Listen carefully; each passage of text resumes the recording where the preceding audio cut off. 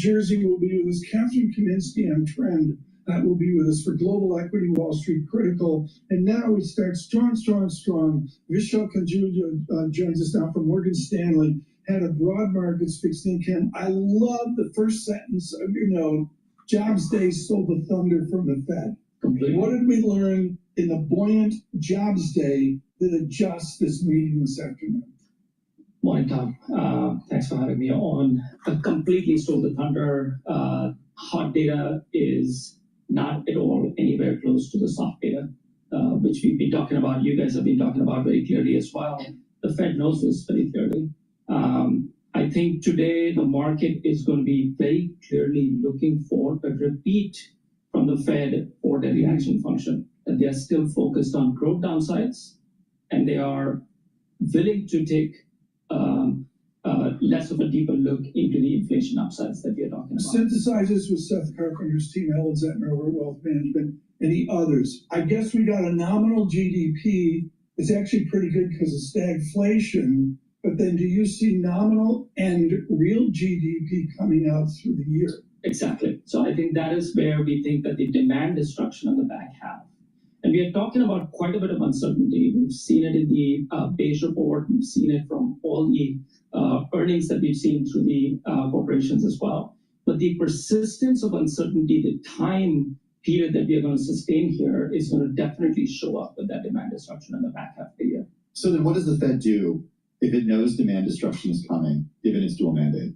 I think it has two precedents that it has laid out in the past where it intervenes or comes in. One, very clearly their dual mandate is at risk and data shows it, they step in. Or the second is that the financial market functionality is breaking down, that they have to intervene. None of that is happening right now. So they need to be patient, look through the data, and they have quite a bit in the toolkit to act. What's in the toolkit to act?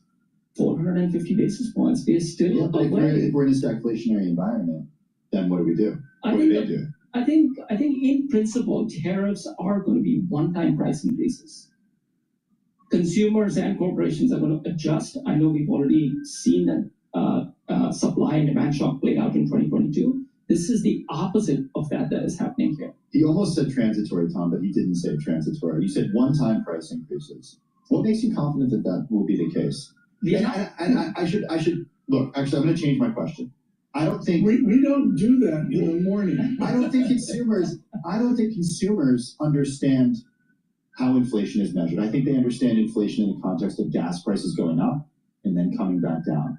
They don't understand that it's change in price over a period of time.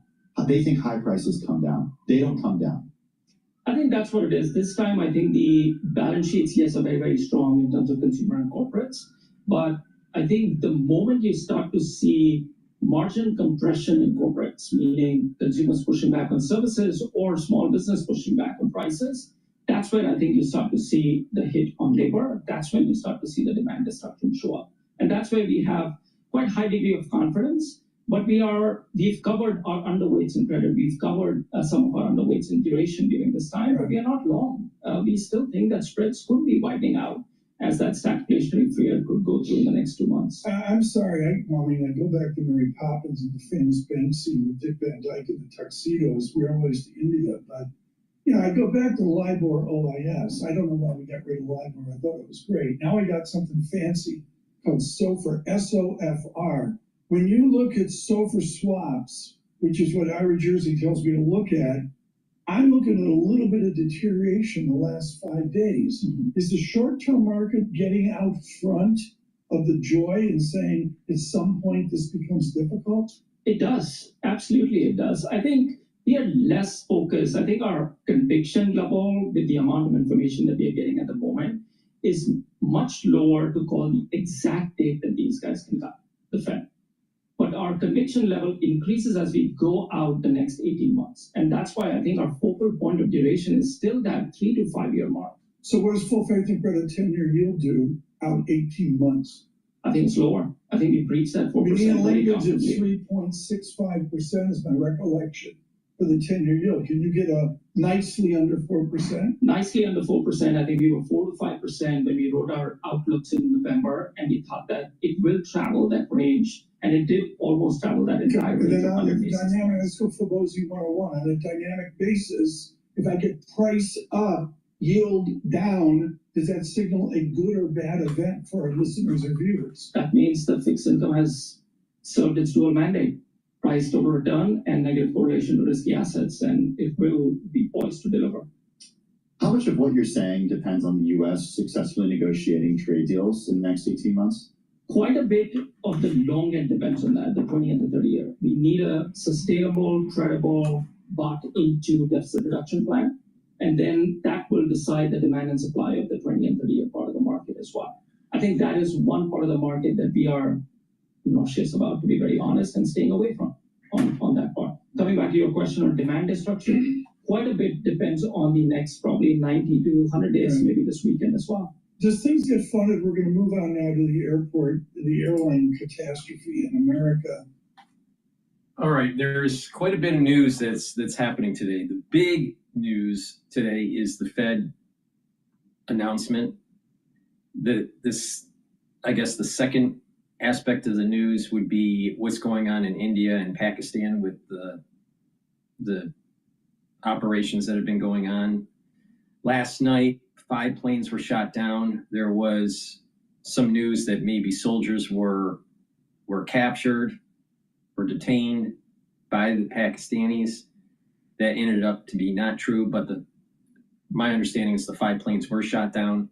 So escalation of military conflict between India and Pakistan. So we're going to have to cover that. We're also covering the Conclave the Conclave is starting. I don't know why I keep on calling it Conclave. The Conclave is starting today. So those are the 3 big news pillars that we're going to go over. Let's go over the market right now. All right. So we're doing a live stream on Rumble, my website, the-studio-reykjavik.com, and YouTube. On YouTube and on my website, you can see the dashboard. Hold on. You can see the dashboard of the market telemetry. And then I've added some other indicators on some other screens that I'll be reading off throughout the transmission here.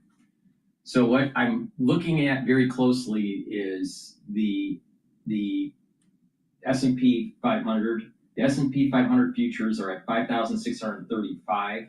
It's up 8 points or so, 9 points. It's really important to realize that the support level, which is psychological, is 5,500. And there's also a barrier at 5,750. We're going to be trading in this range for a little while until we hear something positive about what's going on with tariffs. So we've been hovering around that 5,600 range. So we're at the 5,636 right now.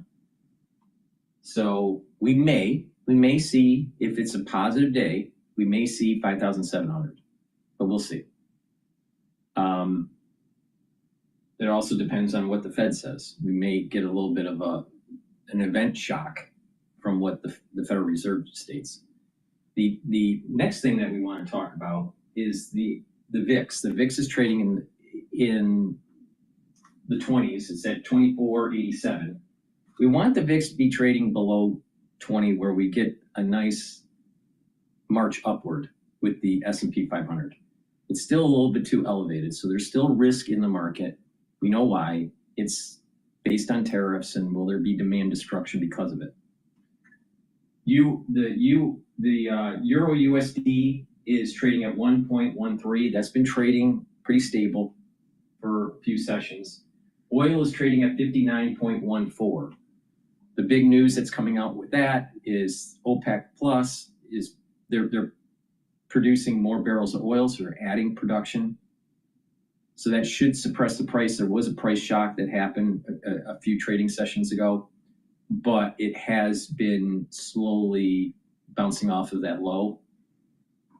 If you take a look at the trading range pre-COVID for oil, right after we started doing a lot of production in oil shale, that trading range averaged about 55, 54, right? That trading range just before COVID, and then when COVID happened, then there was the big demand shock, and then prices dropped precipitously.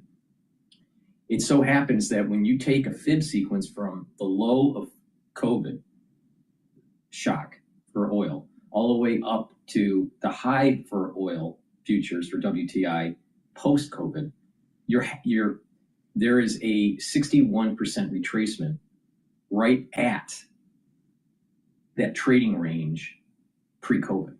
So that 61% retracement is extremely supportive, all right? So it's very important to realize that we're trading above that. There's a support level at the 61% retracement for oil. And it's confirmed based on this trading range pre-COVID.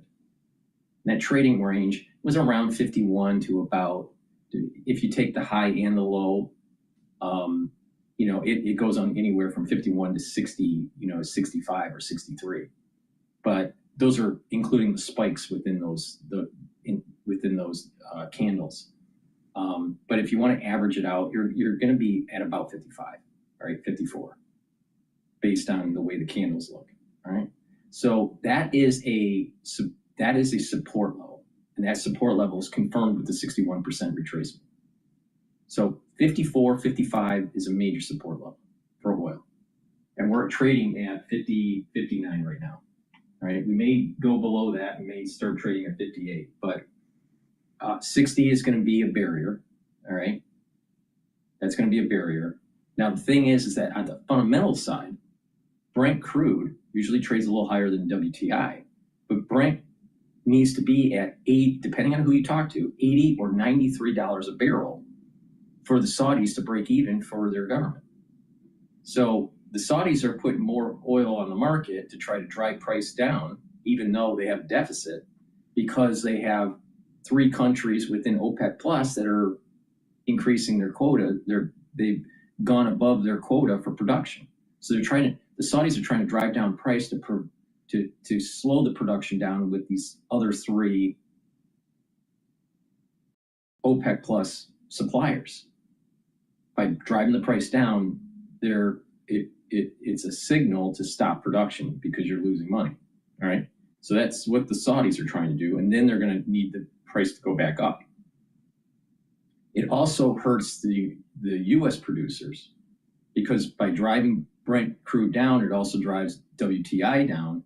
And we have 3 different tiers of profitability. All right.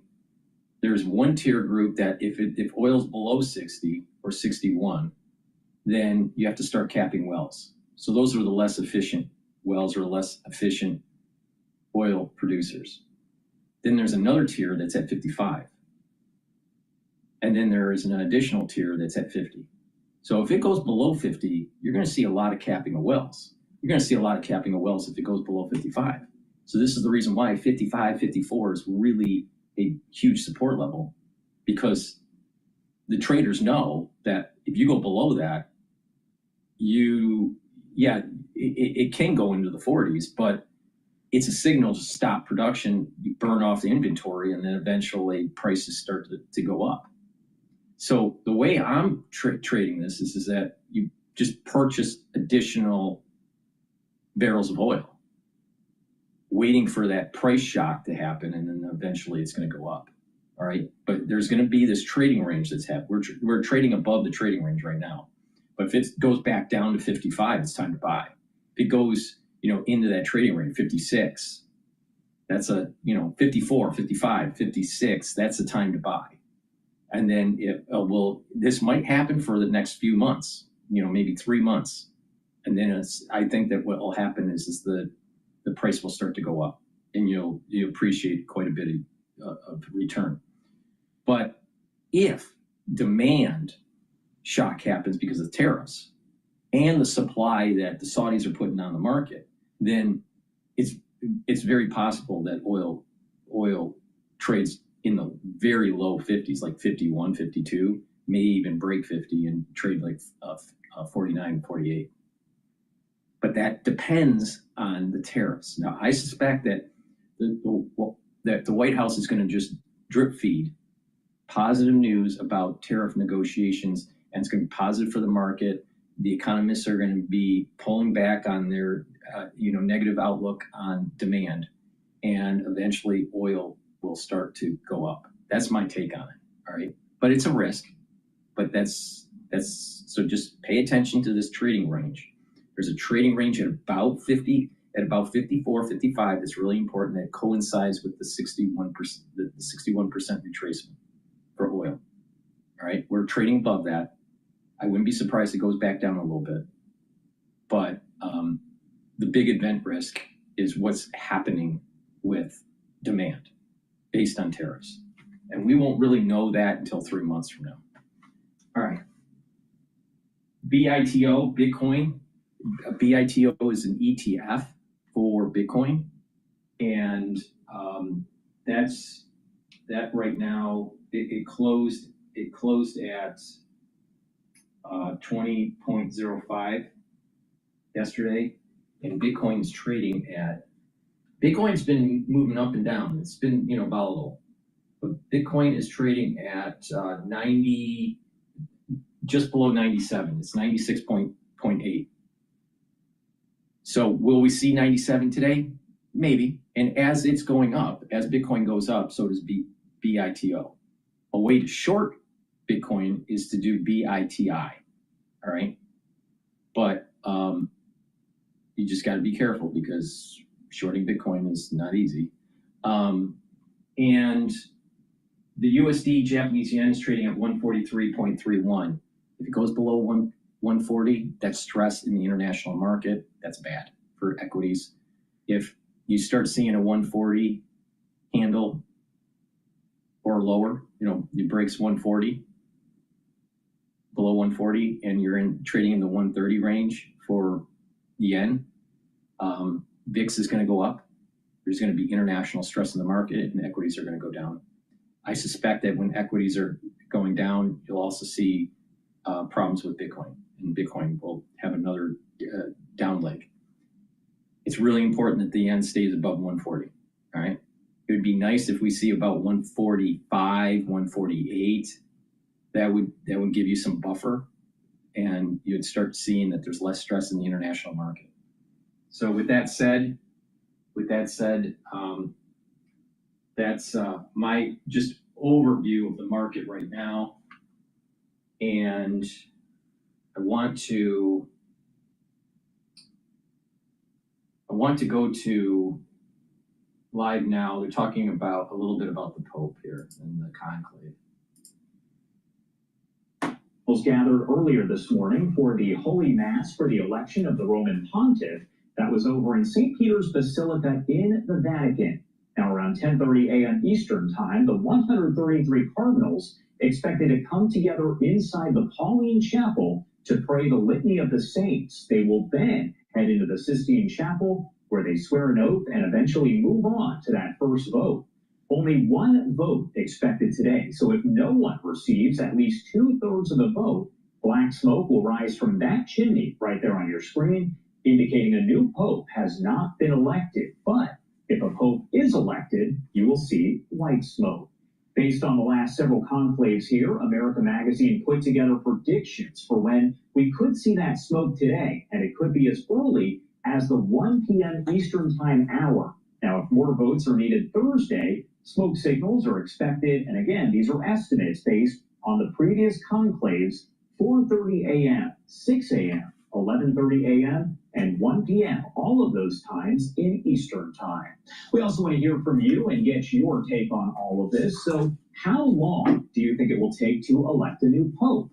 You can scan that QR code on the top right-hand side of your screen. The options here: 2 days, 3 days, more than 10 days, or even more than 30 days, which I have to let you know has happened in the past. Hundreds of years ago, it actually took about 3 years to elect a pope. However, that has not happened in a very long time.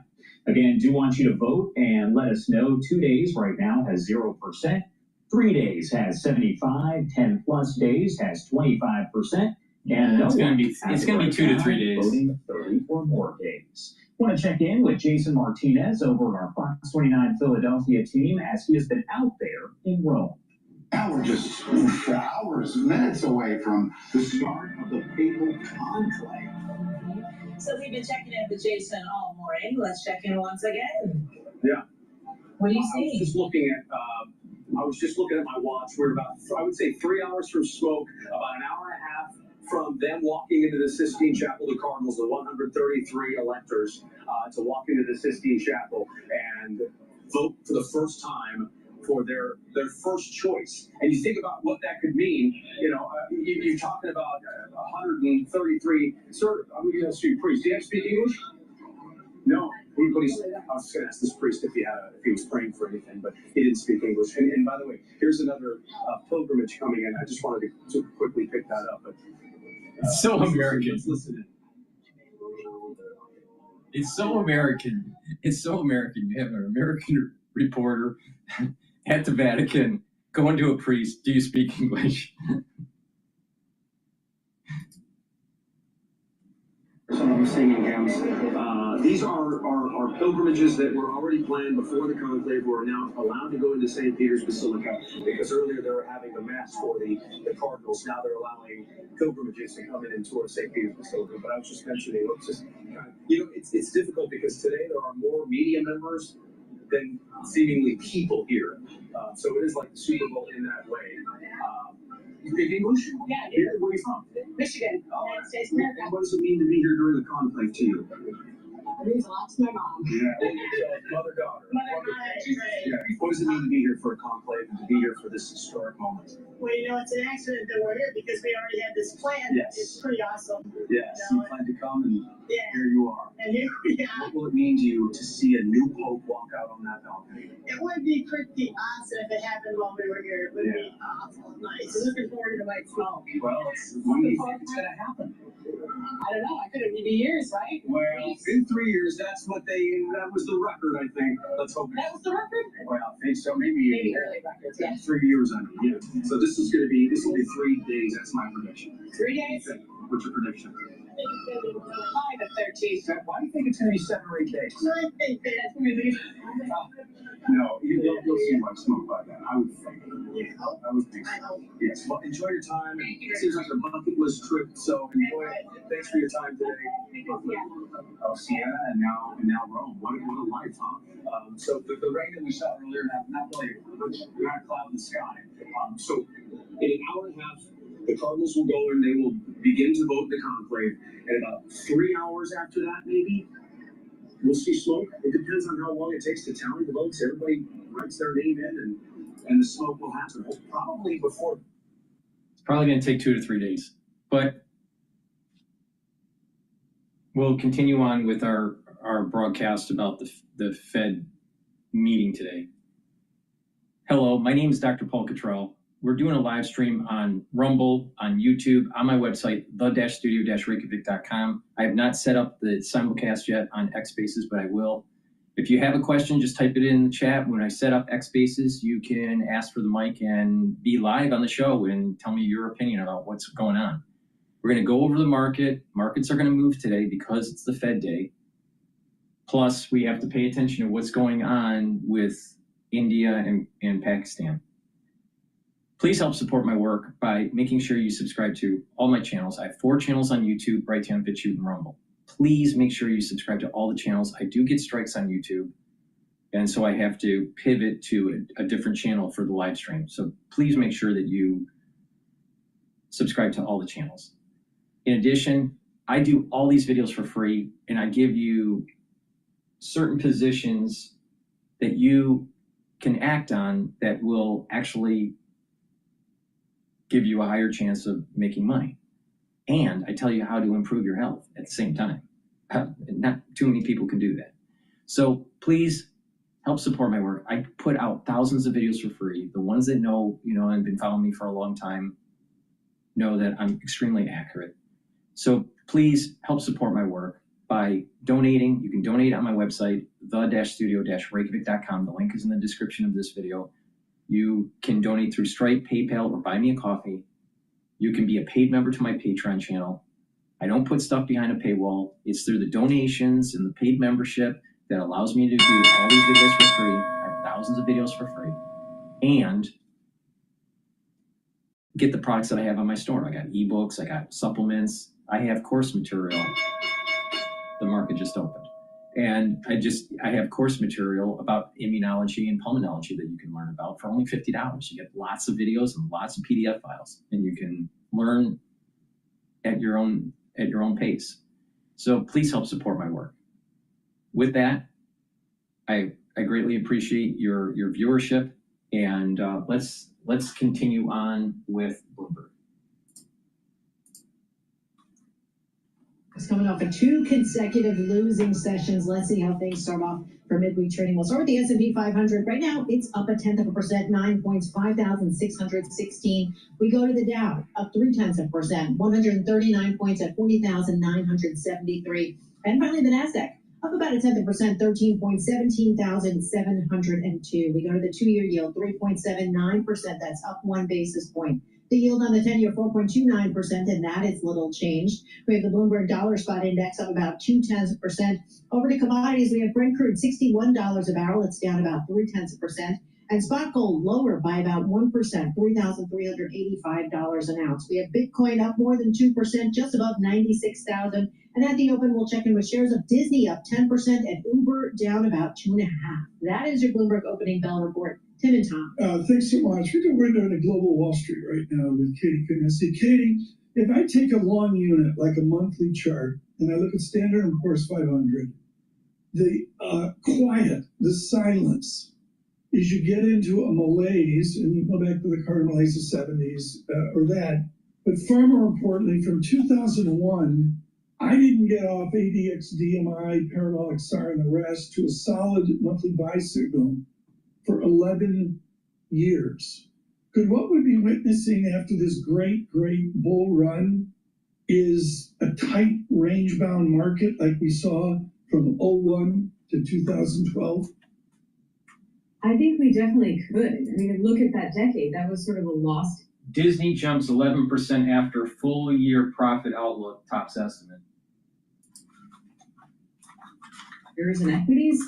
We have to consolidate and figure out if there's enough evidence for another trend to go higher. And I think you're exactly right. You're seeing that sort of, questioning of the market. Could it go higher? What could make it go higher? It's hard to create a narrative. It's hard to create a narrative. If we get some form of that era, doesn't that mean a few stocks win?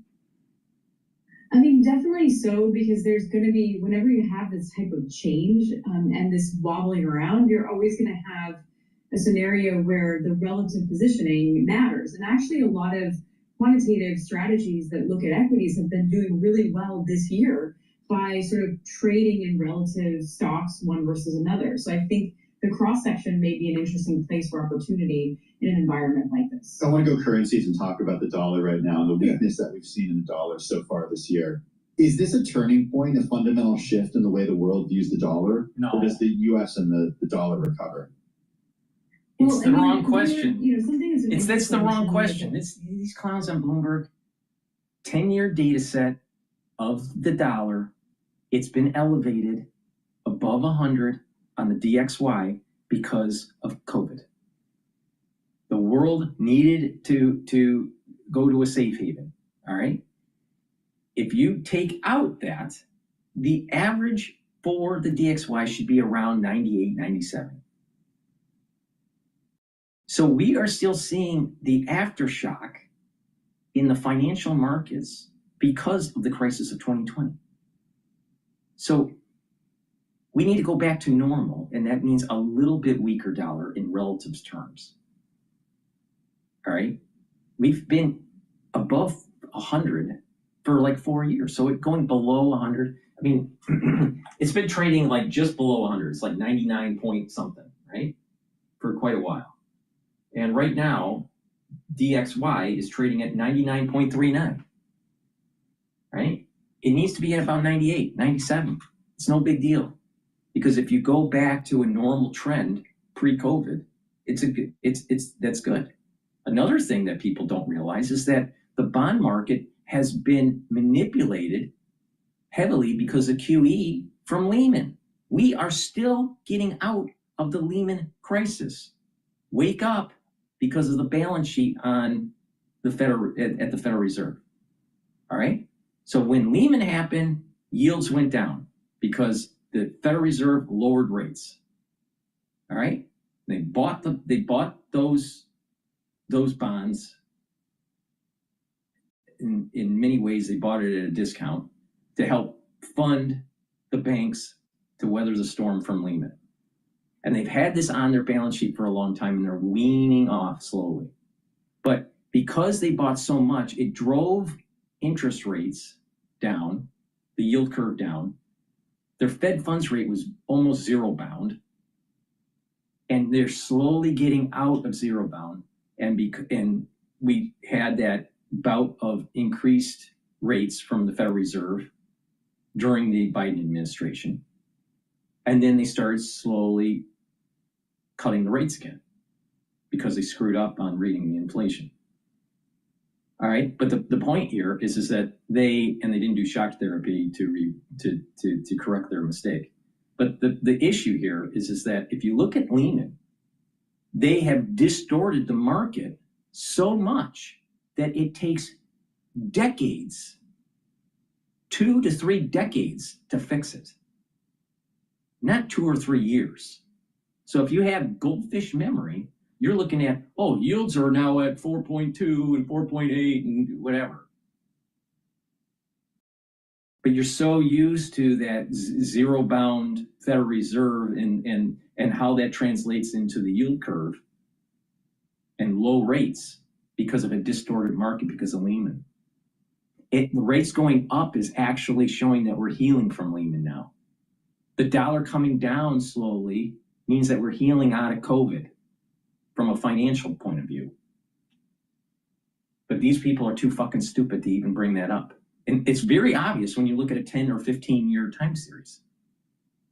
Yields have to go up. Now, the thing is that 4.2, the 10 years at 4.2, almost 4.3.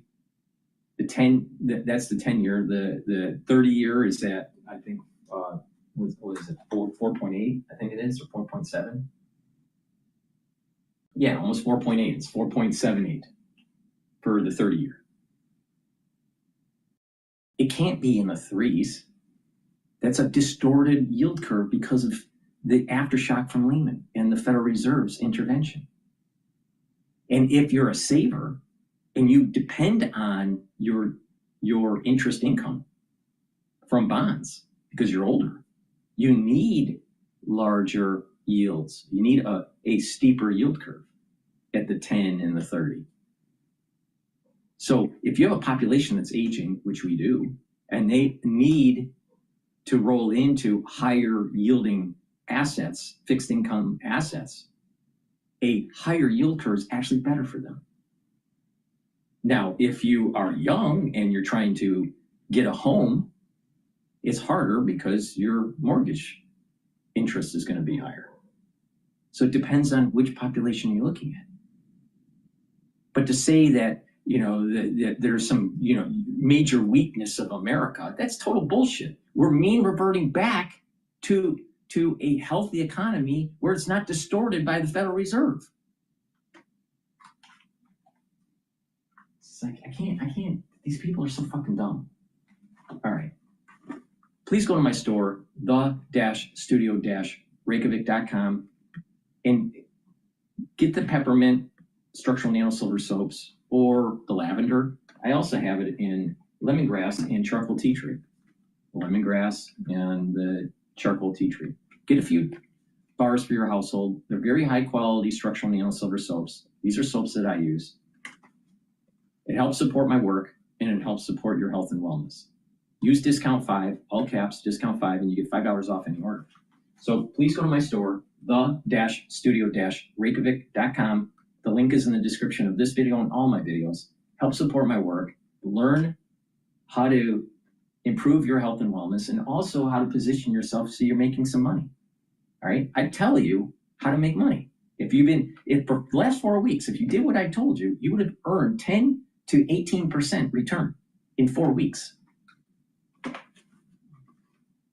And you could have used some of that money that you earned and bought some supplements to actually reduce your cardiovascular disease and diabetes. All right. Let's go to Al Jazeera here really quick. They're covering the conclave. Against Taylor. Now, on the conservative side, you would have the Hungarian Ph.D. He has been standing in the face of Pope Francis all along. He was infuriated by just the notion of blessing same-sex couples. He also is against giving communion, for example, to divorcees. So he's quite of a conservative hardliner who is also known to be quite close to Viktor Orban. He is on the forefront on the conservative side. With him also the Cardinal of Kinshasa, who is also viewed as the strongest contender when it comes to the African cardinals, but he is also quite a hardliner, and he actually led the against, again, this notion of same-sex couples blessings, and he actually got an exemption for all the African churches from doing that, saying that traditionally, and it won't be accepted by culturally by the African congregations there. So, and then you have in the middle there, as I said, you have Caroline, but you also have Cardinal Filoni, who's a fine diplomat, who has gone, you know, he was in Paraguay, he was in Bolivia, he's been scouring a bit around the world for Pope Francis. You have another Cardinal Zuppi, the favorite of Pope Francis, very close to him, but not so well seen from the conservatives. And then if you go a bit further away, I mean, the list can go on, and each one has a pro and each one has a con. Maybe worth also mentioning the Archbishop of Rabat, a very small congregation there, only 1,400 people, but he's a Spanish, and he has been appreciated very much, not only by Pope Francis and the progressive camp, but also by the conservative side. He's a Salesian, so it means that he has that pastoral evangelical side that they say all agree on is something that is needed. I think these cardinals going into this conclave are still not sure who they will elect. One thing they all agree on all sides is that the church needs to be united, and from all of that, they need to find a person who can gain the trust of the conservatives while appeasing the progressives, and also listening to the outside crowd here, the crowd that has been coming to the funeral of Pope Francis, the crowd who said that they really liked the way Pope Francis took the church. All right. I think it's going to be the African Pope or the Philippines Pope. All right. Let's go back to Bloomberg here. We're in somewhat more uncertain times than we've had in the not too distant past, and because of that, the market, you know, is trying to contend with: are we going to have more inflation? Are we going to wind up having a slower economy because of higher goods prices? Like, all of these things are being priced into the market right now. So I think the steeper yield curve makes some sense, and you know, the market is kind of just chopping around here, waiting for the next big policy action. Do you have a conviction, besides your conviction that top man has had the worst season since World War II? Do you have a conviction in the bond market? Go to football. Second question. So so my conviction is that the yield curve probably will steepen somewhat. We do think that the Federal Reserve is probably going to be a little bit dovish today, but maybe not as dovish as some of the other indicators that have really worked for determining the tone of this. I think the Federal Reserve is going to hold rates, and they're going to say, we don't know what's going to happen with the demand. It may go down, but we need to find out. We don't know because of tariffs, and we don't know how it's going to translate into prices. So they're going to hold. They're not going to raise rates, and they're not going to lower rates. That the yield curve will steepen because the long end is going to be kind of beholden to the idea that you'll have inflation expectations won't change very much, but the front end is going to contend with maybe the Federal Reserve cutting interest rates at some point by the end of the year. Ira, what is your view on how inflationary tariffs will be? We had Vishal Kanduja on over at Morgan Stanley earlier, and he didn't say the T word, he didn't say transitory, but he basically called it a one-time shock. Do you share that view? Yeah, so I think in part it's a one-time shock, but it does reverberate throughout the economy a little bit, and the issue is inflation expectations, right? For the market and for the Federal Reserve, that's what they care about. So when you look at some of the survey data, like the University of Michigan survey, consumers are worried that you're going to continue to have 4+% inflation. Now, we don't have 4% inflation right now, at least not the way that we calculate it.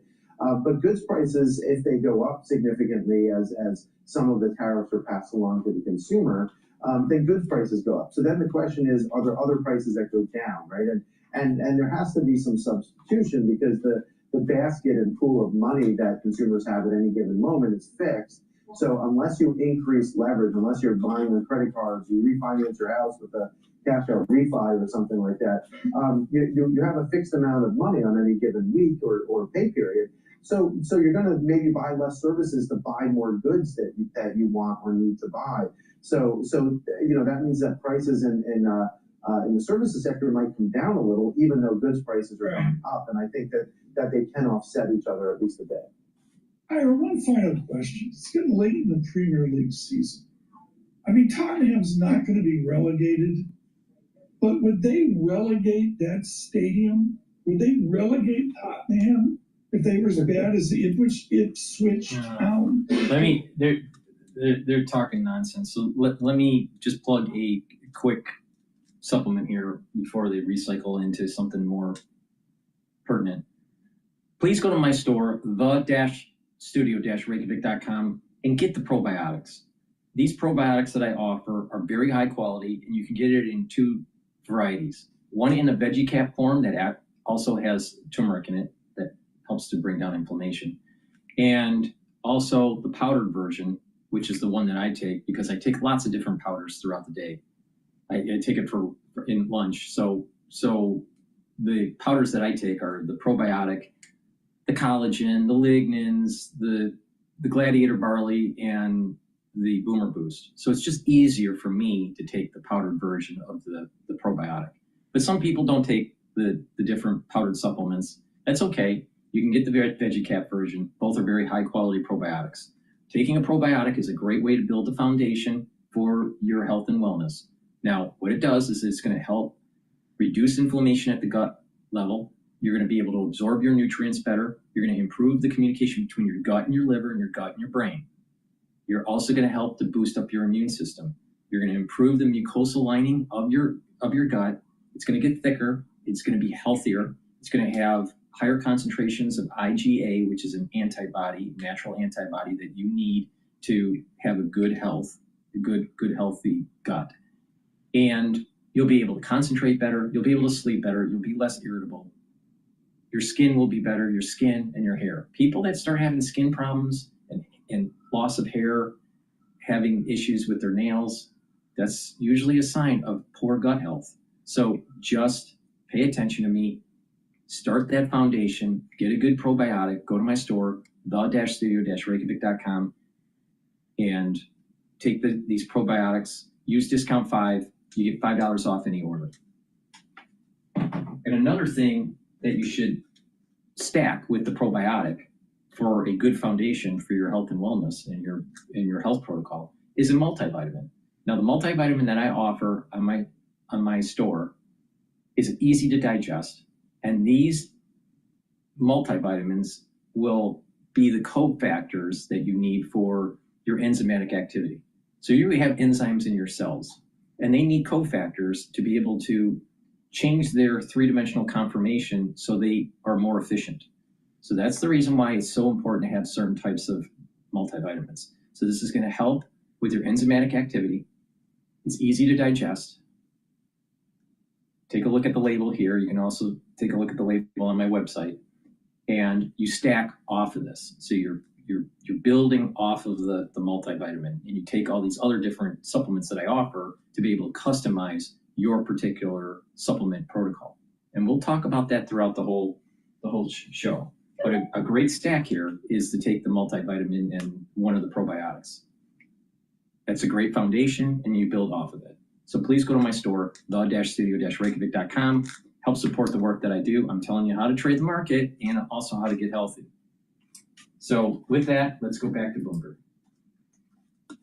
That's a good question. I don't see him on the rundown. He's not in the rundown. I don't see him on the Maybe rundown. he'll just be camera. Yeah, maybe. I see. We're in a couple of really interesting panels. Evan Spiegel's on it, along with Rick Caruso. So that They're one not there. Bradley Cooper. Yeah, not Bradley Cooper. Right.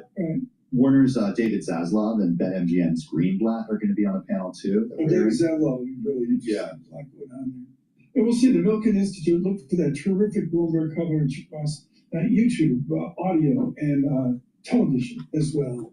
This is Bloomberg's surveillance.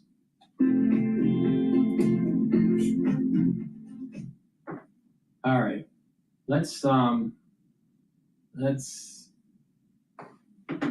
to Al Jazeera here.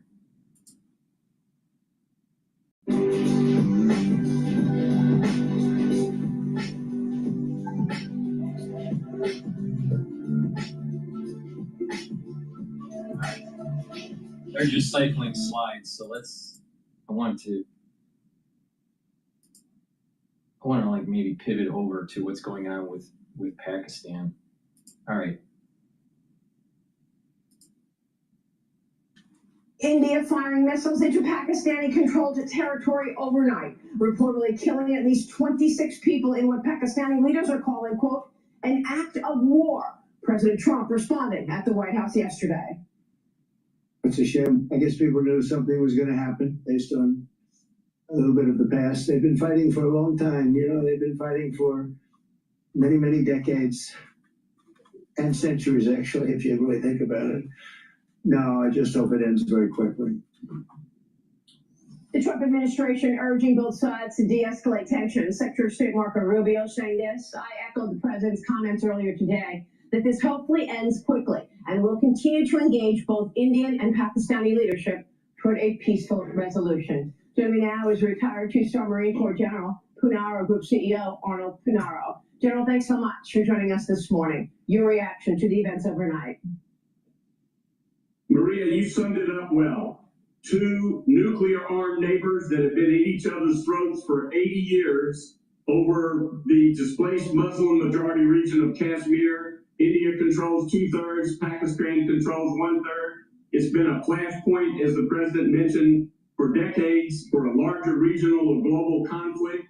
What recently happened was a Pakistani terrorist group attacked a group of Indian tourists in the Indian-controlled part of Kashmir. India obviously felt like they needed to retaliate, which they did, as you mentioned, attacked targets, 8 targets in the Pakistan-controlled portion of Kashmir, as well as in Pakistan proper. Now the Pakistanis are saying they're going to retaliate to the retaliation. You're basically talking about a situation where these two neighbors, frosty relations, have been at each other's throats, not just over Kashmir, but just over that neighborhood for decades. India has a much larger conventional force, but both of them have equal nuclear weapons. India has rejected no first use of their nuclear weapons. Pakistan has not. It's a very, very worrisome situation. Secretary Rubio is correct. The United States should do everything we can to try to de-escalate these tensions. But let's be not serious about it, as you said. This could escalate and escalate quickly. These are two nuclear powers, General. What should we be reading into this? And what is behind this, in your view? This new escalation? Well, Maria, I don't want to go too far on this, but I will tell you, this brings China into play. I see China's hand involved in this. Maybe they didn't prompt the terrorist attack. They've gotten extremely close to Pakistan military and economically. Pakistan, as you know, harbored the Taliban and gave them sanctuary during the whole Afghan war against U.S. interests. That's why the Taliban was so strong. At the end, Pakistan, with China, has provided nuclear expertise to Iran. On the other hand, we've gotten very close to India that's moved away from the Soviet Union and Russia. They have a dispute with China. India now has a larger population than China. Their population is young and growing. China's population is shrinking and getting older. So there's a lot at play here that's broader than just this long-standing dispute over Kashmir. At the same time, China's economy is weakening, and the Chinese Communist Party is going to do a press conference at 9 a.m. to introduce new stimulus packages there, as well as lowering interest rates overnight. So China is in its own weakened position, economically speaking, General. That's correct, and it's going to get worse because of their aging population. If you look at what's going to happen over the next 20 years, India compared to China, I would much rather be in India's situation. But on the other hand, you know, China basically, as you know, plays a lot of games, and they do a lot to distract from what's currently going on.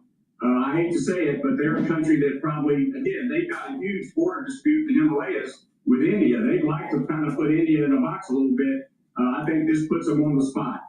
President Trump says the U.S. will stop its bombing campaign against the Houthi rebels, meanwhile, in Yemen. The terrorist group told him that they don't want to fight anymore. Watch this.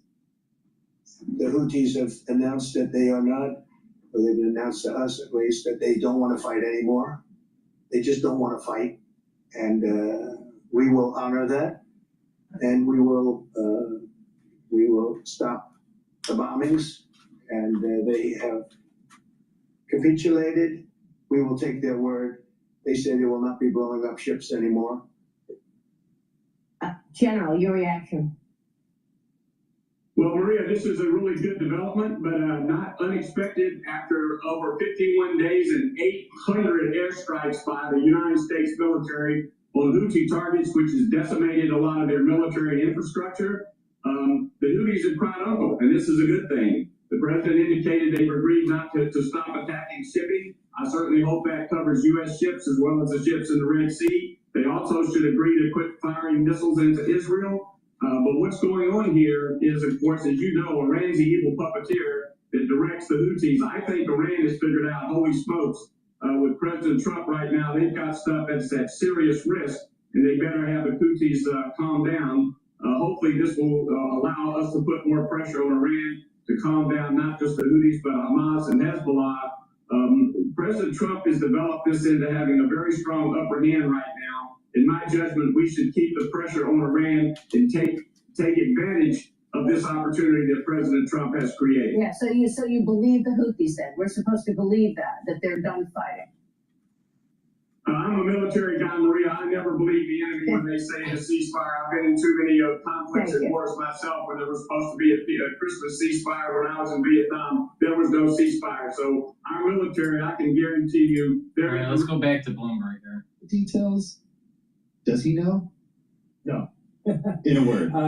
Well, we essentially know that there are probably going to be tariffs, but we can't even say that for sure. Pressure is not. There are going to be tariffs. Who's going to pay those taxes, and who's going to be charged, and who's going to get them first, and how long are they going to last? All those things the Fed doesn't know yet. Suppose the president imposes tariffs for a month and then takes them off. That's the uncertainty that not just the Fed, but the entire business community around the world is facing. Mike, is this meeting so messed up that instead of getting the last question because they're afraid of you, you're going to get the first question? I don't know if there is any value in a particular question order this time, Tom, because we're not going to get any answers for the most part. I'm sure if somebody asks him about Donald Trump, they'll say, I'm not going to comment on that. Exactly. So, I can tell you, folks, I believe we've never seen this before. Michael McKee leading our Fed coverage. Look this afternoon at the Fed Decides. Great conversation. Bob Michael, among others. I will be with Kathy Jones Schwab as well. And Michael McKee in the press conference with important questions. I hope Craig Torres is there. Wonderful Bloomberg News icon in Washington. And Craig Torres will ask the right question. Was this okay? Did you survive? I loved it. You know, I think Craig Torres is on a bike trip right now. Oh, is he? Yeah. I think he's like Did in I do Italy okay riding playing the bikes. Lumineers? You did the music today. Was it 100%? Ian Taylor was okay. It Everything was Ian perfect. Taylor. Everything was perfect. I appreciate you catering that to me. The Abbott brothers, And I had to do this, so Gura sent me an email. I said, come on, pile on, indie folk. Gura instead of killing me here. The Abbott brothers in their video with Carter McLean, the iconic drummer, is just amazing. It takes me back to when I first moved to New York. You know, when music takes you to certain times of your life, this song and he's this man. Mine goes to Glenn Miller. All right, let's pivot over to CNA, their coverage on India and Pakistan. Pakistan to pull back from the brink of a wider conflict after New Delhi launched strikes on several targets in Pakistan-administered Kashmir. Islamabad accused New Delhi of igniting an inferno in the region and says it reserved the right to respond at a time, place, and manner of its choosing. Pakistan's National Security Committee held an emergency session to discuss the strikes. It said the country's armed forces were authorized to undertake corresponding actions in response. Pakistan reserves the right and will respond to this aggression at a time, place, and means of our own choice. Islamabad says the strikes killed at least 31 people, accusing New Delhi of hitting civilian targets. Pakistani officials say 6 sites were struck, including Muzaffarabad, a city in Pakistan-administered Kashmir. They deny any militant camps were present. A military spokesperson reportedly claimed 5 Indian fighter jets were shot down, though New Delhi has not confirmed this. India insists its strikes were precise, intelligence-led, and aimed strictly at militant infrastructure. Officials said they targeted what it calls terrorist camps in 9 locations in Pakistan and Pakistan-administered Kashmir. They stressed that no Pakistani military infrastructure were attacked and civilian casualties were avoided. The strikes follow a deadly attack in Indian-administered Kashmir 2 weeks ago that killed 26 civilians. India exercised its right to respond and preempt, as well as deter more such cross-border attacks. These actions were measured, non-escalatory, proportionate, and responsible. They focused on dismantling the terrorist infrastructure and disabling terrorists likely to be sent across to India. The clashes have upended air travel across the region. More than 24 international flights were diverted, with many more cancelled. Carriers avoiding Pakistani airspace include Taiwan's EVA Air, Korean Air, Thai Airways, and Singapore Airlines. Flight trackers show the skies over northern India and Pakistan nearly empty. Domestic flights in both countries have also been disrupted. And for the latest, we have Ishan Garg standing by in New Delhi and Hira Mustafa in Islamabad. Now, Hira, let's start with you. Do we have any indication of how Pakistan could respond?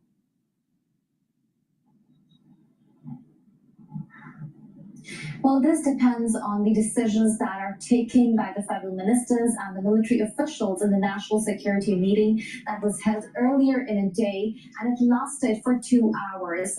In this national security meeting, a couple of pointers were shared, and one of the major point that was being raised by the Pakistani authorities was that under the UN under the Article 51 of the UN Charter, Pakistan reserves the right to defend its territorial integrity and sovereignty. And in this context, Pakistani authorities have authorized the country's armed forces to undertake the corresponding actions in this regard. This statement comes at a time when the country's military spokesperson earlier in the day has already reiterated that Pakistan will retaliate to the cross-border strikes that has taken place from the Indian side, but those measures will be taken on Pakistan's own will. Pakistan will decide at what time Pakistan is going to retaliate or hit back at New Delhi. Given the fact that this statement is being highlighted by the federal ministers, stating that Even now, in the National Assembly session is underway, in which Pakistan's Prime Minister is also addressing that, stating that Pakistan will retaliate, and Pakistan is fully prepared. But what time it will retaliate, it will be decided at the right moment. Currently, situation here in the capital is very tense. We have seen a lot of statements coming from different federal ministers of the country, including the information minister, defense minister, and in this national security meeting, another point that was raised, that was highlighted, that India is claiming that they have struck the terrorist camps in Pakistan-administered Kashmir, but Pakistan rejects these claims of India, stating that India has targeted the civilian areas in Pakistan-administered Kashmir, and a result of this, 26 people have been killed and 46 are currently injured. So situation is pretty tense currently across the country. Now, Ishan, has India achieved its objective with these strikes, and could we see more following?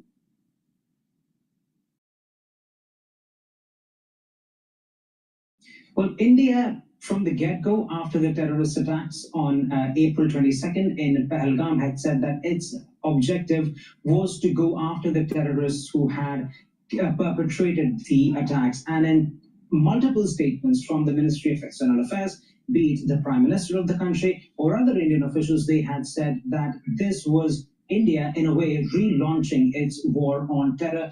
And now Indian officials, when the Ministry of External Affairs and the Army and the Air Force officials spoke to the media, they said that their intention with this strike was to carry out limited, targeted, precise, non-escalatory strikes in Pakistani territory, which were focused only on terrorist camps. So as far as India's objective of hitting terrorist infrastructure goes, that objective seems to have been attained by the Indian Army. However, there are several other questions that remain open. One of the things that many analysts here are pointing out, that in terms of what could happen next, this does not look like it's the end of the story as far as India-Pakistan ties are concerned, because in the past few days we have seen Indian officials reportedly reaching out to the Financial Action Task Force, which is this global watchdog of anti-money laundering operations.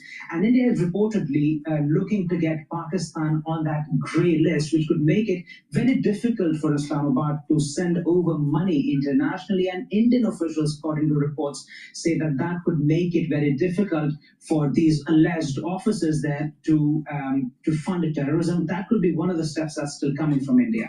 Now, amid all this uncertainty, Hira, what's the situation like on the ground, both in Pakistan, administered Kashmir, and also across Pakistan?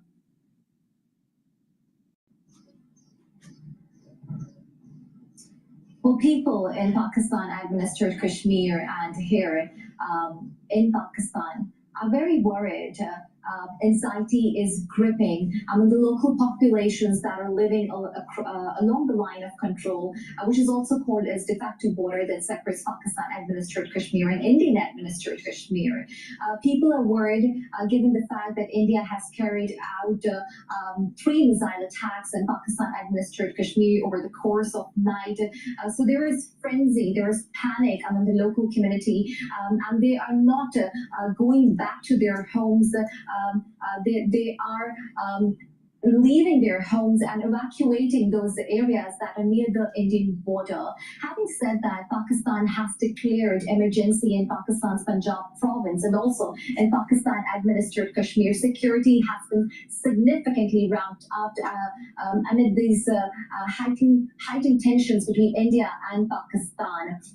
We are also hearing that along the line of control, there is a crossfire taking place from both sides of the border, and both India and Pakistan are blaming each other for these crossfires.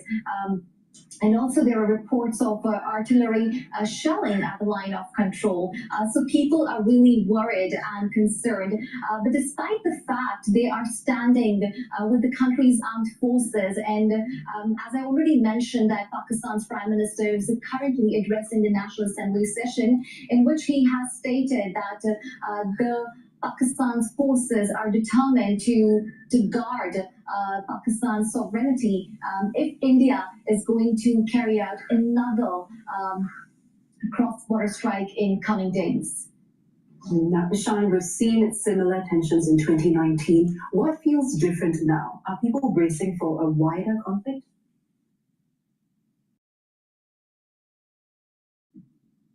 A wider conflict certainly seems like the possibility here, because as our colleague Hira was just pointing out, further strikes by India, experts say, is certainly a possibility. All eyes, of course, are on the Pakistani side in India as well, looking very keenly at what the administration in Islamabad is doing, because a retaliation from the Islamabad side is also likely, which could determine the future course of action that Indian officials take. But in terms of what feels different today than the previous times when tensions escalated between India and Pakistan, particularly in 2016 and 2019, the nature of the attacks that have been carried out this time in Pahalgam, that's what's different, because in the previous two occasions when the relationship really hit rock bottom, it was the security forces that were attacked, and India had launched retaliatory strikes even back then. But this time, the attack and the killing of civilians, that seems to have struck a raw nerve, not only with the Indian public, but also with the Indian Army. As far as Indian government's preparation go, we're already seeing mock drills being carried out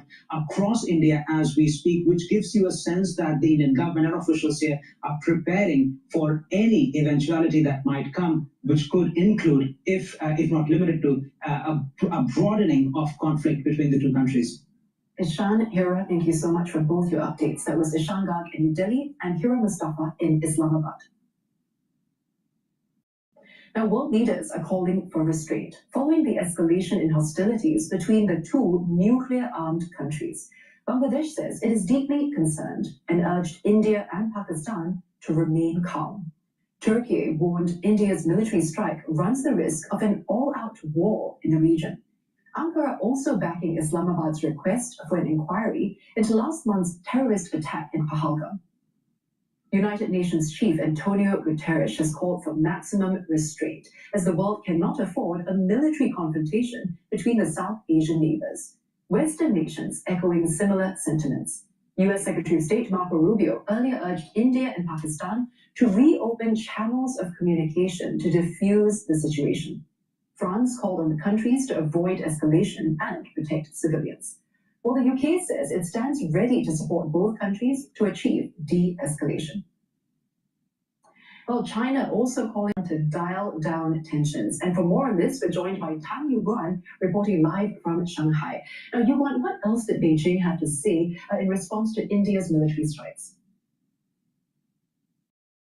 Well, a spokesperson from the Ministry of Foreign Affairs noted that, India and Pakistan are neighbors that cannot be moved, and both are also China's neighbors. He says that China expresses regret over India's military action and is concerned about the current situation, but also adds that China opposes all forms of terrorism. It calls on both sides to prioritize peace and stability and remain calm and restrained and avoid taking actions that could further complicate the situation. So Beijing also hopes that both sides will properly manage differences through dialogue and consultation, and that China stands ready to continue playing a constructive role in easing the current tensions. Angela?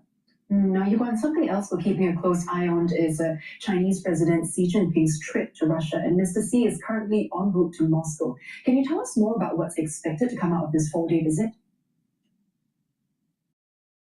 According to a Kremlin aide, the two leaders will discuss energy cooperation, including the proposed second gas pipeline to China. If completed, this pipeline is expected to carry almost as much gas as what Russia used to pipe to Germany. But it's unlikely China will pay anywhere as much as what Germany used to pay for that gas.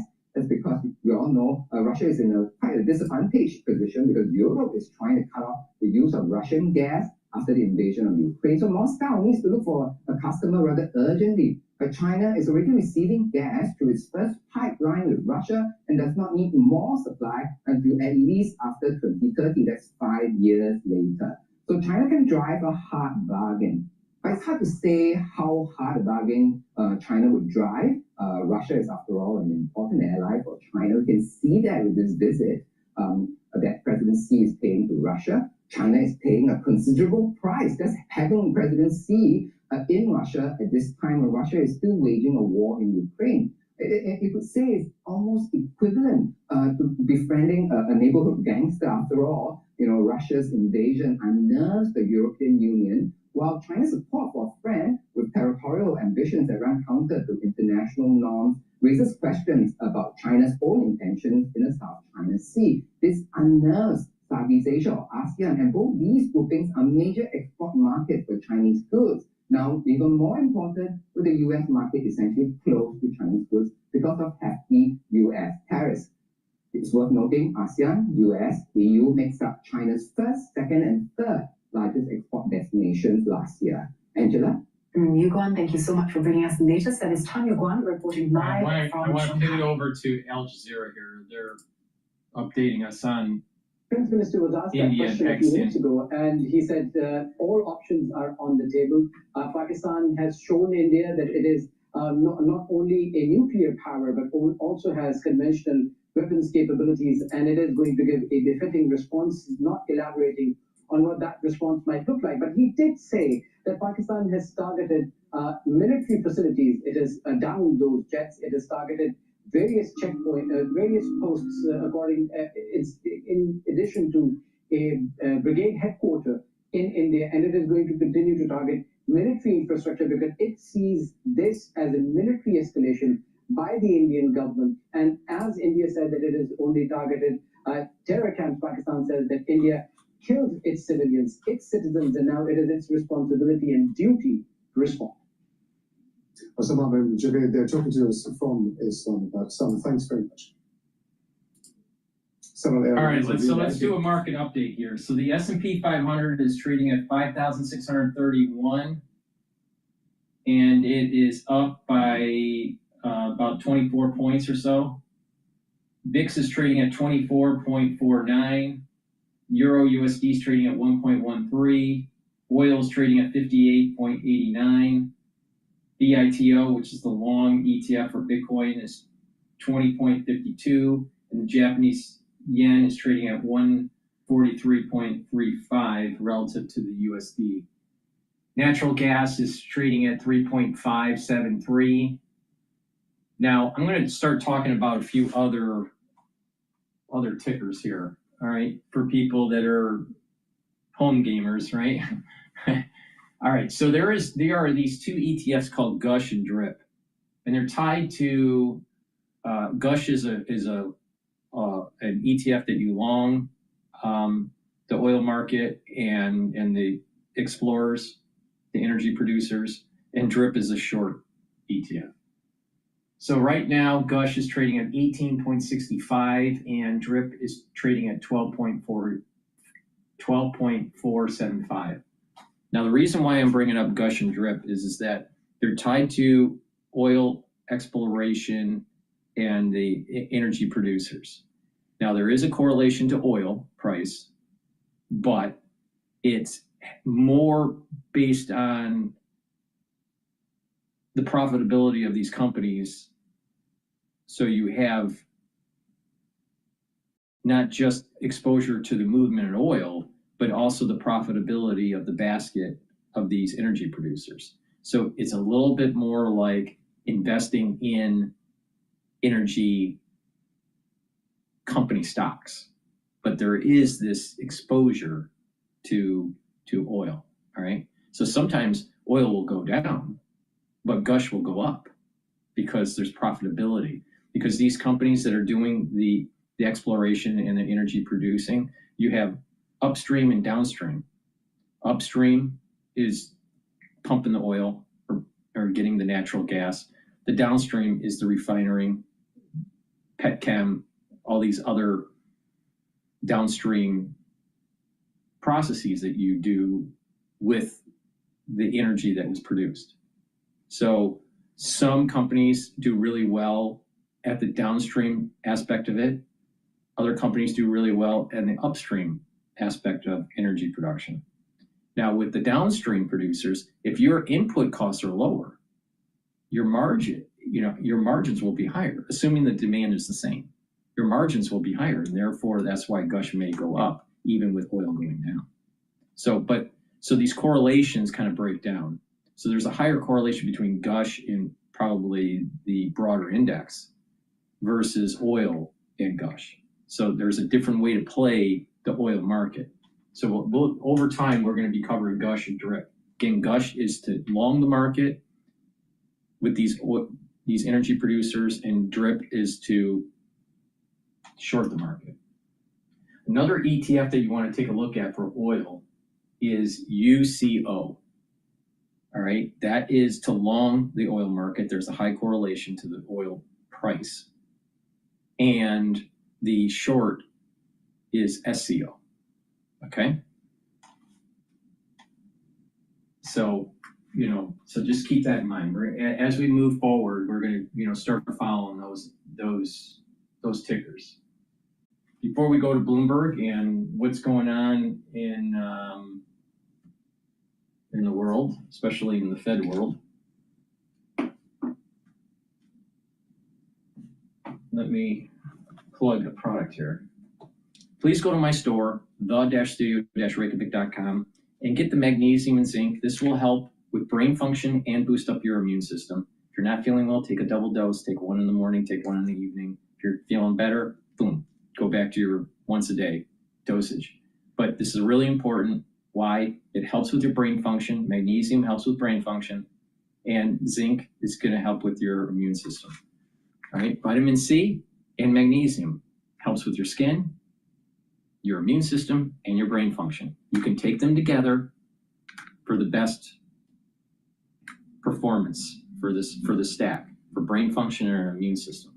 Drink it with filtered water.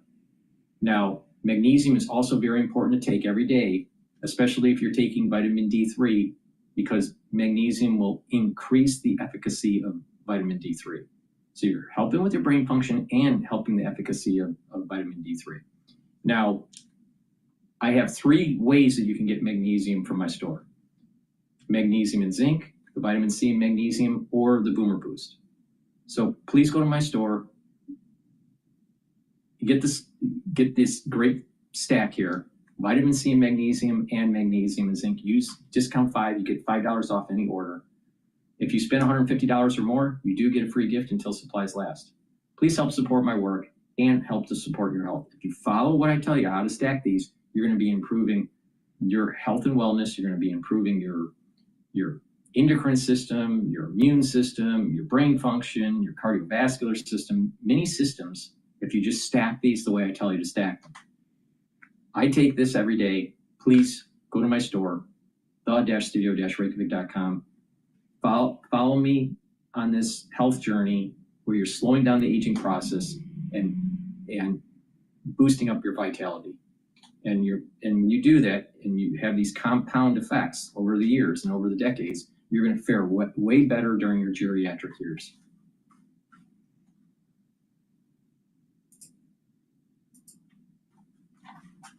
To say nothing of higher layoffs coming from other channels. All right, Danielle, we're going to go down to Washington, D.C. Thank you very much Thank for you. coming on to an important day here today, the Fed Day. Danielle DiMartino, with CEO and Chief Strategist, QI Researcher. Always love chatting with her on Fed Day. Let's go down to Washington, D.C. The Q&A is beginning of Treasury Secretary Bessent as he testifies before the House Financial Services Committee. Chairman French Hill is asking questions at this point. Let's go down to Washington. The World Bank should make that a key. Mr. Bessent is speaking at the moment. Thank you. Also referenced my work over the past 5 years with the Treasury and others about IMF reforms. You also referenced that in your talk. Recently, the IMF shareholders agreed to a quota increase. And I appreciate the agreement that this agreement does nothing to increase the voting power of China or Russia, but we're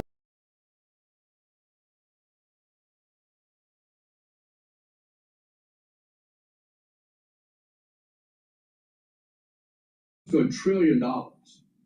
And that would mean $60 billion of new unconditional liquidity for the Chinese Communist Party, $25 billion for Moscow, and $7 billion each for the regimes in Caracas and Iraq, with no sign-off from Congress.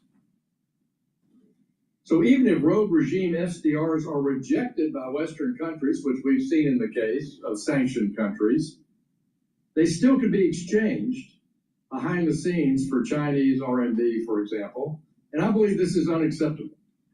Would Treasury, under your leadership, work with me to reform the SDR allocation process at the IMF? Mr. Chairman, we believe the SDR process at the IMF should serve the goals of the United States of America and not other states.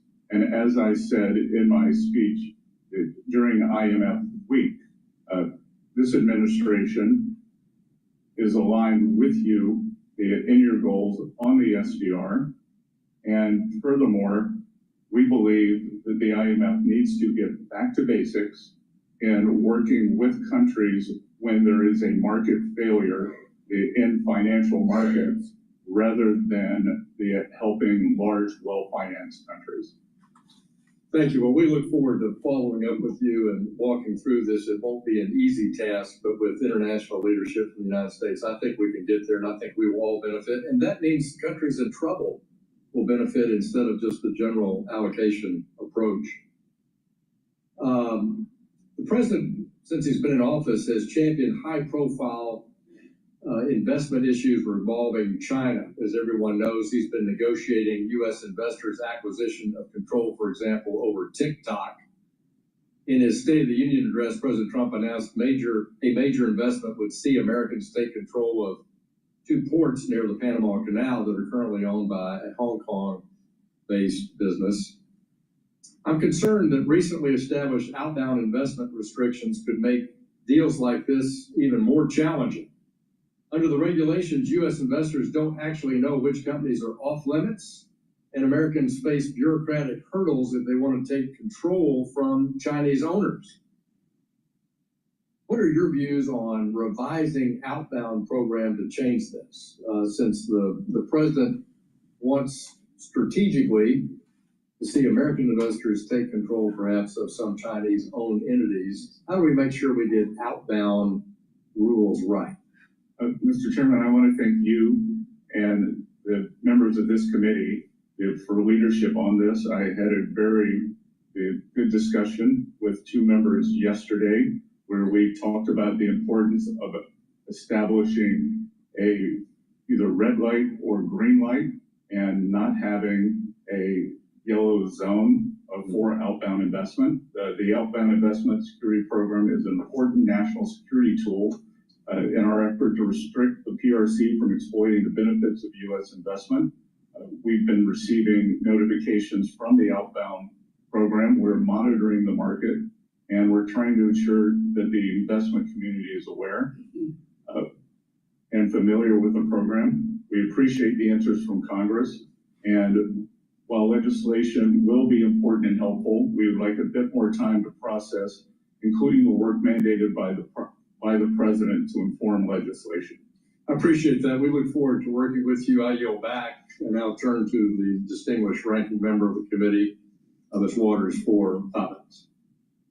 Thank you very much, Mr. You're Chairman. listening to Maxine Secretary, Waters. The House This Financial is the Services first Committee time is we've now met. questioning Is Treasury that Secretary Scott Bessent. No, ma'am, we actually met one New Year's Eve in the Bahamas. And I was... He didn't make an impression. I remember that. Well, you were much better at the electric slide than I was. And I was with the Prime Minister of the Bahamas yesterday, Prime Minister Davis, who sends his regards. Well, were you with my husband when he was the ambassador to the Bahamas appointed by Clinton? Well, you're not going to like this. And so this is the first. I didn't remember that, but that's odd because you've been in Treasury, and I've sent you 5 letters to ask about what was going on under your leadership, and only received a couple of cursory replies from your staff. Why didn't you respond? I guess you don't know why you didn't respond. Secretary Vincent, you worked in finance before, right? You will find bipartisan support on this committee for small businesses and the institutions that finance them. I work with the All right, we're gonna pivot over. We're gonna pivot over to. Secretary. We're gonna pivot over to live now about the conclave here. Seriousness of which the Cardinals are entering into this election process. And in fact, the master of pontifical liturgical celebrations, who's not a cardinal, does have an important role to play. As you said, there's a long, centuries-old tradition behind this ceremony and behind all of the ceremonies of the election of the Roman pontiff. So the ceremoniere, the master of ceremonies, is there to direct the cardinals for the beginning of the conclave. He will leave after the initial ceremonies, and at that point, they will have the solemn closing and locking of the doors of the Sistine Chapel. The instruction talks about posting guards at every entrance to the Sistine Chapel, locking the doors. The security services of the Holy See have already performed security sweeps, so they're going to make sure that there are no listening devices. There's no way that anyone can violate the secret of the conclave. And then when the cardinals carry out the election, that process is carried out by them alone. They choose the people who will read the votes. They choose the people who will ensure the process. There's also a group of 3 cardinals for each ballot that will go and collect ballots. If there's any cardinal who is sick, they can vote from their rooms if they've entered into the conclave. And the whole process of casting votes, of counting votes, of certifying votes, and even of burning the ballots after an election is carried out by the cardinals themselves. But then when we do see the election, and hopefully very soon we'll have a new pope, when the next pope is chosen, the master of ceremonies will again have an important role of ensuring the vote. And we are now seeing the beginning of the conclave with Cardinal Perlin speaking.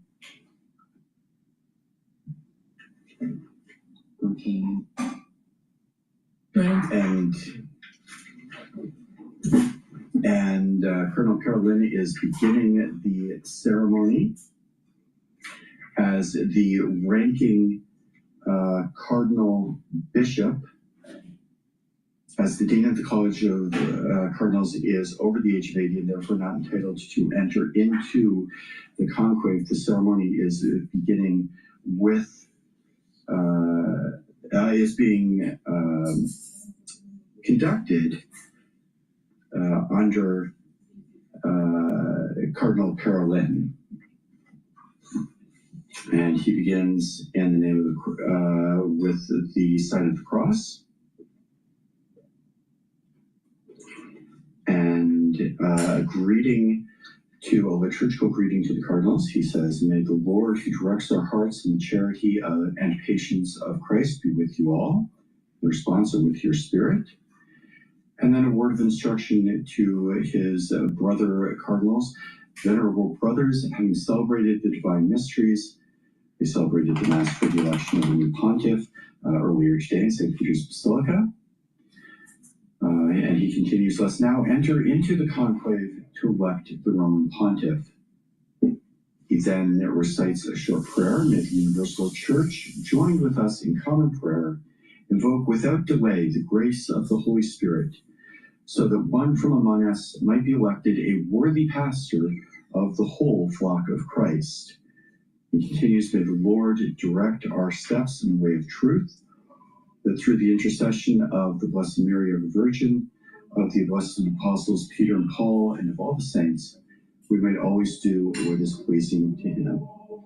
As we mentioned, the procession is now beginning with the cross-bearer and candles, and the litany of the saints where we see alternating the cantors and those taking part in the procession.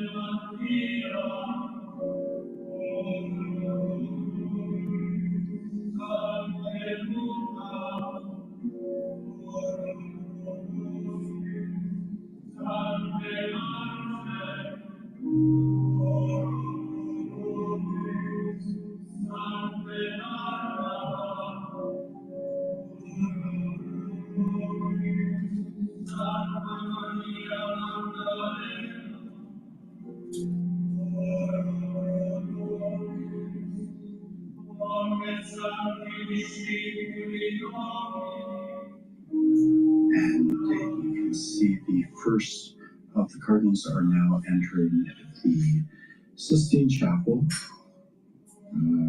following the various assistants and the Vice Camerlengo and the Secretary of the Cardinal of the College of Cardinals.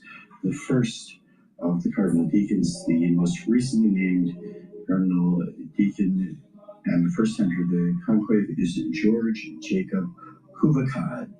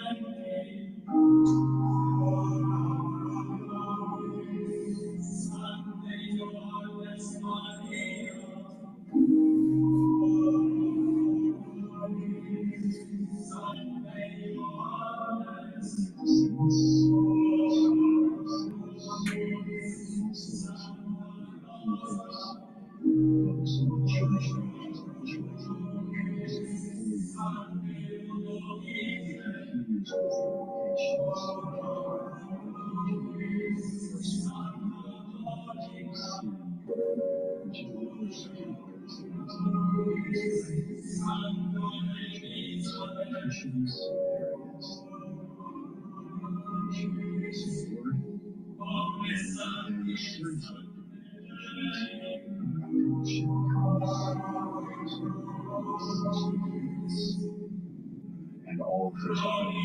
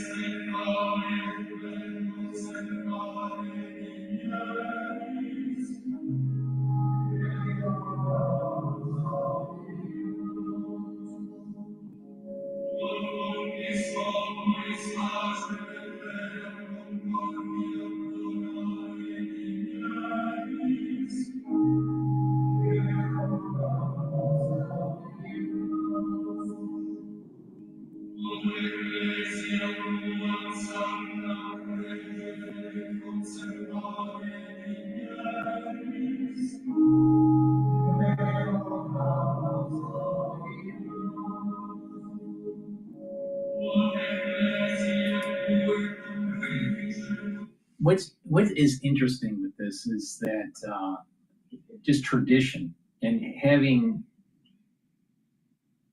a voyeur's view of something that is hundreds of years old, a process or a thing, a couple thousand years old.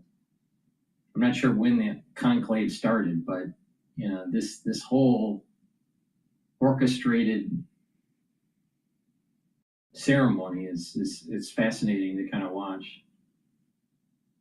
Like I said before, once Trump got into office, I said that 2025 is going to be a year that's going to have 10 years of history wrapped up into one. And we're seeing lots of things happen rapidly, right?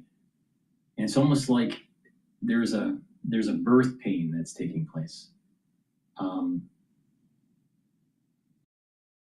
Contractions during the birthing process, in most cases, is slow at first, and then it builds up over time, and the dilation increases, and then there's rapid contraction. And it's almost as if in society we are going through this birthing process of a new age or a new era, and this hyperactivity and this packing of 10 years of history into 1 year is like just before the actual birthing process of a new age. Now, what that means, I don't know. Is it Rosemary's Baby, or is it, something, good? I don't know. I'm not sure. But let's continue on. It looks like they're getting ready to close the doors here.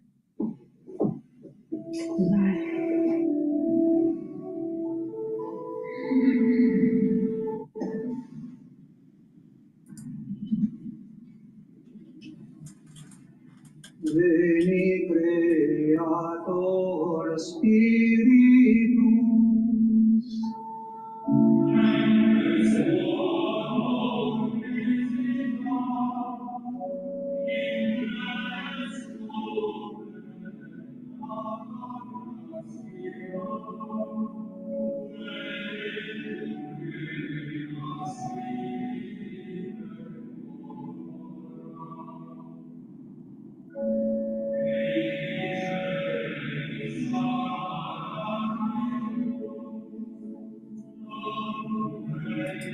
Another fascinating correlation is once they started doing their praying, the oil market started to go down.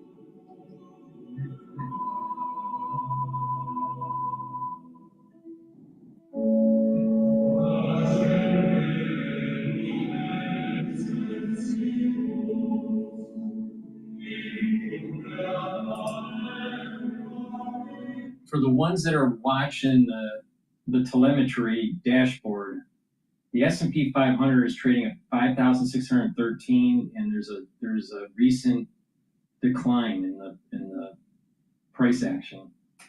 Right now, the S&P 500 is up only 4 points. VIX started to spike up a little bit. It's at 24.87. And Bitcoin has been selling off a little bit. BITO is at 20.46. Natural gas is going up a little bit. It's at 3.6. But oil is trading at 58.62, so it broke the 59 a barrel level.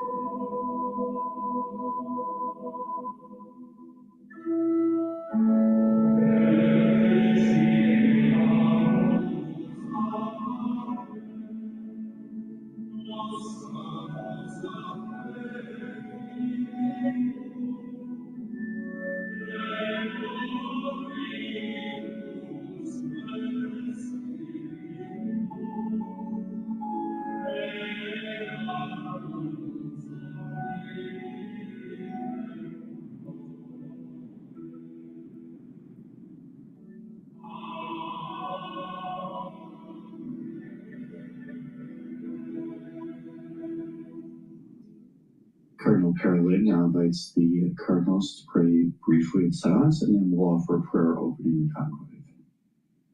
Oremus.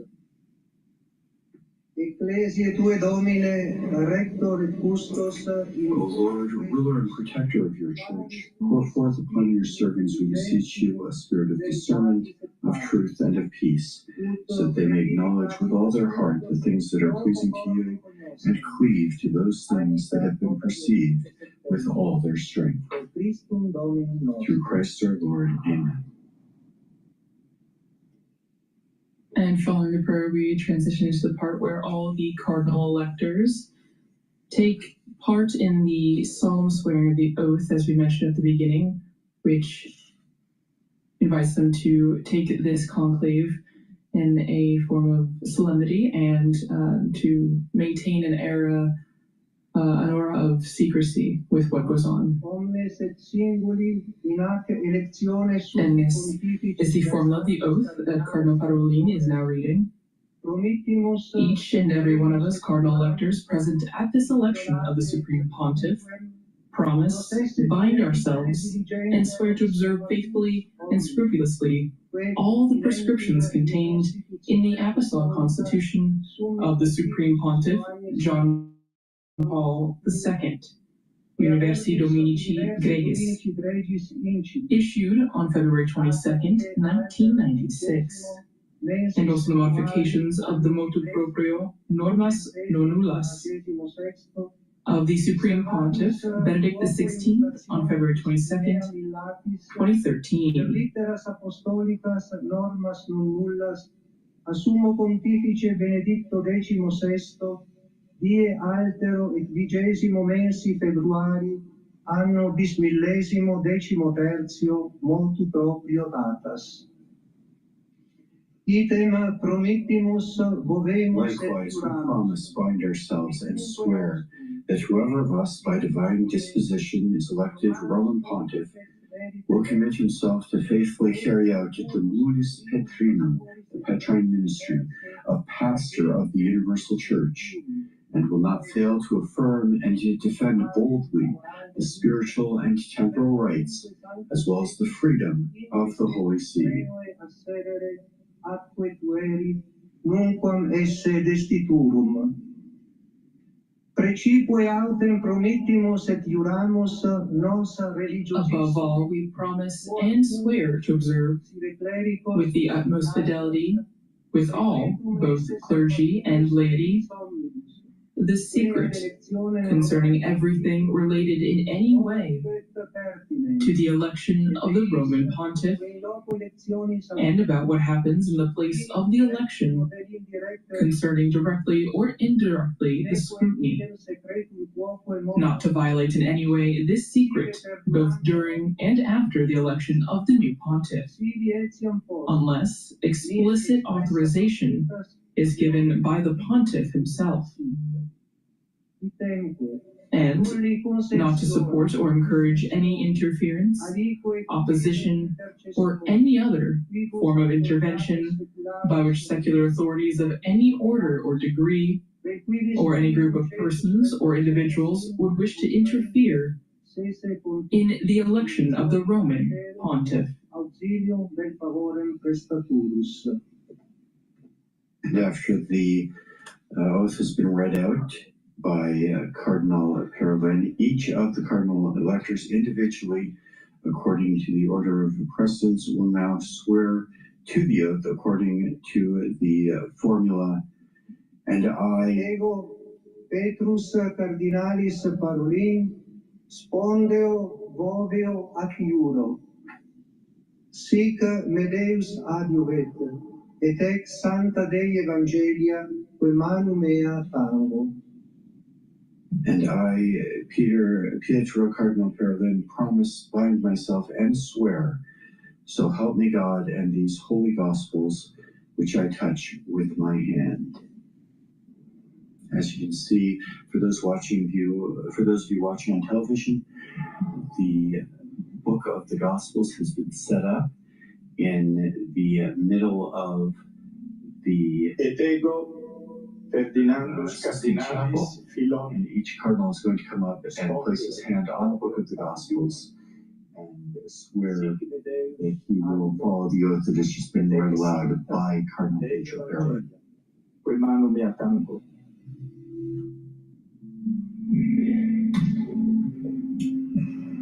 Et ego Aloysius Antonius Cardinalis Tagle, spondeo voveo ac iuro. I think this one has about 50% chance of becoming Pope here.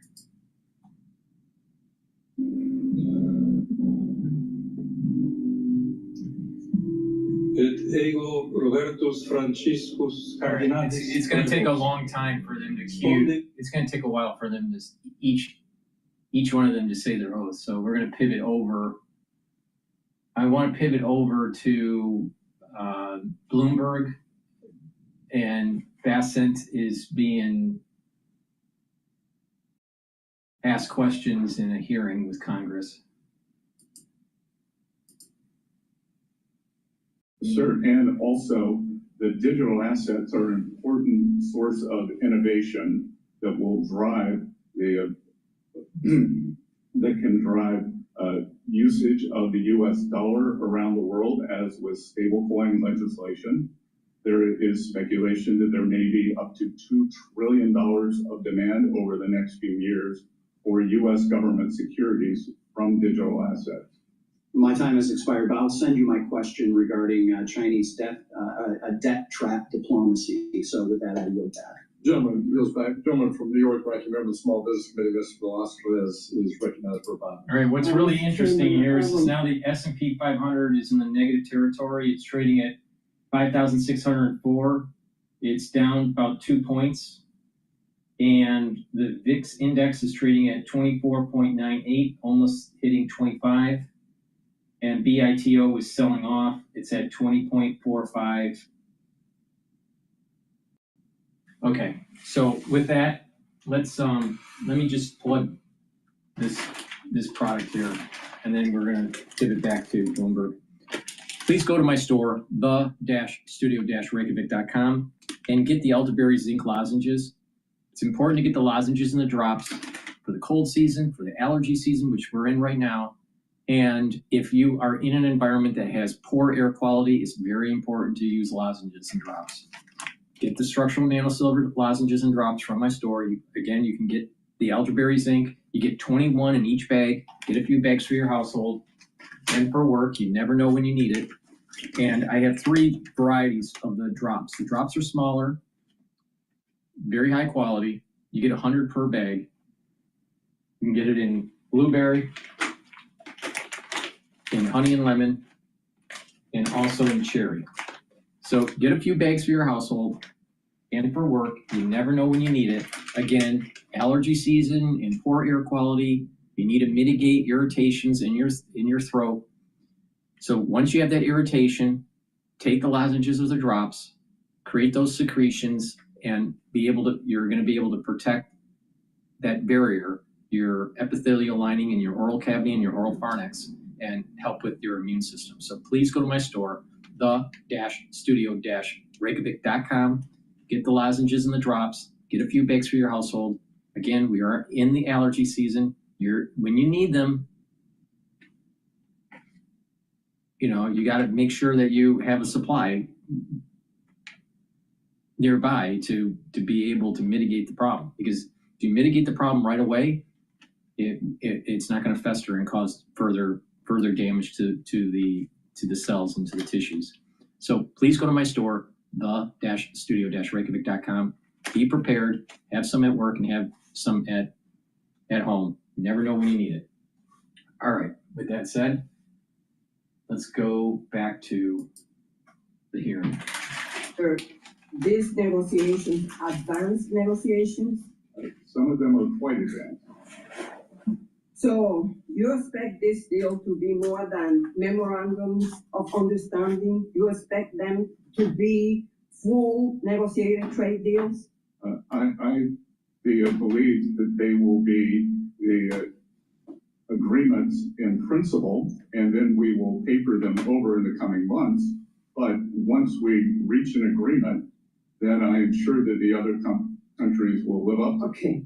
In congressional testimony yesterday, you said the U.S. has not started negotiating with China on tariff reductions. Does that continue to be your position, yes or no? As you may have read, yes or no, sir? As you may have read in the press, I will be going to Switzerland, and the negotiations will begin on Saturday. Okay, so the president told you that will be your answer today. What? She sounds like an idiot. What? She's an idiot. She's unprepared for this. She's a fool. So can you tell who from the Trump administration is engaged in those discussions? Which discussions? With China. Trade discussions? Pardon? I'm sorry. Trade discussions, yes, sir. Well, the trade negotiations will be led by myself and Ambassador Jameson Greer, and USTR. And what about Pete Navarro? Sorry? Peter Navarro. He will not be joining us in Geneva. Thank God for that. Are those negotiations considered advanced? And of course she's from New York. Negotiations considered advanced. As I said, on Saturday we will begin, which I believe is the opposite of advanced.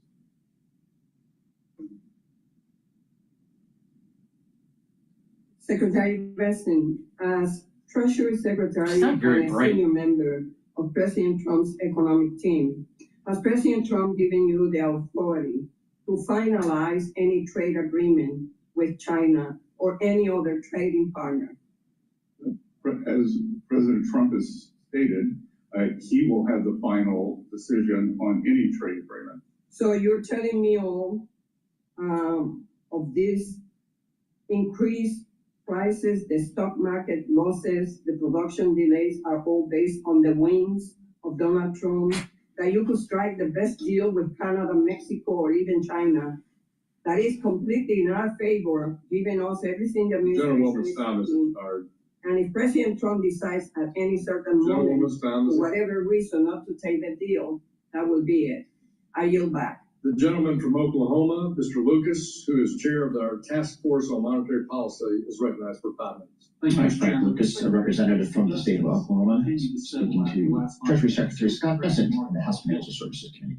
give an updated assessment of those events, and how would you characterize the functioning of the market during that period? Bring the dust up in Treasury. The markets. How the market was very well functioning. It was volatile, but the underlying infrastructure worked quite smoothly, sir.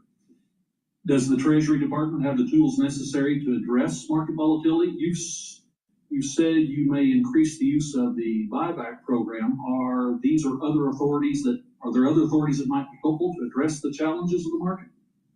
Yes, sir. We have a very large toolkit that we can deploy, as does the Federal Reserve.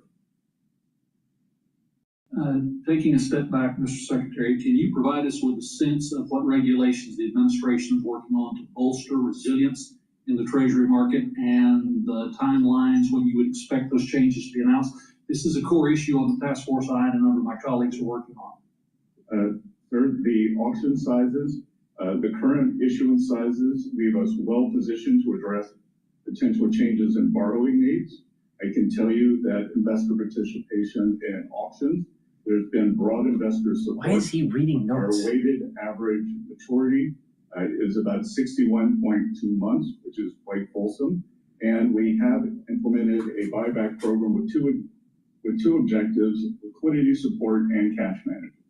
One last question along that line. I've long said that the administration should look at reforming regulations like the supplemental leverage ratio to relieve some of the constraints that market participants are facing in the Treasury market. I hope you'll consider looking at that. Sir, Treasury does not look at that, but I believe that it is a high priority for the three regulators, the OCC, the FDIC, and the Federal Reserve.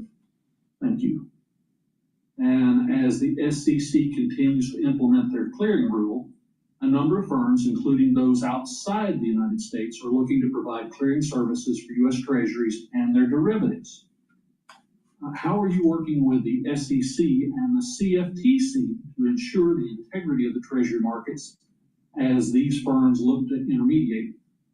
Sir, the Treasury market is a global market, and we welcome new participants, and we want to make sure that best practices employed in the U.S. are also employed globally. The reason I ask that is, and if you could specifically comment on the clearing of U.S. sovereign debt outside of the United States, what risk could that potentially present? And I come at that from the perspective, if there's a challenge in the market, if it's a U.S.-based entity, then the regulators who would make the difficult decisions are here. If it's outside of the United States, they might have a different perspective. We are constantly studying that, sir. As of now, we do not believe that it presents a risk, but I will, as we continue our studies, I will have my staff interact with your team. Absolutely, Mr. Secretary. And one final question. Primary dealerships has become an expensive proposition for firms, which in one explanation for participants leaving the market, one of the many explanations. Should we be looking at ways to make the environment friendlier to investors wanting to become primary dealers? Sir, we saw at the recent auction very low participation by the primary dealers, which tells me that there may be the regulatory function there that is preventing them from using their balance sheet for the benefit of the U.S. Treasury. So clearly the task force that Chairman Hill was kind enough to set up and yourself, we have work to do. Thank you, Mr. Secretary. I would yield to the gentleman from Michigan. Thank you, and I can get my China question in, so I appreciate my colleague doing that. I want to talk a little bit about the international financial institutions, the IFIs, such as IMF and World Bank, and they're falling short of addressing key challenges. Of the House Financial Services Committee, representative from Michigan. There's further sell-off in the equity market right now. We're down 5 points. It's at 5,601. Again, the support levels for the S&P 500 are 5,500. The resistance is 5,750. So it's probably going to be in that trading range. it's very possible that we're going to be breaking the 5,600 and go below. VIX is trading at 25.03.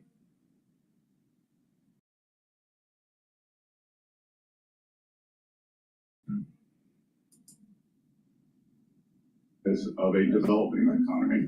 I'd like to invite you, Mr. Secretary, to continue that answer in writing. I thank the Vice Chairman and Mr. Lucas. Let me call on the gentleman from California, the ranking member for our Capital Markets Subcommittee, Mr. Sherman. First, the parliamentary inquiry, since the last speaker had an extra 30 seconds. Can I have an extra 30 seconds?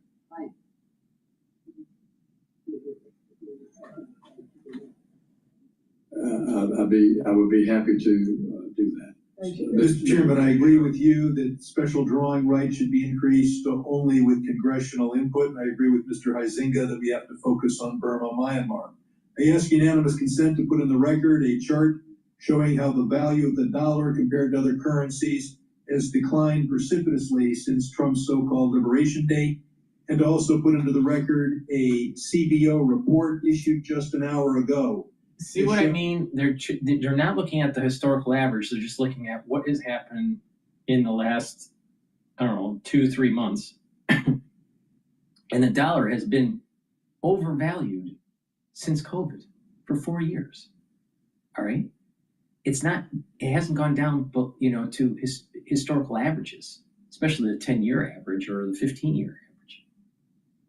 So here it's all a marketing tool to try to demonize the Trump administration. A weaker dollar, a little bit, going back to historical averages, without issues of a pandemic and issues from Lehman, all right, means that it's a healthy economy. Not only that, a little bit of a weaker dollar actually will help our exports. Now, a weaker dollar in theory would be, well, that might mean that yields will go up. But if people are buying equities, especially institutional investors, and they're running these funds, they have to hedge some of it in treasuries. So as inflows go into equities, they still have to put positions in the treasury market. And when you're putting positions into the treasury market, yields will go down, not just go up. So there's multiple variables here that have moving coefficients. They're dynamic coefficients. And so someone says precipitously dropping. Is it really precipitously dropping? DXY is trading in 99. Historical averages are like 97, 98. We've been above 100 for too long because of the crisis of 2020. Those are the facts. You got clowns in Congress that are just they're either stupid or they're trying to paint a certain picture that Trump is all evil, or both. People in Los Angeles have to rebuild their homes in particular, that these fire victims are not going to face this additional cost to rebuild their home. I will look into that matter, and I would. That is exactly what the president said in January. I was in Los Angeles this weekend, and I toured the devastation. Thank you. I hope you saw the devastation of the Palisades, and I hope you won't be imposing another $11,000 cost on every home builder.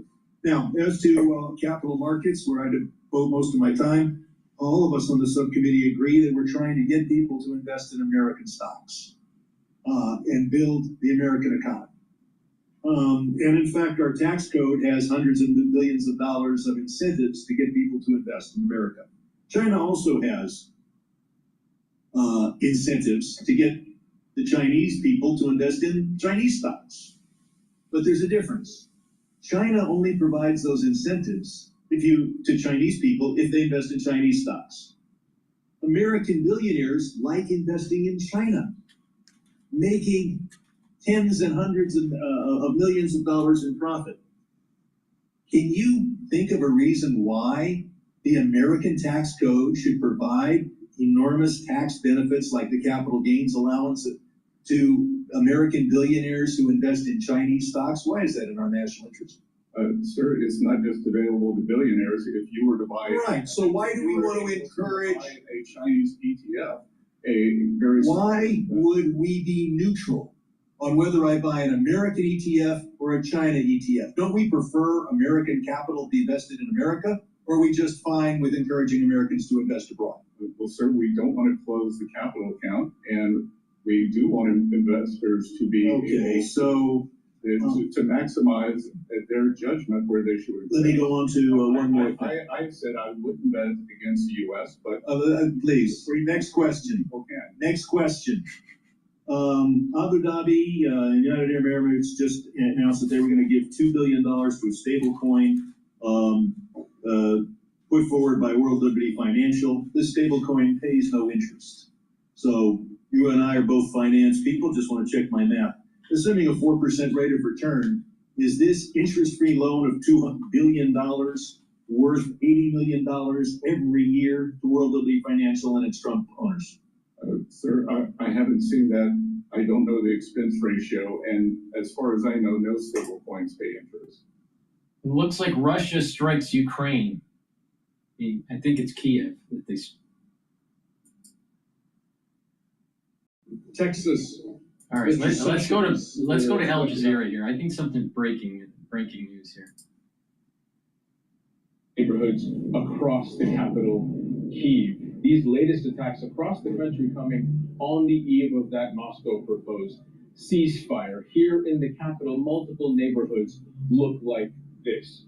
Here in this neighborhood, at least 2 people were killed, at least 6 people injured, those that died, both from the same family. Civil service volunteers whose bodies were found along with the charred remains of their pets in their home. The mayor of Kyiv was on site to assess the damage and says he does not have much faith that the ceasefire that is meant to take effect in just a few hours will have any long-term impact. We hope, everybody hope, but it's not happens. It's many times Russians promising something, but they doesn't keep his word, and that's why we hope. But to be honest, we doesn't trust.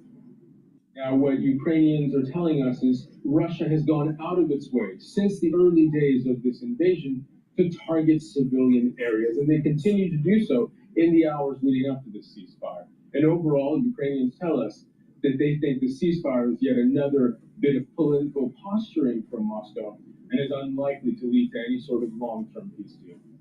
Zain Basrabi, Al Jazeera, Kyiv. Sudan's paramilitary rapid support forces have launched attacks on Port Sudan for a 4th day. The city is a crucial entry point for supplies and humanitarian aid. The military has promised a response, saying the attacks pose a threat to regional security. On Tuesday, multiple drones hit the city's airport, a hotel, a power station, and a military base. Sudan's army and the RSF have been battling for the past 2 years. The U.S. Federal Reserve will announce whether it will lower interest rates in the coming hours. Chairman Jerome Powell has been under pressure from the president to do that. Trump has even threatened to fire Powell, despite the agency being protected under federal law. Patty Culhane has a look at how we got here. Will Jerome Powell be allowed to finish out his term? That is one of many questions driving the stock market and economic concerns in the United States. The chairman of the Federal Reserve, which is an independent body, sets interest rates in the U.S., basically the cost of borrowing money. U.S. President Donald Trump appointed him in his first term, but has made clear what he thinks of him now. On social media, calling him a major loser, writing that he is always too late and wrong when it comes to lowering interest rates, and in April, saying his termination cannot come fast enough. Powell has made clear if he's fired, he won't leave. But Trump responded, "Oh, he'll leave. If I ask him to, he'll be out of there. But I don't think he's doing the job." That had a huge impact on the stock market and on U.S. bonds, forcing Trump to change course. No, I have no intention of firing him. Trump's comments calmed the markets. The law says the president cannot fire members of the Federal Reserve without cause, such as neglect of duty or malfeasance in office. And independence is going to be mandatory for our success. So to see the tone shift over the past few weeks has been stomach churning. We're glad to see that now Fed Chair Jerome Powell is not going to be at risk. Powell has so far resisted the pressure to meet Trump's demands. Our independence is a matter of law. Congress has, in our statute, we're not removable except for cause. We serve very long terms, seemingly endless terms. So we're protected in the law. While Trump says Powell is the problem, the Fed now weighing the impact the trade war has had on the economy and what, if anything, they can try to do to stem. I am very positive that the Federal Reserve is not going to raise rates. They're going to stay as is, and they're going to basically state, we don't know what the tariffs are going to do in terms of inflation, and we don't know what the tariffs will do in terms of unemployment. Please go to my store, the-studio-reykjavik.com. Get the C60. C60 is a supplement that you should be taking every day. Take a teaspoon a day. Take it on an empty stomach for best absorption. If you work out, take it before your workout. It'll soak up the free radicals during your workout, and you'll recover quicker. Now, what is C60? C60 is a 60 carbon molecule, and there is a property when you have carbon molecules together,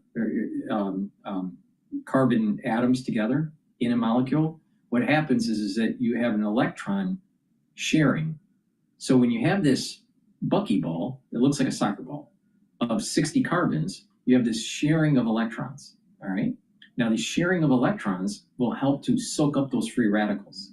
It's hundreds of times, if not 1,000 times stronger than vitamin C. Why? Vitamin C's molecule can only neutralize one free radical, and then it can't recharge. It's done.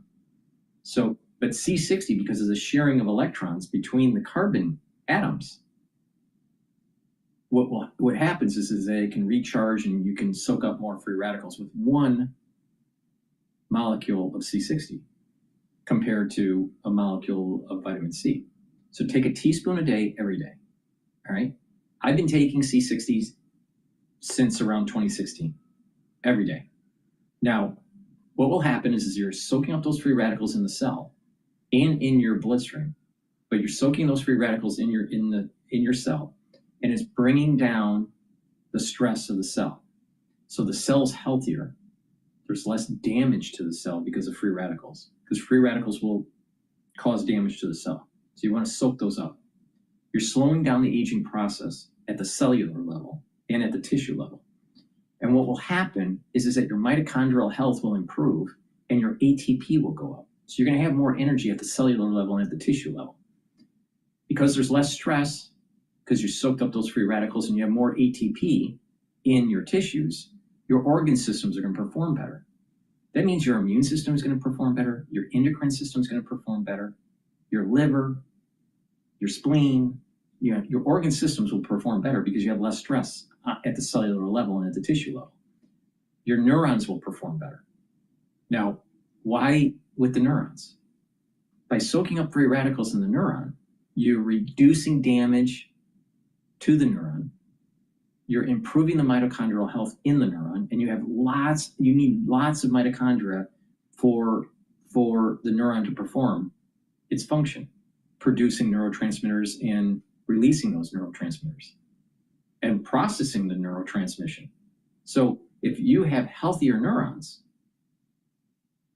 you're going to think better. You're going to have positive neuroplasticity. You're going to have better memory. You're going to have less brain fog. You're going to be able to think faster.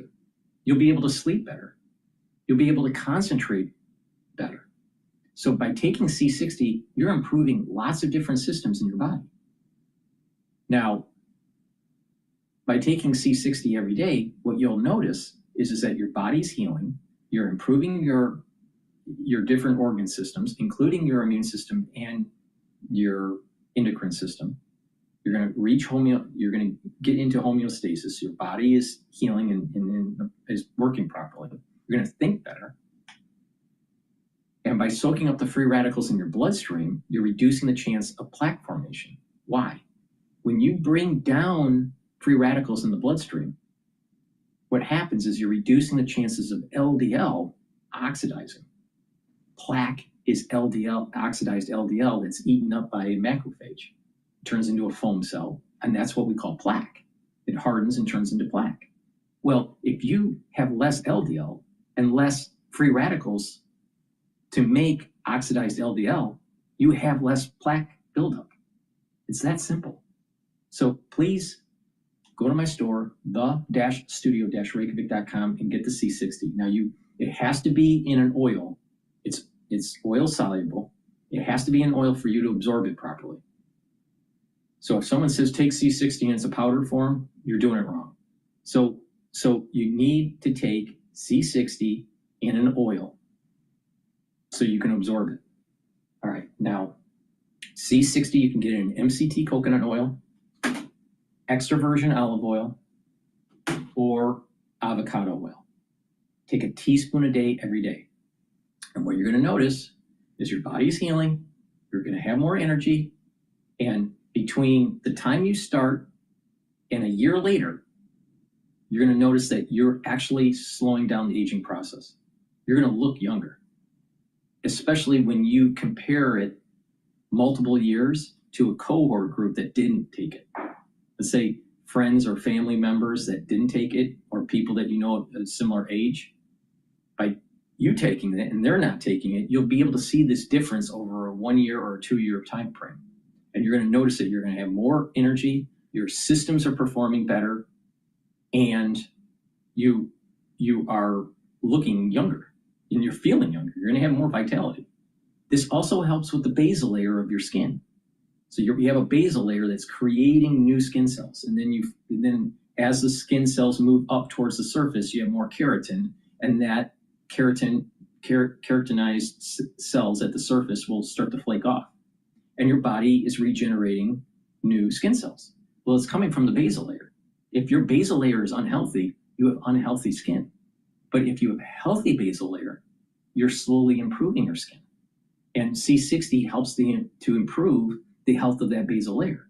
So there's many benefits that you'll notice with taking C60 within a 2-month time frame, but definitely within a 1 year time frame.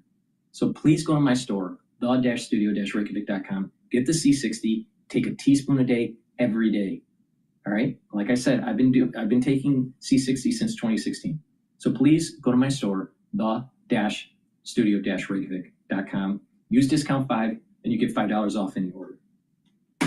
I've partnered up with Rainbow Herbals, and we've created these dual-purpose deodorants for males and females. You can get it in citrus or in peppermint, lavender, and tea tree. Has no aluminum, no baking soda, made from essential oils from the Himalayas, all natural. It's a dual-purpose product. It'll help to detoxify your body, and you use it as a deodorant. It's for males and females. Get a couple bars for your household, help support my work, and in return, you're improving your health and wellness. So please go to my store and get these very high-quality deodorants. Now let's pivot back. All right, the Conclave is still doing their oath with the Cardinals. They're probably close to being done, I'm not sure. No, let's do a market update here. All right, the S&P 500 is trading at 5,609. It's about just under 3 points up, and the VIX is trading at 24.76. So there's a little bit of a decline in the price action with the S&P 500. Now at 2 o'clock we're going to have the Fed announcement. We're at, it's 11:30 right now, so I think all the traders are just kind of waiting it out to see what happens with the Fed.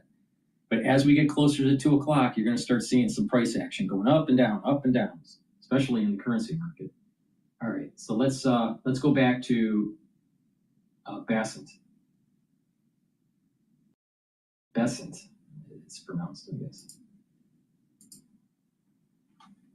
Weeks, and we will continue as needed. Good. Well, and I know that you're in negotiations with, I'll say that 18th country, which is China. We are thrilled to hear of your trip there, and I hope that this is something that you will discuss with them in terms of their purchasing of Iranian oil that does nothing but lift up a regime that is funding terrorism throughout our world, I'll say. What actions has Treasury taken to combat cooperation between Iran and China on illicit finance and money laundering? Well, again, the secondary sanctions on these teapot refiners has been a very fulsome effort, and we will continue that. When President Trump left office, Iranian oil exports were between 100 and 300,000 barrels per day. Now they are 1.6 million barrels per day, which allows the regime to finance its terror proxies, not just in the Middle East, but all around the world. Right. Yes, and we've seen it, and we've lived it, and it has caused unbelievable death, devastation, and grief, and resources, and loss of life throughout our world. And I am proud that the president himself endorsed sanctions just last week for any purchase, not just from China, Iranian oil. So I hope that we can get a report on what's been happening with China.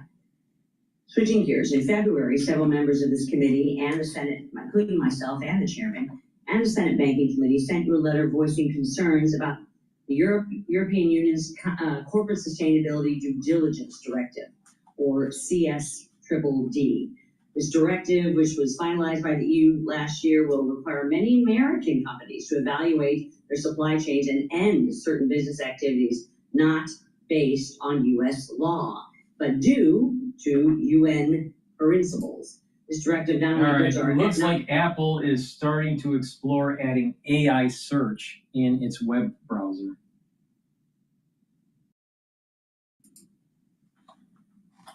while also exposing them to increased litigation and risk in the EU. I am running out of time, Mr. Chairman, but this is something I feel very strongly about. It is in the international realm here, and I have two questions regarding this Gentlewoman, that I will submit for the record. Thank you. it will be submitted for the record. Recognize Mr. Scott, the gentleman from Georgia, for 5 minutes. Thank you, Chairman. Secretary to Representative David Scott of the state of Georgia. Treasury Secretary Scott has testified before the House of Financial Services. Plays a very essential role in safeguarding our depositors, ensuring prudent bank supervisors, and maintaining the safety and soundness of our financial system. Congressman, I agree that a well-functioning FDIC is essential to the U.S. financial system. And on Monday, you said this, and I quote, you said this, that the president tasked you with helping him choose the leader of the financial regulators so that we are all aligned, all regulators, to be safe, sound, and smart. And you went on to list the key positions that you've done that, including a new vice chairman for supervision of the Fed, a new head of the OCC, and Paul Atkins of the Securities and Exchange Commission, and a new CFTC commission. But as of this morning, we have no FDIC chairman full time. It is now under temporary leadership of an acting chair named Travis Hill, with the president having no current plans to either formally nominate him or find a replacement. The nation is watching us. Why we don't have the head of the FDIC. So my question is, have you not helped President Trump in selecting a chairman to lead the FDIC? Congressman, I would point out that under the previous administration, there was only an acting chair of the OCC for 5 years. 5 years. That Mr. Hill is the acting, and as a matter of fact, the head of the OCC, the head of the CFTC have not been confirmed. So those are in fact acting also. Mr. Hill is a very capable regulator, having been on the board of the FDIC. Yeah, I'm not, and you're filibustering. We are pursuing.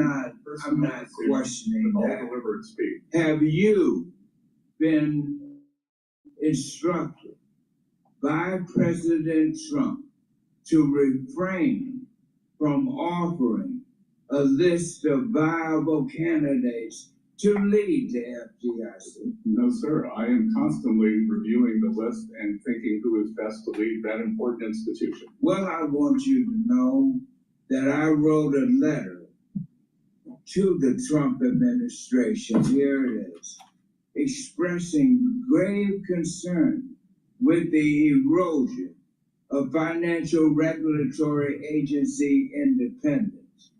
And, Mr. Chairman, I'd like to submit this for the record. Without objection. And we remain highly alarmed by this growing perception that our financial regulators have acquiesced to political pressure from this administration, perhaps even from the President of the United States. If I were president, I wouldn't have this vacancy at a time when we're running tariffs all over the country, when our economy is in these kinds of difficulties. The nation is watching us. Russia is operating us. As the president is going around the country dealing with upsetting candidates, places around the world. So I just want to know that where are we going? When are we going to have a chairman? Are we going to have it? And answer me truthfully. Has President Trump asked you to delay this appointment? And if so, why? Sir, that statement is incorrect. He has not asked me to delay that appointment. And I believe that your question is, when are we going to have an FDIC nominee? And we have OCC nominees, we have a CFTC nominee, we have a vice chair for the establishment nominee. Mr. Chairman, I would ask you to urge our Senate colleagues to, on the Democratic side, to vote for him. Thanks. Well, when is he gonna Ms. Scott, show? your time's expired. Thank you. Excellent discussion. Thank you. I recognize the distinguished chair of our Financial Institutions Subcommittee, Mr. Barr of Kentucky, for 5 minutes. Secretary Besson, thank you, and President Trump for, in February, issuing the National Security Memorandum entitled America First Investment Policy, directing federal agencies to address outbound investment. You were listening to China. Representative Andy In Barr, March, as you know, Republican from Senator Kentucky, Warren, questioning Treasury Secretary Scott Bessent. To restrict outbound investment into China, specifically into Chinese military industrial complex entities, primarily through OFAC sanctions. Tell me, Mr. Secretary. Please go to my store, the-studio-reykjavik.com. Link is in the description of this video and all my videos. Get the structural nano silver toothpaste. It has no fluoride in it. Whiten your teeth, freshen your breath, help with the health of your gum line, reduce that inflammation at the gum line, and with good oral hygiene, you're reducing the chances of vascular disease and valvular disease. Please go to my store, the-studio-reykjavik.com. Get this toothpaste, get a few tubes of this toothpaste for your household. It's the best toothpaste that you can buy. I'm not joking about that. You can't buy a better toothpaste than this. Please go to my store, the-studio-reykjavik.com. Help support my work and help support your health. Now let me talk about a stack that's the third pillar of my core protocol. The third pillar of the core protocols focuses on improving your immune system and your cardiovascular health. Turmeric brings down inflammation and soaks up free radicals. That will help with your immune system, and by bringing down inflammation at the vascular level, you're reducing plaque formation. Ashwagandha root brings down cortisol levels and helps to control your blood glucose levels. That's going to bring down inflammation. Bringing down inflammation helps with your immune system, and the controlling your cortisol levels, bringing down those cortisol levels, helps with your immune system, because elevated cortisol levels chronically is immunosuppressive. So you want to mitigate that and bring those down. Ashwagandha root does that. Ashwagandha root will also help with that blood glucose level. And by reducing your blood glucose level at the vascular level, you're reducing the inflammation at the vascular level and therefore reducing plaque formation. So take ashwagandha root. Lignans, it's dual purpose. It's going to help with your bringing down inflammation. It's going to soak up free radicals. It helps with your immune system, your cardiovascular system, because by bringing down that inflammation, you're reducing plaque formation, and it's going to soak up free radicals. And by soaking up free radicals, you're reducing that LDL oxidation. If you're reducing oxidized LDL, you're reducing plaque formation. So reducing the chances for plaque formation. So take the lignans, the ashwagandha root and the turmeric. You can take them separately, but you get a synergistic effect if you stack them. So take the turmeric, the ashwagandha, the lignans together, and that way you are really boosting up that immune system and helping with your cardiovascular health. Please go to my store, the-studio-reykjavik.com. Keep in mind, it's a holistic approach. It's about proper diet, proper exercise, make sure you filter your water, stay away from processed foods, stack accordingly the supplements that I'm telling you to stack, do the 4 modalities of exercise: cardio, weight training, stretching, and balancing exercises. All 4 modalities are very important. Proper sleep, mindfulness, to calm down your central nervous system. You want to try to stay in parasympathetic mode, and learn new things. Read, write, talk to people in the real world, and get that positive neuroplasticity. And you're gonna notice over time that your vitality is improved, and you're slowing down the aging process. Big elements of aging: reduced energy levels because of the health of the mitochondria goes down when you get older. Your immune system starts to go down when you get older. Your free radical buildup starts to increase. And what happens is you decline. But if you mitigate some of these issues, if you boost up your energy levels, you improve your mitochondrial health, you improve your immune system, you help with the other systems in your body, like your neural system and your cardiovascular system, you're reducing the chances of, you're reducing the progression of the aging process. You're slowing it down. Now, were you able to stop it 100%? No. Are you going to take anti-aging protocol and turn into a 2-year-old if you start at age 40? No. The point that I'm making here is that by mitigating and slowing down the aging process, you are going to be healthier with the years that you have left, and you're going to have more vitality in your geriatric years. Very important. If you follow this holistic approach and stack these supplements the way I'm telling you to stack them, you're going to have more vitality. All right? And you're going to mitigate some of these chronic illnesses that are in the United States. And if everybody did this in the United States, we would save healthcare dollars in the tens of billions in the aggregate of the society. Because the 2 biggest diseases is cardiovascular and diabetes. And in most cases, it's lifestyle, it's self-induced. So if you don't listen to this holistic approach, most people will end up having problems in their geriatric years or even before, and they're going to be on pharmacopoeia. And you're going to be taking all these medications and having all the side effects.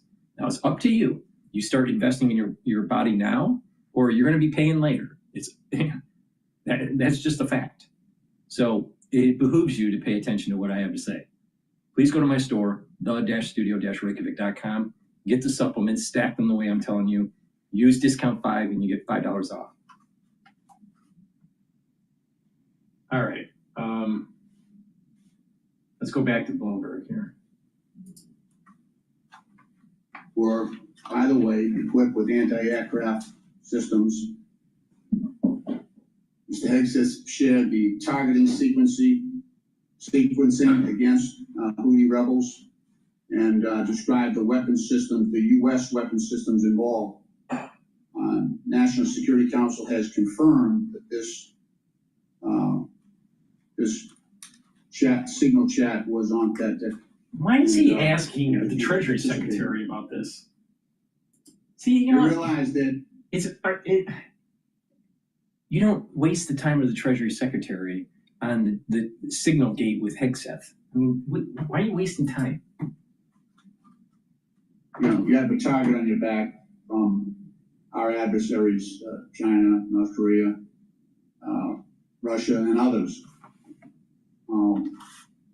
Can I ask you, have you been briefed on the proper protocols for? I think it would be hilarious for Bassett to basically say, how does that relate to the price of bonds in China?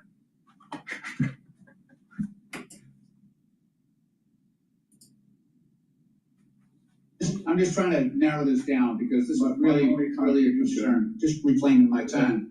So let me ask you. Are you, sir? Let me ask the questions and you provide the answers. Okay? How about that? Are you preserving records, Mr. Secretary, of these communications as required by the Public Records Act? Yes, sir. Good. Okay.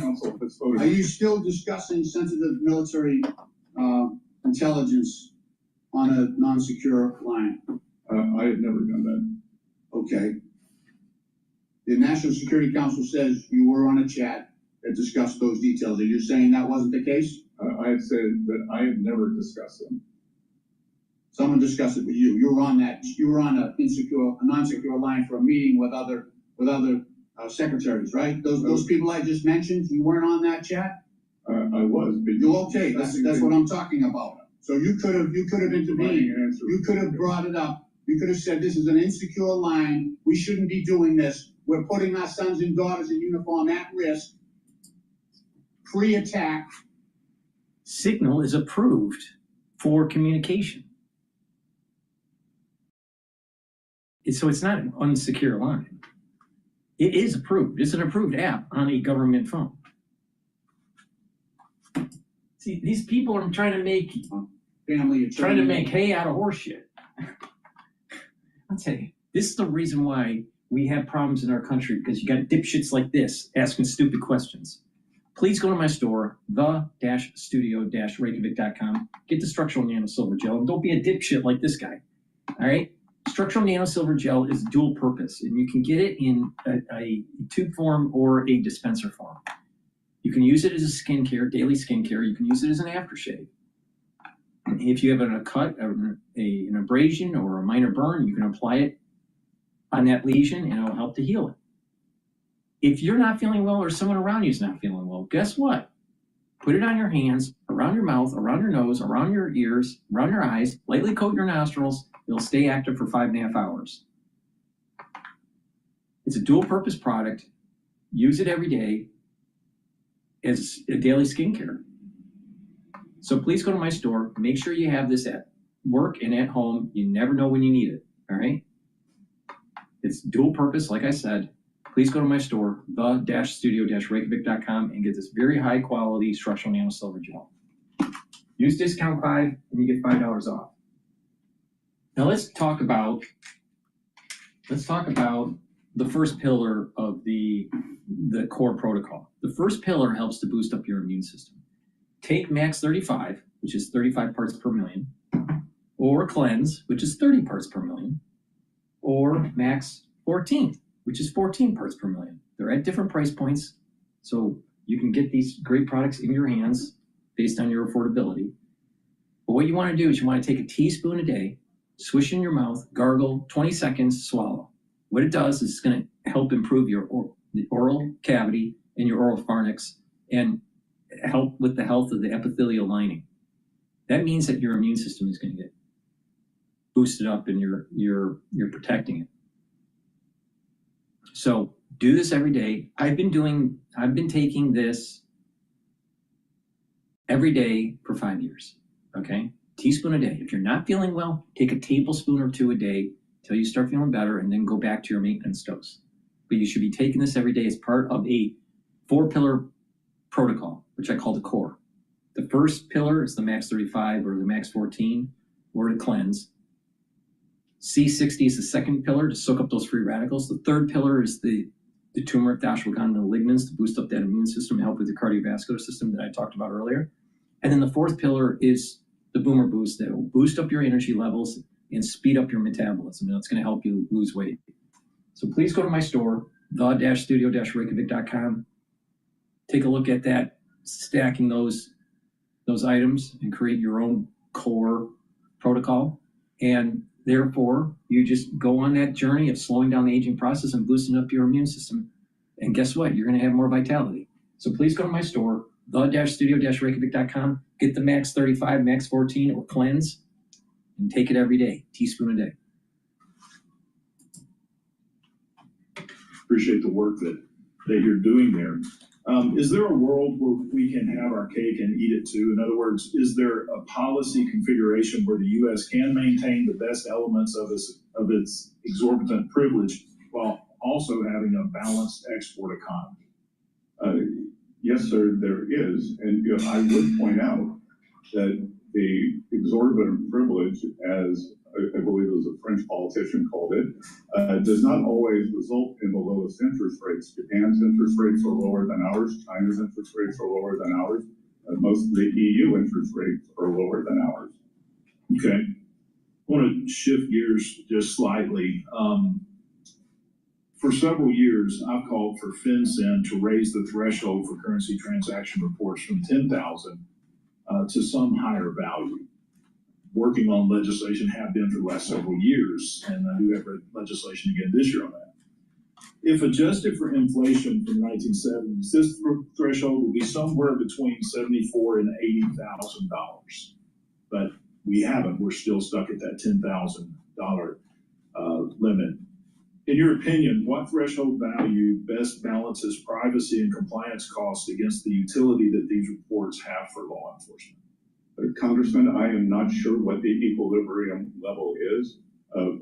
What we have discovered, so you were talking about the threshold for a suspicious activity report. Or the concerns, currency transaction report, which is in a second. So we are now examining that, and we are finding that sometimes higher is better, sometimes lower is better. We have discovered that there are approximately 40 counties on the U.S.-Mexico border that account for a substantial amount of nefarious behavior by the cartels. So we have lowered that to $200, and we are finding great efficacy there in pushing the cartels back into Mexico and not allowing them to deal in the United States. So I would say, sir, it's a moving target. Okay, and I can understand and appreciate that. One of the issues that we have from a nationwide status is the compliance cost that goes to small financial institutions, and even from law enforcement, the complaint is trying to find illicit financing currently is like looking for a needle in the haystack because of the pure volume of reports that are being made. And so my argument has been from in a nationwide status, and I'm sure we can work on something to make exemptions during times like you're talking about now in locations, but is not to increase the size of the haystack, but reduce the haystack so it becomes more prevalent, the illicit financing. And so, Congressman, I am hypersensitive to the needs of the small community banks and the undue burden that much compliance is placing on them. And we are working across a variety of ways to lower their costs. All right, look forward to working with you on these things. The gentleman yields back. The ranking member on the Oversight and Investigation Subcommittee, the gentleman from Texas, Mr. Green, is recognized. Thank you, Mr. Chairman. Thank the ranking member, and I thank the witness for appearing. Right now, we're listening to Al Green, a representative from the state of Texas. When you testified before the Senate, you indicated that the CDFI fund is a very important program. It's very important to us. Is this correct? I did, sir. And is it true that you would not agree that it is a woke program, it has cultural Marxism associated with it, and that it is abused? You wouldn't agree with that, would you? I think the I-Fund is performing its statutory functions as required. So you would not agree then that it's woke? Is it statutory function to be woke? I've never seen that in the statute, sir. Okay, what about Marxism? Is that associated with it in the statute? Again, sir, I've never seen that. Okay, now given that the president desires to cut into this program, you're the Secretary of the Treasury, what are you going to do about it to protect it? Sir, the skinny budget does propose a new $100 million award program that will provide access to affordable financing. Does that take care of the many billions that we put in, $12 billion to support the CDFIs? That's a lot. It's quite a distance from the 12 billion, sir. What are you going to do about it? Look, I understand. Do you advise the president? Sorry? Do you advise the president? I advise the president on a wide range of matters. Is this considered a part of a wide range of matters? Would you advise the president that he shouldn't cut these funds? I look forward to working with you and the committee to ensure these programs operate efficiently for taxpayers. What about efficiently for taxpayers and efficiently as a result of them being in place to do so? If you don't have the money, they can't be efficient. They can't serve taxpayers if you don't have the money. 61% of these programs are in Republican districts. Is there a question? Yes, it is a question in the sense that I'm asking you to suggest to the president that this is important and that you not cut it. So the skinny, as I said, 100 million is quite a distance from 12 billion.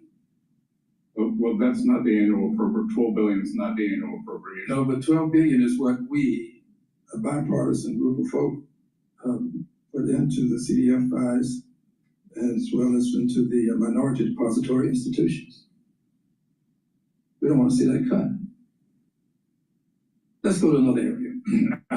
Do you agree that when a tariff is imposed upon a product that's coming into this country, that the tariff is collected at the border? Yes, sir. And do you agree that that money that's collected goes into the Treasury's coffer? Yes, sir. And do you agree also that if the person that is importing this product is of the opinion that it is something that his clientele, his customers desire, that he will pay that tariff? Yes, sir. And do you agree that when he pays that tariff, he's likely to pass it on to his customers, his consumers? The laws of economics would say that they're very elastic. I understand, but do you agree that he is likely to do that? Do you agree that he does it sometime? Do you agree that he does it sometime? Again, do you agree that he ever does he ever do it? Sure. So your position is, as the great treasurer you are, that this is not passed on to the taxpayers? It could be. Consumers. It could be. Well, is it ever? It's hard to say yes, isn't it? It really is. It's not. Don't listen, sir. You don't have to fear. Don't listen. Don't fear the president, sir. Is it ever passed on? Have you ever heard of this tax money being collected and passed on to the consumer to pay? Have you ever heard of that? Well, the most recent studies from... Okay, let's go on to this point. I have a better point to make. Excuse me, I'm reclaiming my time. I have a better point. Listen just a second. I only have a little bit of time. And when it goes into the coffers, that money is then going to be a part of the tax dollars that can be accorded to persons in terms of a tax cut. Is this true? It's part of the overall... Yes, it is true. Which means that the consumer, the person who pays that tax, this tariff tax, when he makes that purchase, is going to put his money in your coffer, our coffer, and then the president later on can say, you got a tax cut, but it's really the money that the consumer has put into your coffer. That is true. I yield back. The gentleman yields back. The gentleman from Ohio, the chair of the National Security, Illicit Finance, and International Financial Institutions Subcommittee, Mr. Davidson, is recognized for 5 minutes. Thank you, Chairman. Mr. Secretary, I applaud your eloquent message at the Millikan Institute clarifying the Trump administration. You are listening to Representative Warren Davidson, a Republican from Ohio, questioning Treasury Secretary Scott Bessent, the House Financial Services Committee. Aligns completely with your efforts on illicit finance, on trade, with the pending reauthorization of the Defense Production Act, the national interest with outbound investment laws and clarity, and on focused international financial institutions. I remain highly concerned about the future of money, and frankly, probably the most important policy debate we're having. I'll save that part for future hearings, but on illicit finance, I applaud your FinCEN final interim rule, removing beneficial ownership reporting requirements for U.S. companies and citizens. The prior approach was collecting information on millions of Americans and companies, even homeowners associations, under the guise of illicit finance. Lots of noise and very little signal. By narrowing the scope of the rule, you are focusing on the signal. Given the shift in focus, millions of Americans have shared sensitive personally identifiable information. Mr. Secretary, as the committee moves forward clarifying the rule, and would you commit to supporting the deletion of data already collected under the previous rule? Sir, my staff is working on what will happen to that data, and we will get back to you on that. Appreciate it. We work with you, and certainly hope you safeguard it always, but it'd be especially safe if it was deleted. Speaking of legislation, my bill, the Chinese Currency Accountability Act of 2025, it would require the Secretary, you in this case, to instruct the United States Governor of the United States Executive Director at the IMF to use the voice and vote of the United States to oppose any increase in the weight of the Chinese RMB in the basket of currencies used to determine the value of special drawing rights. This bill was passed the House on a bipartisan basis, most recently in February, and it still awaits Senate action. Mr. Secretary, far more effective than waiting for the Senate is your leadership on this issue. Will you advocate for opposing? We're gonna go to Fox Business here.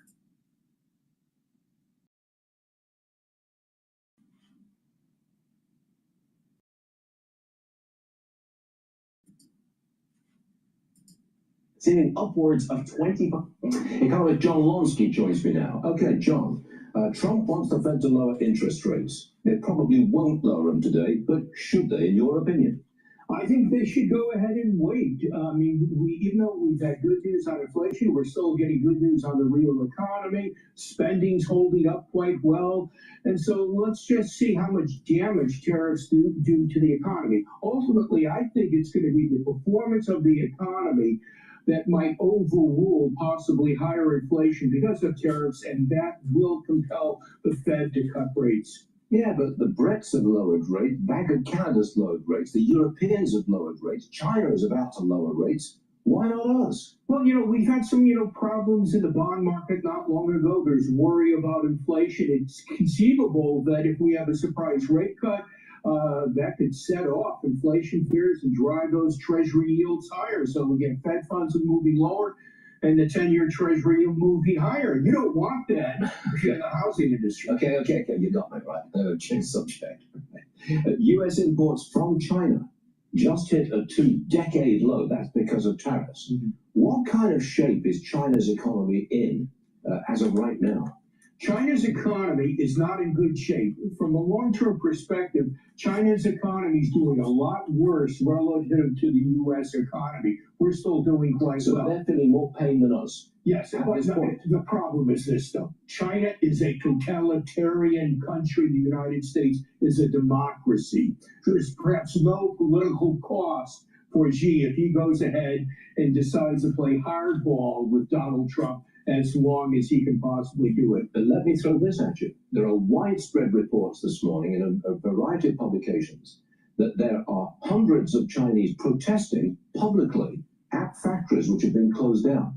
That's not exactly civil unrest, but it is civil opposition, and Xi Jinping don't want that. Well, that's good news for Donald Trump of the United States. Let's hope that those protests build up and that the Chinese people make themselves known that they want to have some sort of deal with the United States to get this issue of fair trade practices out of the way. You're not a tariff kind of guy, I know. No, not at all. Do you think there may be a happy ending to this if we can wrap up deals with most of the world? Yeah, here's what I think. I think you can get away with a tariff of 10% on all imports across the board without doing a great deal of, without doing much discernible damage to the U.S. economy or to inflation. Because we get some money from that tariff revenue, and some importers will eat the price increase. And it's very important that we have more manufacturing activity in the United States. especially as far as national security goes. I mean, I'm concerned about the fact that we rely so much on China for pharmaceuticals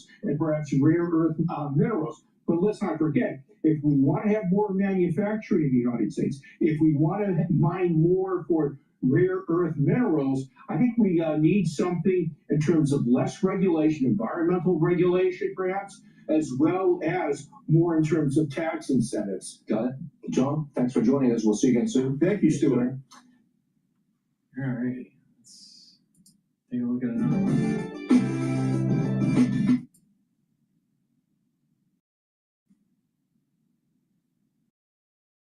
All right, this is Times Radio about the nuclear risk, the assessment threat with the India and Pakistan conflict. They see their nuclear arsenals as something, as a source of national pride.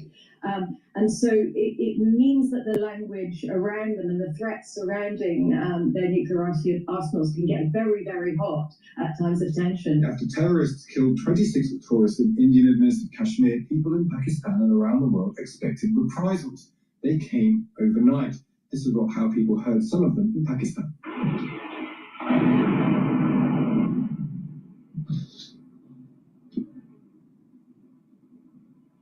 India says it's justice for the terrorist attack in Kashmir which killed those 26 tourists. We heard from someone in Islamabad earlier on saying that the sky turned red overnight when those bombs started to fall. The Indian Foreign Secretary Vikram Misri gave a statement saying that Pakistan hasn't done enough since that attack. Despite a fortnight having passed since the attacks, there has been no demonstrable step from Pakistan to take action against the terrorist infrastructure on its territory or on territory under its control. Instead, all it has indulged in are denials and allegations. Our intelligence monitoring of Pakistan-based terrorist modules indicated that further attacks against India were impending. Yeah, so there's an element of self-defense and all that. You just heard that further attacks could have been impending. As we will assess the risk of nuclear escalation in a moment, but let's talk to the Times World Affairs editor, Catherine Philp. Catherine, morning to you. Good morning, sir. We heard from Pakistan this is the deepest incursion by India into Pakistan, the deepest strike in 50 years. How big a moment is this in your view? It's a pretty big moment. The last conflict of this kind happened in 2019, and those strikes that India took against Pakistan in revenge for an ambush on Indian soldiers, those were referred to and still are as surgical strikes. And they were much more limited. So the breadth of these strikes is something different and something concerning, and is a level of escalation. The other thing that's happened in the interim since 6 years ago is that the status of Kashmir was very controversially changed. It had a degree of autonomy that was stripped away by Delhi, and the territory was flooded with Indian troops. The internet was restricted. There were mass arrests of Kashmiri politicians, and all of this was supposed to impose a kind of calm across Kashmir that had eluded it over the decades. And I think that this latest, the attack from Pakistan, the terror attack on civilian tourists there has sort of shattered what Modi had claimed to have done 6 years ago when he made those moves. I'm very struck also that in most conflicts, the country will say, "Oh, we've only struck military targets," and yet India are going to have their way to say, "We've struck no military targets." They're trying to say this is nothing to do with the state of Pakistan. This is to do with terrorists living within Pakistan. But the flip side of that is that means civilians are probably caught up in it more. Yeah, I mean, India's contention has always been that the Pakistani state does back these terror groups, and whether they go sort of a toggle between saying that they give support to them or that they merely tolerate their presence, that they do see the Pakistani state as hand in glove with these terror groups. What happens now? Because we've heard Indian planes shot down, we've heard artillery fired from Pakistan into India. There's potentially, pilots taken prisoner. That happened before. That could happen again with these planes coming down. What would you expect? Is it all eyes on Islamabad? Is it what they do next? Is the critical question? Yeah, I think that's the first question in any case is exactly how do they retaliate? And I think they will. And I think, some of the rhetoric we've heard coming out of there suggests they will too. I mean, back in 2019, there was enough movement in the nuclear arsenals of both countries detected from elsewhere to, I think they got the Secretary of State in Washington up in the middle of the night. Such was the anxiety. Mike Pompeo, wasn't it? He said that he actually talked Pakistan down from some degree of nuclear intervention, or at least the threat of nuclear intervention. He did, yes. I had the somewhat unpleasant experience of living in Delhi through a nuclear crisis, two of which we had in 2002. And when twice it looked like India and Pakistan might actually be prepared to lob nuclear weapons at each other. And it was incredibly tense. I mean, most of the embassies sent their non-essential staff back. We were having extraordinary conversations about where you would go if there was a nuclear exchange. The Indian foreign minister of the time, who was from the same party as Narendra Modi now, he said that if Pakistan hit India, they could use 20 million people, but that didn't matter because they had nearly 1 billion even then. I mean, some of the rhetoric that you get between these two countries, it can be absolutely terrifying. And then it may go away and they say, well, what were you fussing about? We were just talking about it. But something that I remember very vividly from that time was that there was no culture in either country of, I think, the way that we grew up watching terrifying movies about... Want the strategic rigor without the endless rhetoric? At West Monroe, we believe the fastest way forward is to start moving. Watching terrifying movies about mutually assured destruction and nuclear winters and stuff. That simply has never happened in India and Pakistan, and they see their nuclear arsenals as something, as a source of national pride. And so it means that the language around them and the threats surrounding their nuclear arsenals can get very, very hot at times of tension. Yeah, and so we'll see whether that language comes out as the morning and the days and the weeks progress. Catherine Pazza, very speedy. Thank you for joining us. Thank you. That's Catherine Philbert, the Times World Affairs editor. Interesting, she was in Delhi in 2002. We have been here before. This is a period, this is a problem since 1947 when Kashmir was created in India. Not created, but when India and Pakistan was partition and Kashmir was given the opportunity to choose between those two countries. And ever since then, there has been conflict in the region. Let's talk about that question that Catherine was just raising of the two countries' nuclear arsenal with Hamish Gordon, former commanding officer of the UK's Joint Chemical, Biological, Radiological and Nuclear Regiment. Hamish, good morning to you. Yeah, hi, good morning. This is the thing from Catherine. The culture around nuclear, just in the last few years, we've talked about Russia's nuclear capacity and how that impacts the conflict on the ground.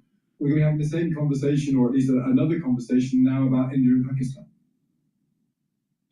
Well, absolutely. I think you covered a lot of good details so far, and looking back at the 2019 conflict between India and Pakistan, which didn't escalate and didn't go nuclear. It might be strange for your listeners here, but I think axiomatically, both Pakistan and India having nuclear weapons makes a wider conventional and nuclear conflict probably less likely. Yeah.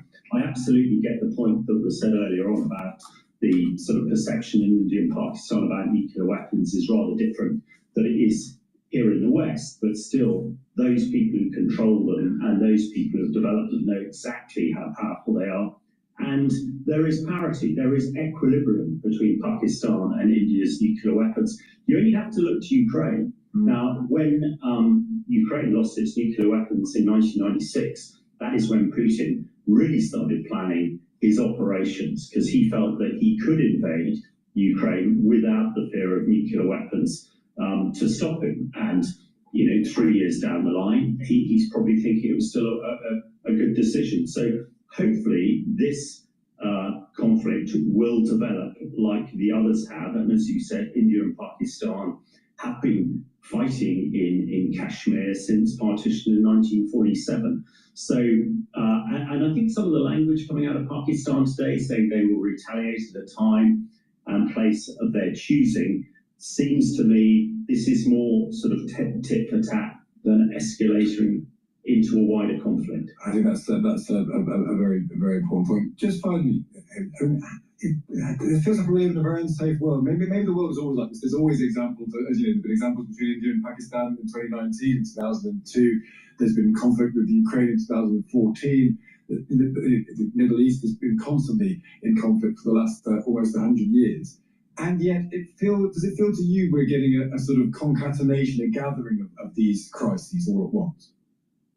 Well, I think you're right. There is an awful lot happening at the moment, and perhaps on the eve of the Ep34, we're potentially closer to sort of a global conflict than ever before. And I think it reinforces, and hopefully it reinforces, that actually, you cannot appease dictators like Putin. You cannot appease people like the Iranians. You've got to show strength. It's when you don't show strength that people exploit it and exploit weakness and then develop. And, again, it is a bit of a 1939 moment. We need to be more like Churchill than Chamberlain. And, I can see that people are really concerned at the moment. And let's just hope our leaders have got the resolve to be strong in the face of these threats, because I think that is most likely to keep the peace. And I still, having been in the nuclear defense world most of my life, as long as there is equilibrium and parity in the nuclear sphere, then we can maintain, although a slightly uneasy and difficult peace. It's lasted for 80 years, and hopefully it will last for at least another 80 years. It's an excellent point, and maybe a key one is when we consider the issue between India and Pakistan. As you say, Hamish, good to speak to you. Thank you for joining us. Pleasure. That's Hamish de former commanding officer of the UK's Joint Chemical, Biological, Radiological and Nuclear Regiment.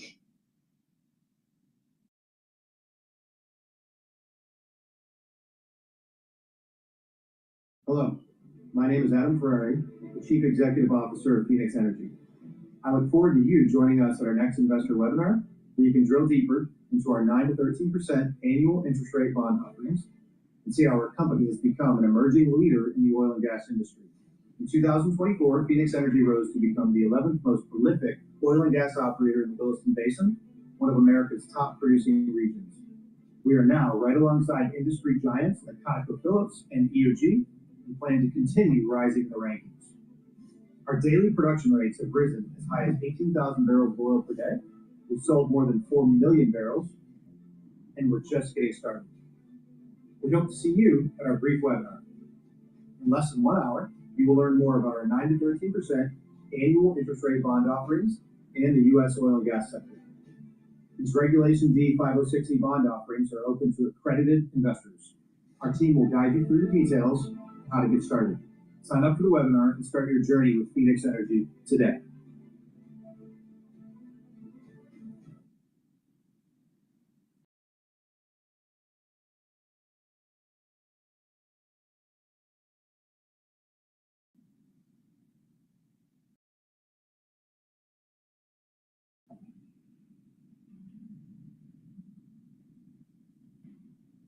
Hello and welcome to another Q&A, our latest Q&A. Today we're speaking to Yada Hakim and Michael Clark about the tensions between India and Pakistan. We've already had lots of questions, so thanks for sending those in, but you can keep sending those in. If you're watching this on YouTube, you should be able to see a Q&A. New video, India missile strike Pakistan targets. This is Fox News. Please go to my store, the-studio-reykjavik.com, and get the collagen. This is a powder. It has a typical amino acid profile shown on the screen here. It's a dual purpose product. It helps with your skin, your hair, your nails, your musculature, your bones, and your joints. Excuse me. Please go to my store, the-studio-reykjavik.com, and get the collagen. You get a big scooper. You take 1 scoop a day, mix it with soft foods, filtered water, milk, or a smoothie. All right, with that said, let's listen in on this new video from Every production line is powered by pros. The part we play, equipping them with the products and pro support to succeed. Because your machines are nothing without the teams who make.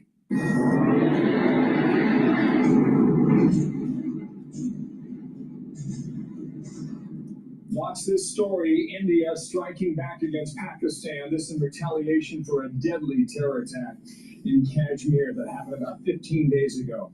Pakistan vowing to retaliate, raising the specter of an all-out war. Here's what the president said about it last evening from the Oval Office, 5 p.m. East Coast time. It's a shame. They've been fighting for a long time. You know, they've been fighting for many, many decades and centuries, actually, if you really think about it. No, I just hope it ends very quickly. The State Department spokesperson Tammy Bruce is with me now, and thank you for your time and good morning to you.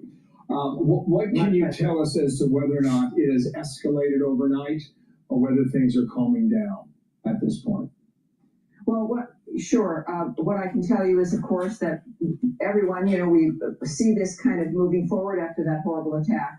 And at the same time, Secretary Rubio, as he's noted at the State Department X account, and certainly as I was watching it unfold as well, and hearing the conversations, he spoke with the national security individuals for both countries last night. His point to them was to make sure that lines of communication should stay open, that he would be able to help facilitate whatever they needed to have facilitated regarding communication and to make sure that did not break down. And also, of course, for both of them to not escalate. The world is watching, as you've noted, and as everyone knows, this has been going on for generations. And one thing we can say certainly that is the world understands from President Trump and from Secretary Rubio is that they want these generational wars and problems to end. And the way, clearly, the status quo has not worked. And the way to do it is, in fact, through the vision and the handling and the insight of Donald Trump and the people that surround him. So it is good that we're involved in the sense of assisting a kind of a communication as occurred last night and to touch base with both of those parties. And of course, they know we want no escalation, but we're here to assist making sure that their communication is maintained.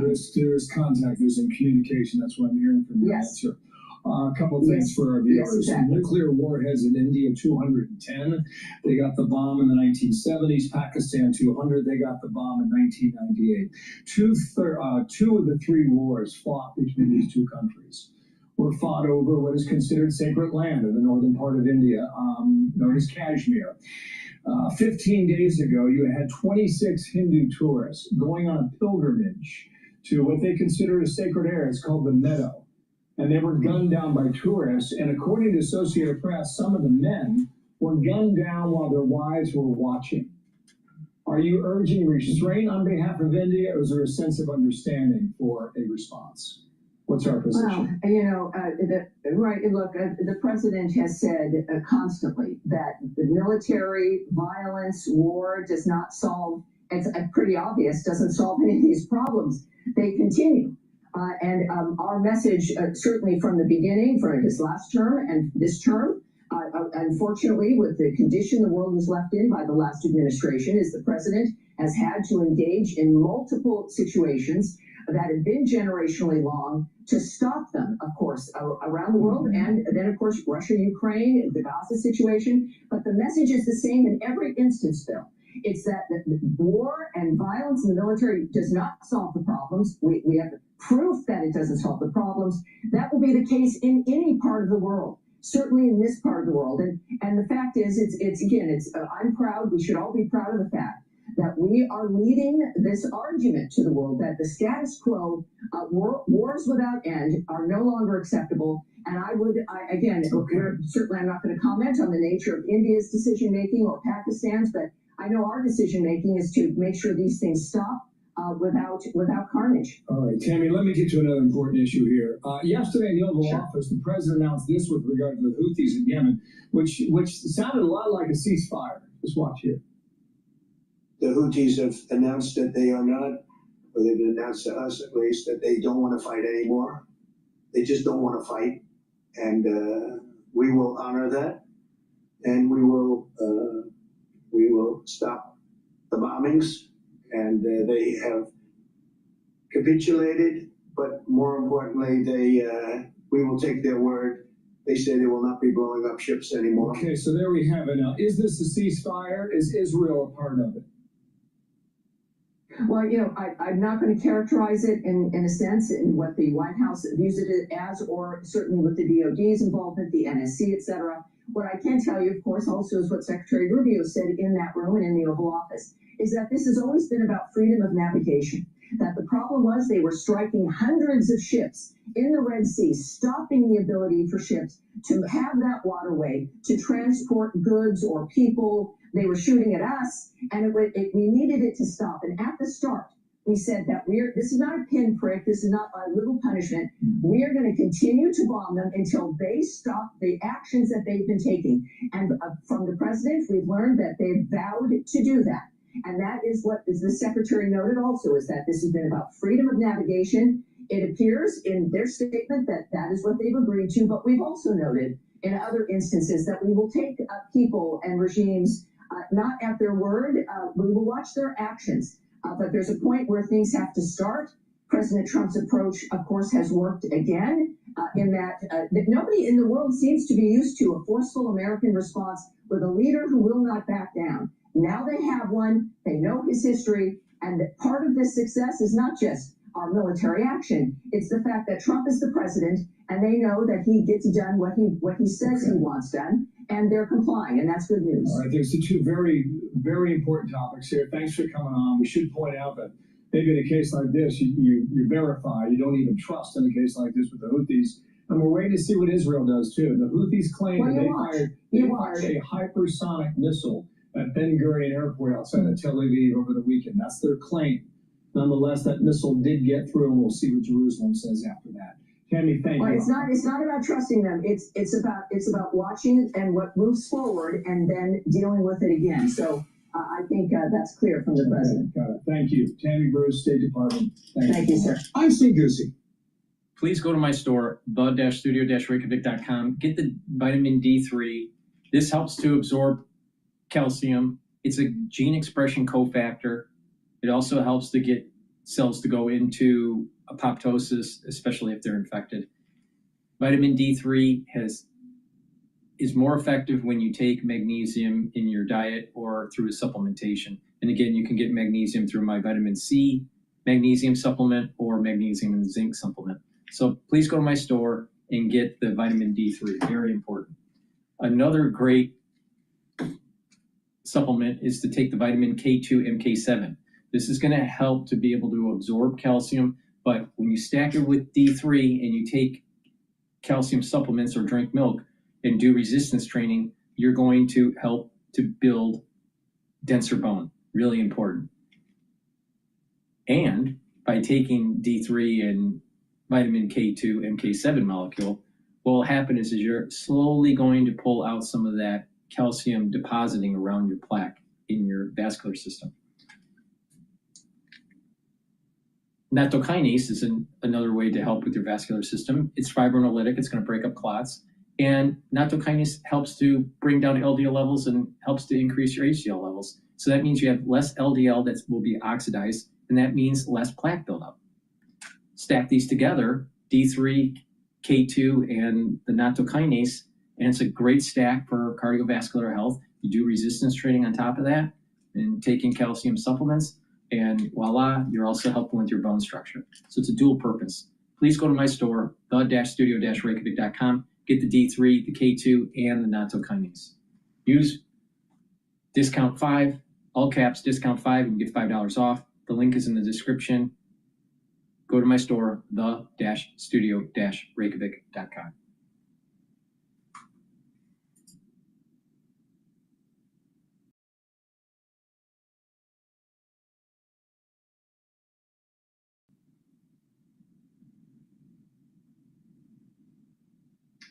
All right.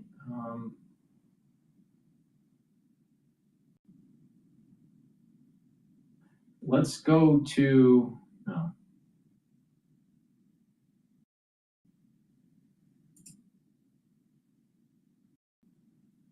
let's go to France 24, see what they're playing here. Having Medicaid cut, it will affect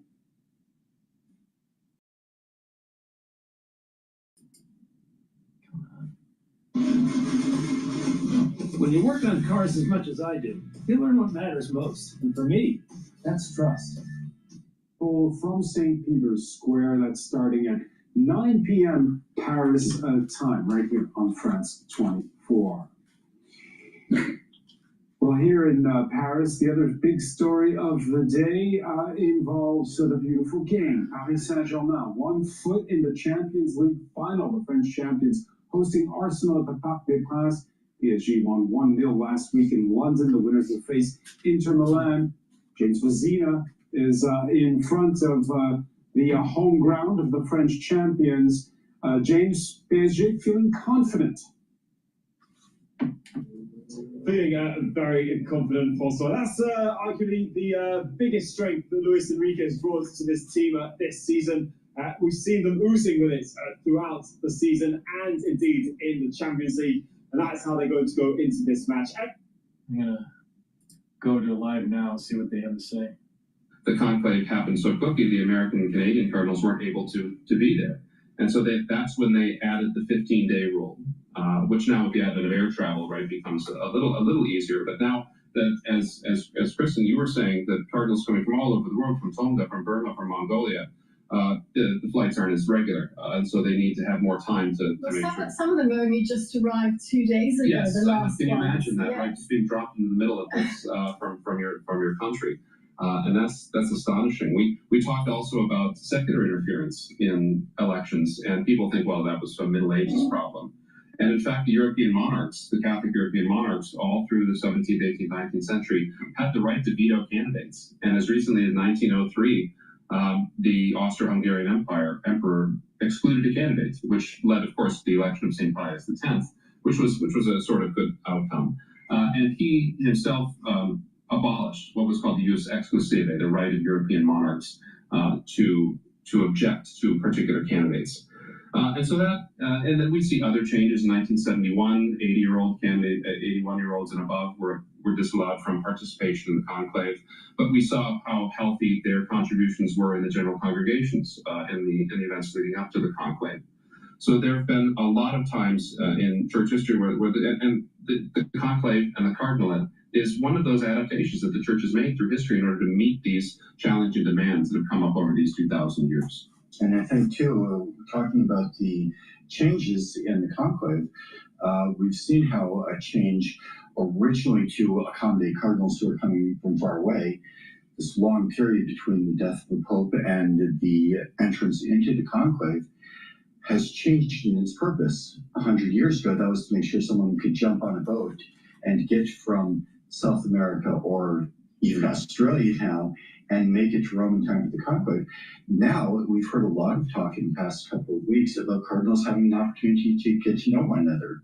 Even though they can see one another in the papers, in the media, they can talk to one another on the phone, but to have the real experience of being here in Rome, in person, and I think that's something that Pope Francis would have said too, speaking about the importance of relationships and getting to know someone personally. And so that is a change that originally had one purpose in the church and has subsequently had new purpose, even something like excluding interference, what that looked like 500 years ago when, Henry VIII was King of England, and what that looks like now when you have dictatorships, you have governments that are run on X or TikTok, and the purpose of excluding people from the conclave started with one end in mind, and the church has adapted that, and it still serves a purpose, even if that's not what was originally foreseen by the people who implemented that change in the system. But it's all stayed incredibly secret. We know that yesterday, everyone who is participating in the proceedings, and that's not only the cardinals who are voting, but obviously they're medics, there are people making meals, they're the cleaners, they're the florists. They all took an oath of secrecy yesterday, swearing that not a single thing they're going to be hearing in these days would be leaked out. I know that there are a couple of walkie-talkies that can be used in an emergency if they need to call a medic, but their cell phones have been taken away, they can't read the papers, they don't watch television, there is no radio. So yes, it really is. I mean, it may depend on how long they can go without cell phones.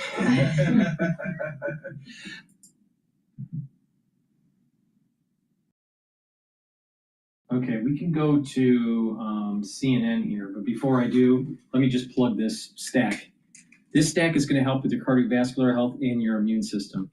Olive leaf extract is a dual-purpose product that brings down inflammation and also helps to improve your lipid profile. By bringing down inflammation, you're helping your vascular system to reduce plaque formation, and bringing down inflammation will help with your immune system. When you have chronic inflammation, it's actually immunosuppressive. So you want to reduce chronic inflammation.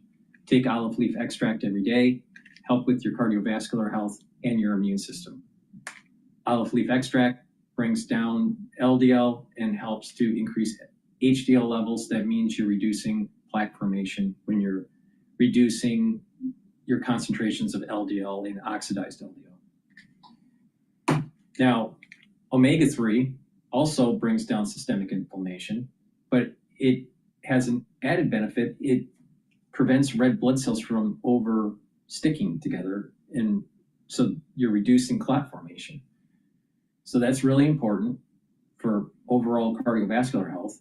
And omega-3 helps to improve your lipid profile, brings down the LDL, and it helps to increase your HDL levels. So by less LDL, less oxidized LDL means less plaque. Stack these together and you get the synergistic effect, omega-3 and olive leaf extract to help with your immune system and your cardiovascular health. Use discount 5 and get $5 off any order. Go to my store, the-studio-reykjavik.com. When it comes to ideas for your bath project, you have options within options at Floor & Decor.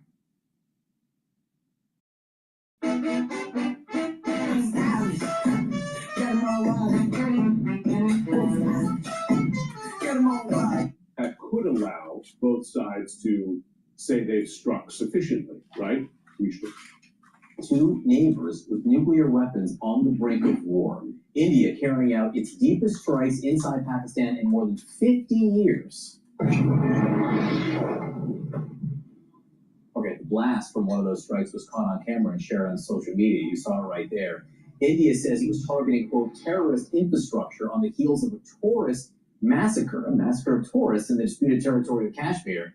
Pakistan maintains it had no involvement in that. The Pakistani military says India's strikes killed 26 civilians, and security forces there say 5 Indian Air Force jets and a drone were shot down during that attack. So there's some serious back and forth here. CNN Chief National Security Analyst Jim Sciutto is with us now. And Jim, just remind everyone why the stakes are so high here and what's different this time. Well, the obvious one, as you know, these are two nuclear power states. I mean, there are no indications they're close to an escalation to a nuclear exchange, but that's always on the radar because once you're in it, it's hard to control the escalation because one side's proportional response could be considered by the other side to be an escalation. And here you have two differences compared to previous attacks we've seen.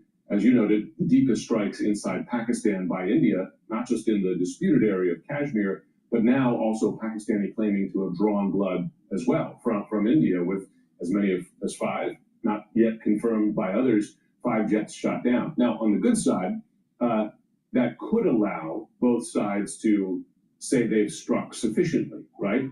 We struck India. Inside Pakistan, we have shown our resolve.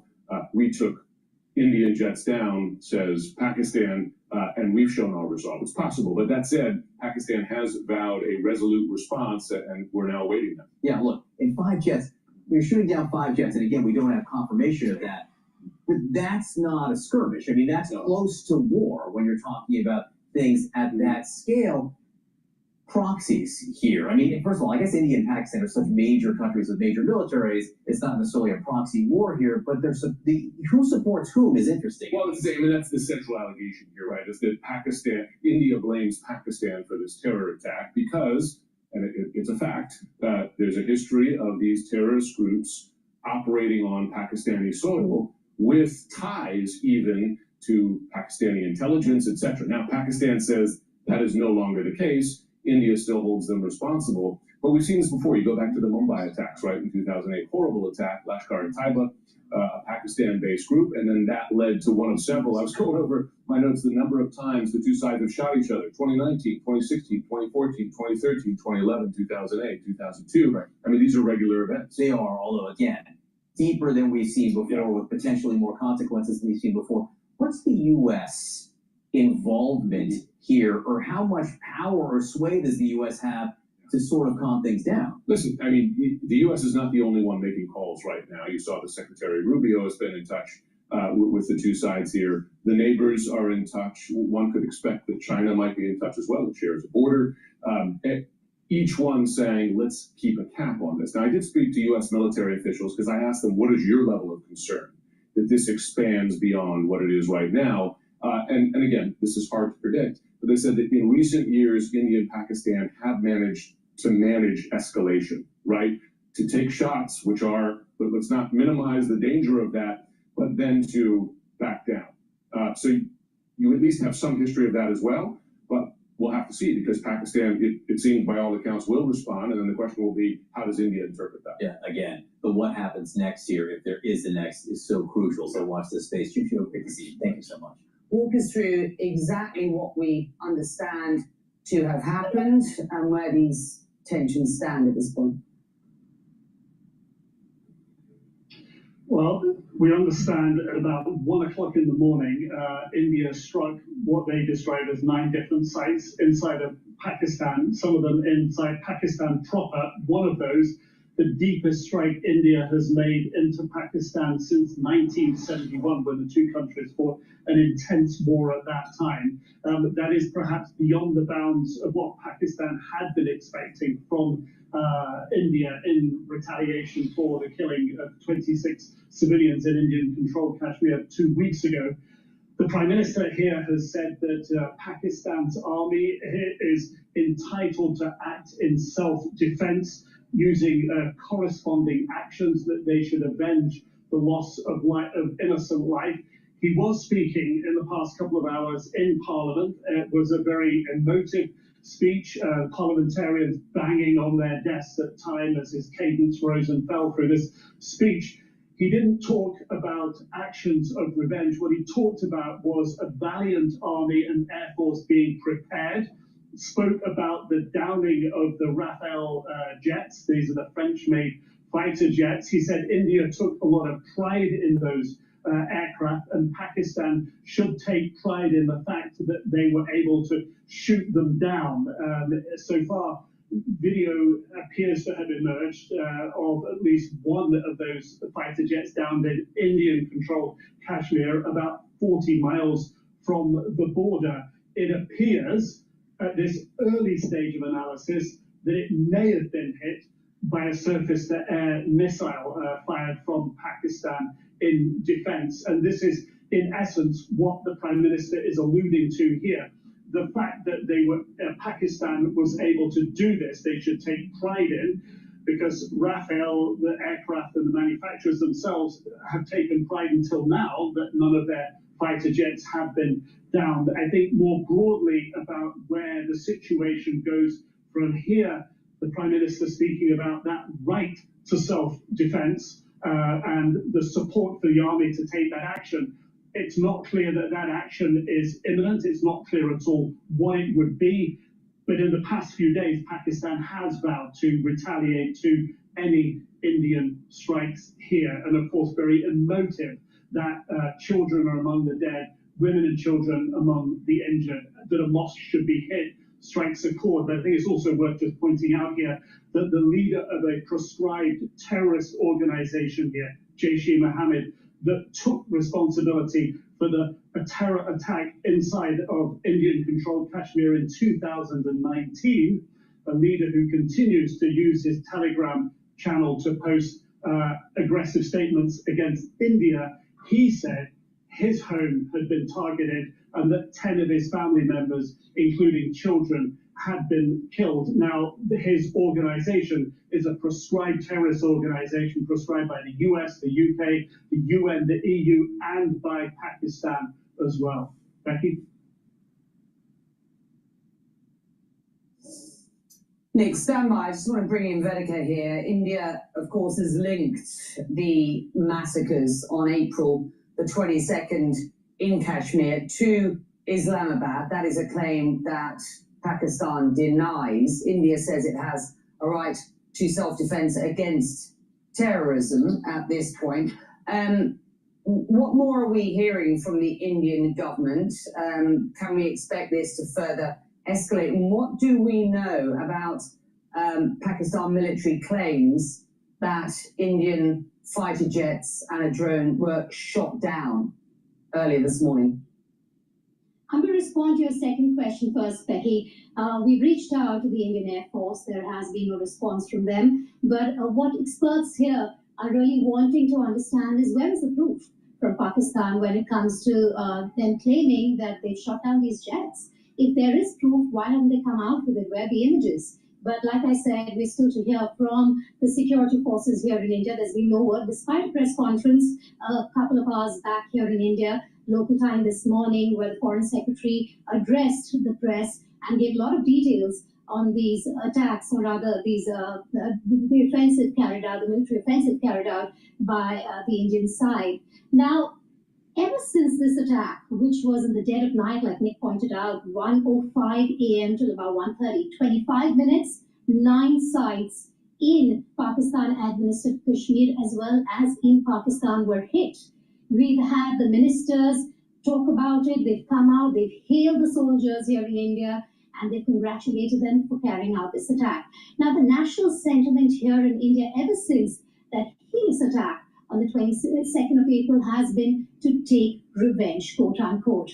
And if you remember, Indian Prime Minister Narendra Modi was the man back in 2019 who withdrew the special status of Kashmir, and he promised to bring peace to the valley. Now, the Indian government has come out today and said the reason Indian administered Kashmir, Pahalgam, was attacked on the 22nd of April was because it was economically progressing, the entire area, after what happened in 2019. And it's also because a lot of tourists were coming back to the area. And that's the reason that militant groups wanted to attack Indian administered Kashmir all over again. We've had the defense minister come out today, the home minister come out today, we've had the national security advisor of India come out today, hailing this offensive, military offensive. But what's also interesting at this point is that you have the international gaze on South Asia right now, and many are calling it, that India and Pakistan perhaps could be on the brink of war. But you have the Indian government now dialing all the stakeholders, the key players internationally, and telling them what went down from 1:05 to 1:30 on Wednesday morning. They're talking to their counterparts internationally, trying to tell them that we have only hit terror training camps in these areas. We've made very precise targets that we've hit really at this point. We've tried to minimize the casualties when it comes to civilians. But of course, Pakistan, like Nick said, says there's been a heavy casualty at their end. Good to have you. Thank you. And it's important to get the perspective from Delhi. Last hour, I spoke with Pakistan's defense minister. I asked him about India's claim that all of the sites that it struck were linked to, quote, terrorist infrastructure. Have a listen. Absolutely wrong. There's absolutely no evidence. India would just want to justify whatever they have done last night, and they would talk a really, befitting lesson that they lost 5 planes. 3 of them were Rafale and American Jaguar. So they came in to target supposedly terrorist camps or training grounds or training camps. So you're telling me that you don't know whether these sites were terrorist training sites? No. There's absolutely no active terrorist activities. It's just the imagination, the figment of imagination of India. They just want to justify it. Whatever they are doing, they're trying to find a justification for that. Absolutely, there is no. You've just brought up the fact that India lost some fighter jets. So let's be quite clear about this. Pakistan claims it shot down 5 Indian Air Force jets and a drone, as I understand it. India says there's no evidence of that, no proof. So can you provide more detail? Hold on. Can you provide more detail? And is this the response that your army spokesman threatened, or is there further action to come? Let's start with this very specific allegation of 5 fighter jets shot down. Where's the evidence for that, sir? It's all over the social media, on Indian social media, not on our social media. The debris of these jets fell into Indian Kashmir, and it's all over Indian media today. And they have admitted, their media has. The reason to talk to you today, sir, is not to talk about content all over social media. I'm sorry. It's not to talk about content all over social media. I'm asking you very specifically for the evidence, for the detail. For example, was any Chinese equipment used by Pakistan to down these Rafale jets, as I understand you are alleging them to be? There was no Chinese equipment. We have Chinese planes, JF-17 and JF-10. They are Chinese planes, but they are being manufactured, assembled in Pakistan now. We have very close to Islamabad, we have a facility over there where these planes are manufactured. And if India can buy planes from France and use them, we can also buy planes from China or Russia or United States or UK and use them. And let me say one thing. They have already admitted that the 3 planes go down. Can I just repeat the question that I asked? I wasn't asking whether Chinese fighter jets were used. Was any Chinese equipment used by Pakistan to down these jets that you suggest were targeted? Well, these planes were down with the top fact. Missiles were fired by our planes and they were shot down. That is the Pakistan Defence Minister speaking to me earlier as this situation develops. And his suggestion to me is that it will.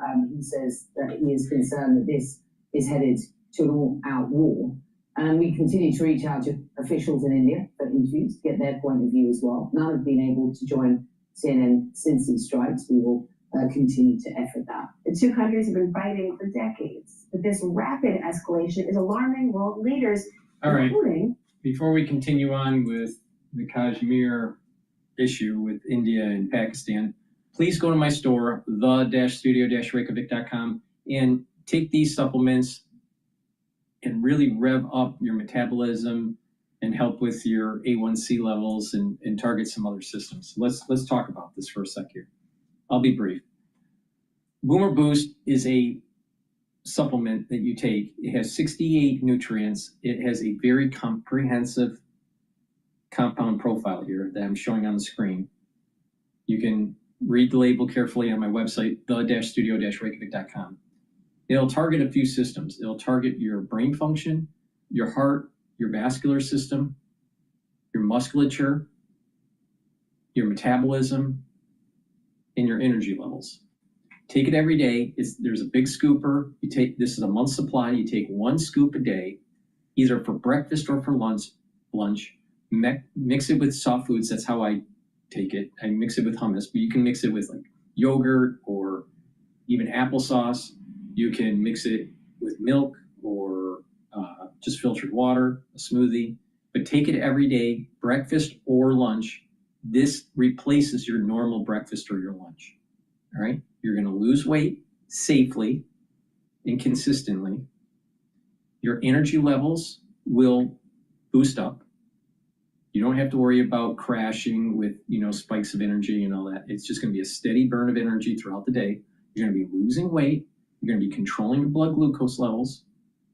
You're going to help with your cardiovascular health, and you're going to be helping with your brain function and your musculature. So you're going to have more energy and you're going to be able to gain strength more. Your endurance will improve. And also what you'll notice is that you're getting rid of that brain fog. You're going to sleep better. You're going to be able to concentrate. So take this every day. This replaces your breakfast or your lunch. All right? You only take it once a day. Now, if you're an athlete, take it for your pre or your post workout fuel source. All right. Now, you can take it also with the barley, or you can take the barley separately. It's up to you. You get the max benefits if you take the barley with the Boomer Boost. Gladiator barley or heirloom barley. Heirloom barley is going to detoxify your body, bring down inflammation, and soak up free radicals with superoxide dismutase. That means that you're going to be detoxifying your body, which is super important to do on a daily basis. Bring down inflammation is going to help your cardiovascular system and your immune system, and soaking up free radicals is reducing stress at the cellular level. Gladiator barley has all the benefits of heirloom barley, but one added one, and that is it's going to help you build muscle. Now, either one of these, it's a high density protein. You get a big scooper, it's a month's supply. You can take a full scoop or a half a scoop a day, mix it the same way as you mix the Boomer Boost, soft foods, filtered water, milk, a smoothie. Take it once a day. I take it for lunch, but you can, take it once a day. Either breakfast or for lunch is the best. And if you work out, take it as your pre or post-workout fuel source. All right. If you stack these together, you can get the max benefits, either the Boomer Boost with the Gladiator barley or with the heirloom barley. And you're going to notice that you're going to be gaining strength, especially when you're doing resistance training, but you're also controlling your A1C levels. You're controlling your blood glucose levels better. So please go to my store, the-studio-reykjavik.com. Get the Boomer Boost, get the Gladiator barley, or the heirloom barley. You can take them separately, or you can stack them with the Boomer Boost. The heirloom barley with the Boomer Boost, or the Gladiator barley with the Boomer Boost. You get the max benefit. Please go to my store, the-studio-reykjavik.com. Use discount 5 and you get $5 off any order. If you want to stack the Boomer Boost with the barley, I have a box called the Longevity Boost Box. It's at a lower price point if you buy it together, and you can use the discount 5 on top of it. So please get these great supplements. They work. It's going to get you on a path of health and wellness. It's going to give you that longevity and vitality into your later years. Please go to my store, the-studio-reykjavik.com. Follow my advice. These are supplements that I take every day. So please go to my store, the-studio-reykjavik.com. Slow down the aging process and have more vitality.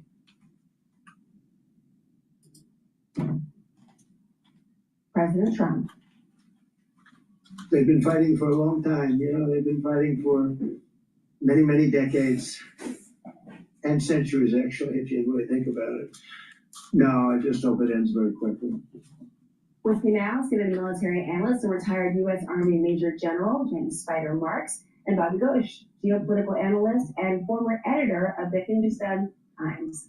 Glad to have both of you here. Bobby, let me start with you, because Pakistan is vowing to retaliate against India's strikes. Is there any off-ramp, or will these hostilities continue to escalate?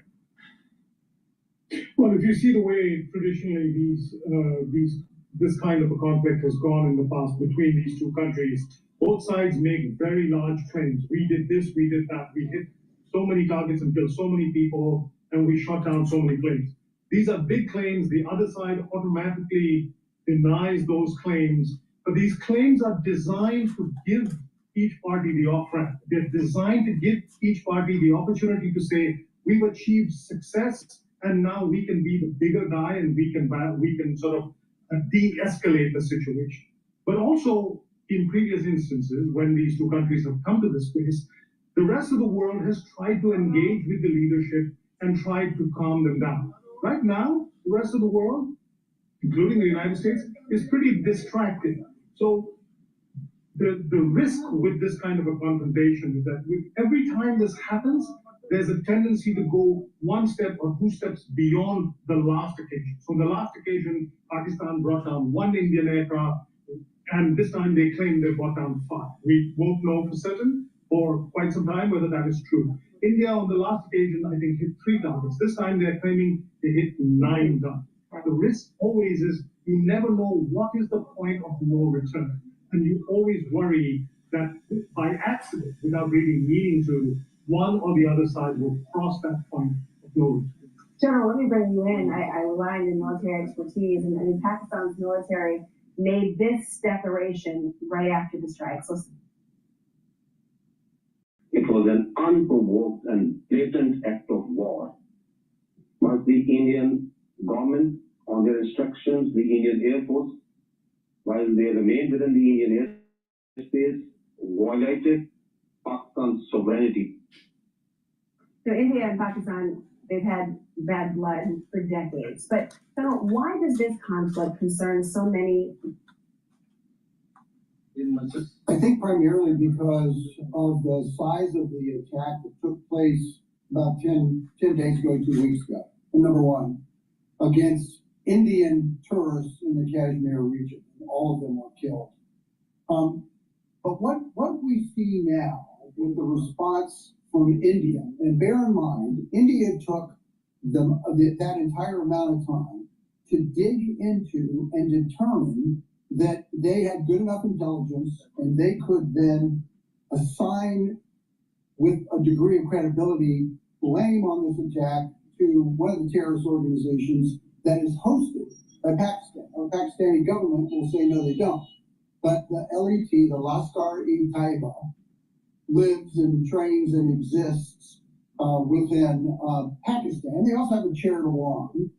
And so, but they have supported Al-Qaeda in the past. So as a result of the amount of time that India took, they then have claimed, as described by Bobby, they then had 9 targets, precision strike. It was a proportional and measured strike, is what the Indians will tell you.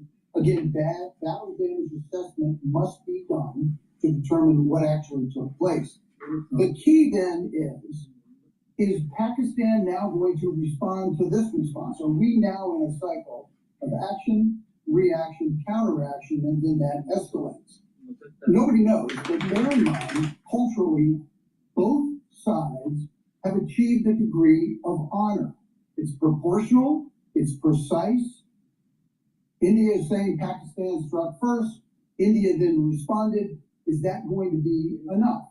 If we're having a Pakistan response to an Indian counterattack, we now are in a potential situation where forces have already been pre-positioned along the line of control.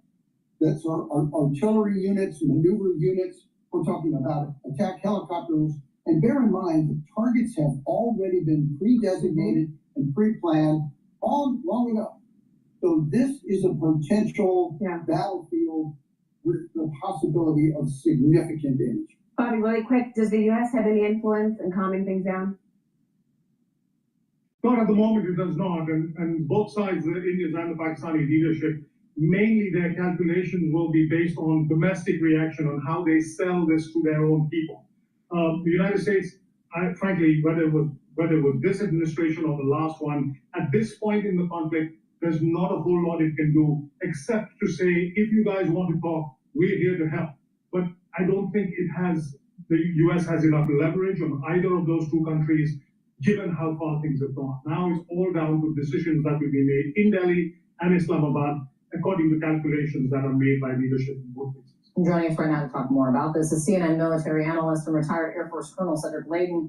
Colonel, first and foremost, we were hearing a lot of concern all over the world about how these two countries are on the brink of war. Why is this so important to the United States for this to de-escalate and for this to calm down?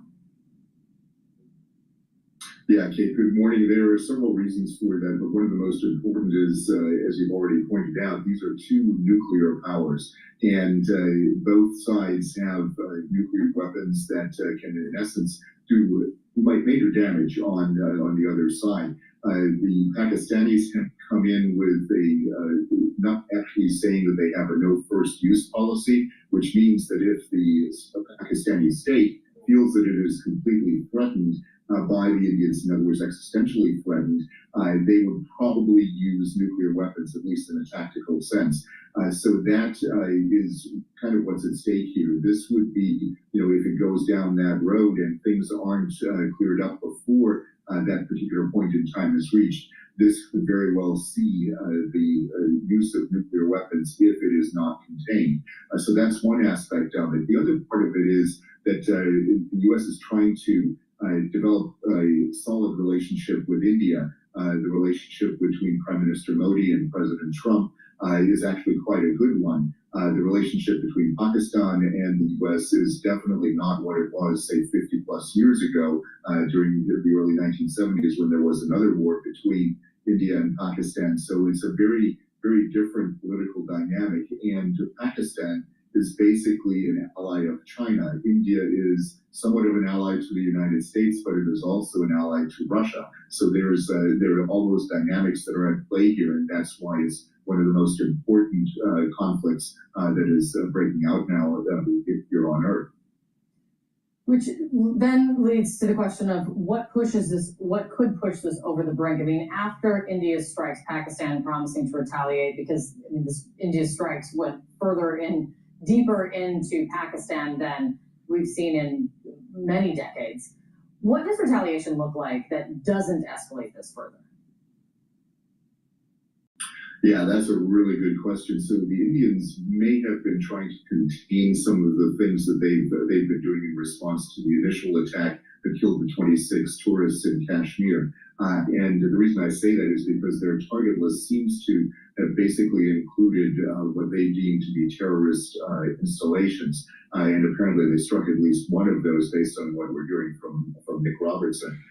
So that's aspect of it. However, the Pakistanis aren't seeing it that way. They're looking at this as you're attacking civilians, and it is what's going to precipitate certainly a reaction from Pakistan, even though they reportedly have those 5 Indian fighter jets and that drone. So there's all of that. So this is basically, because of the political dynamics in both countries, we're looking at a major possibility of a major escalation before there's an off-ramp here. An off-ramp would, of course, be desirable, but until both sides agree that they've enough, we're not going to see that off-ramp. Yeah, it's good to see you, Colonel. See what happens. I really appreciate your time.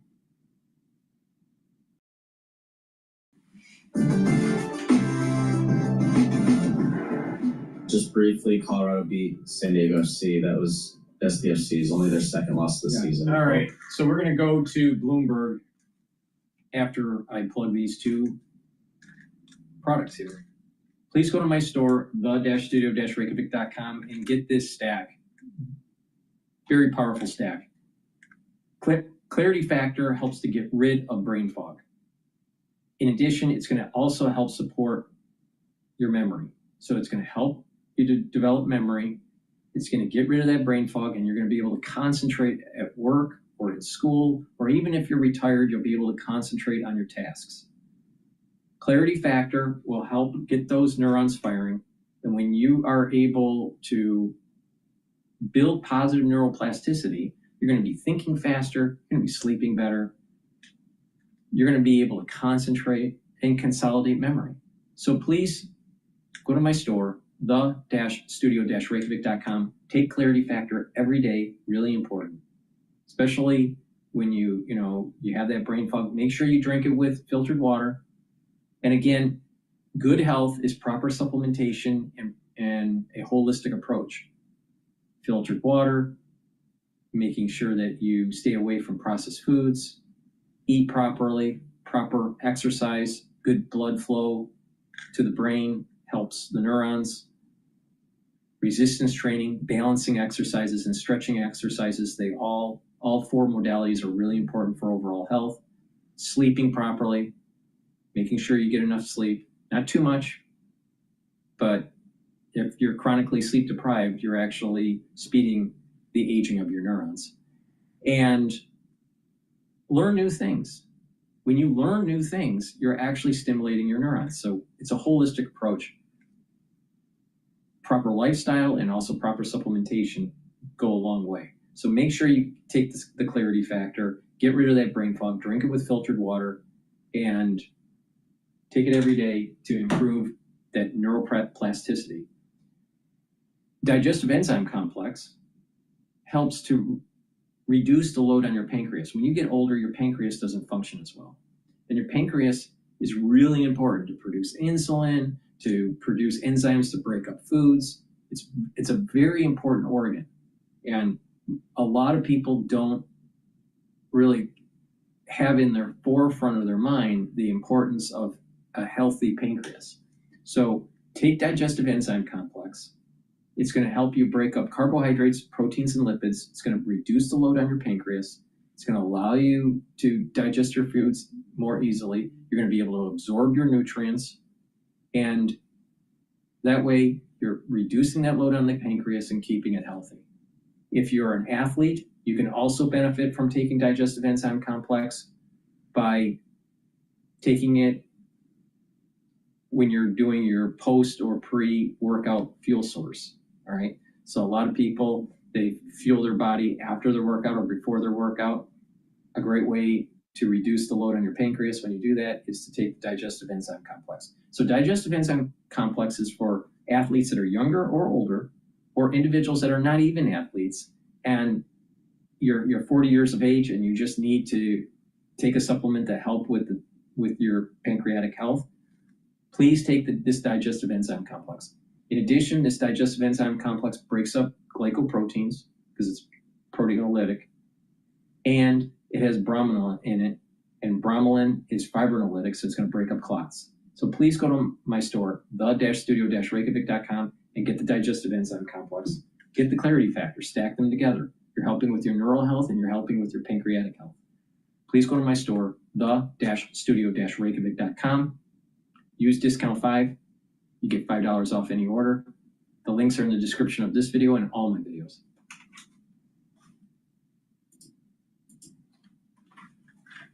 Congressman, I don't have to tell you, as we just heard from my colleague Tyler, Medicaid is very much in question in this argument. This is something that the Senate Minority Leader Chuck Schumer of New York spoke to us about here on Bloomberg yesterday, and this is what he said about Medicaid cuts in particular. We asked them, give us specific examples of waste when they're cutting Medicaid, and they failed to come up with them or have one anecdotal thing that can't even be proven.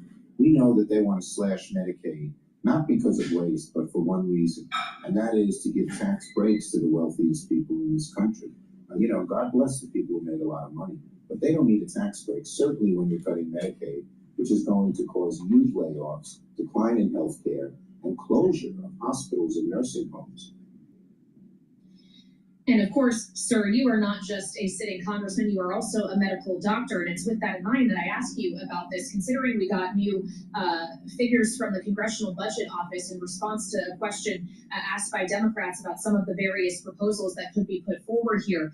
The CBO estimated that capping federal spending in states that have expanded Medicaid, which hasn't been ruled out by the speaker, would lead to 3.3 million people being booted off their coverage. Is that something you would support? Well, first of all, Chuck Schumer is being false. He's being absolutely wrong in what he's stating. I'm a practicing physician. I can give you many examples of waste and fraud that's going on in the Medicaid system. So he doesn't know what he's talking about. Second of all, Republicans are destined, and this is what our plan is, still to raise Medicaid probably by about close to 25% over the next decade. We have to get to a system, and if you're going to pick one word for this administration, it's called accountability. And any business person, anybody who's looking at this program understands you can't run a business and you can't run a government without accountability. This Medicaid system has been a system that has been abused, used, fixed, and taken advantage of in so many different quarters. And it is okay. It is absolutely the right thing to do. So look at this system and make sure that it works for the people that is intended to work for, those who are eligible for Medicaid. So Chuck Schumer, shouting out those nonsense lies is really not helping the situation. Good Lord, I've been a physician for 35 years and I've taken care of really the most desperate of individuals. The last thing I want to do is not take care of individuals, but we have to be able to pay for it at the bottom, at the end of the day. It's a budgetary issue. It's an issue of making sure that those programs are as efficient as possible and reduce the administrative burden. But it's also, and this is the reason why I do these shows, the realization that most of the chronic diseases in the United States are self-induced. If you take charge of your own health by applying a holistic approach and taking the proper supplements and eating the proper foods and having the proper lifestyle, you are going to mitigate most of the chronic diseases in the United States and save billions of dollars in healthcare costs. billions of dollars. That's how you solve this problem. Cut the administration waste, target money to the people that truly need it, and inform the public on how to live a more healthy lifestyle so they do not have to be on pharmaceuticals throughout their years of adulthood life or into their geriatric years.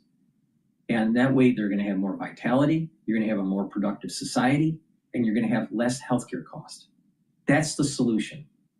I've been telling you how to mitigate problems with your immune system, how to mitigate problems with your neurological system, how to mitigate problems with diabetes. That's how you're going to solve the problem. You want to have more success rates for cancer? It's about better lifestyle and early screening. It's not finding cures for treatments for cancer. That's not the solution. The solution is early screening, catching it early, and the earlier the better, either through imaging and blood biomarkers. That's a great way to catch it early. And lifestyle change. All right. When the Americans start to realize that the healthcare costs are because it's been self-induced in most cases, especially the chronic diseases like heart disease and diabetes. All right. And people change their lifestyle and change their behavior, then we're going to have a healthier population, more productive, and less healthcare cost. And when people go into their geriatric years, they're not going to have to be on as many pharmaceuticals. The cost of their geriatric care will go down. That's the solution. But people don't want to admit that they trade and trying to reach a trade deal, but it didn't happen. But the issue is that people don't want to be told that their lifestyle is a major cause of why they're unhealthy, and that it's their own damn fault. Obviously any bilateral visit and conversation has a variety of components, but that, as you said, that visit was much more focused on the economic relationship between the two countries. We do have some reporting today on some of the challenges to India's rise economically that are posed just by this ongoing tension with its neighbor. There's a question of instability that certainly can play a role.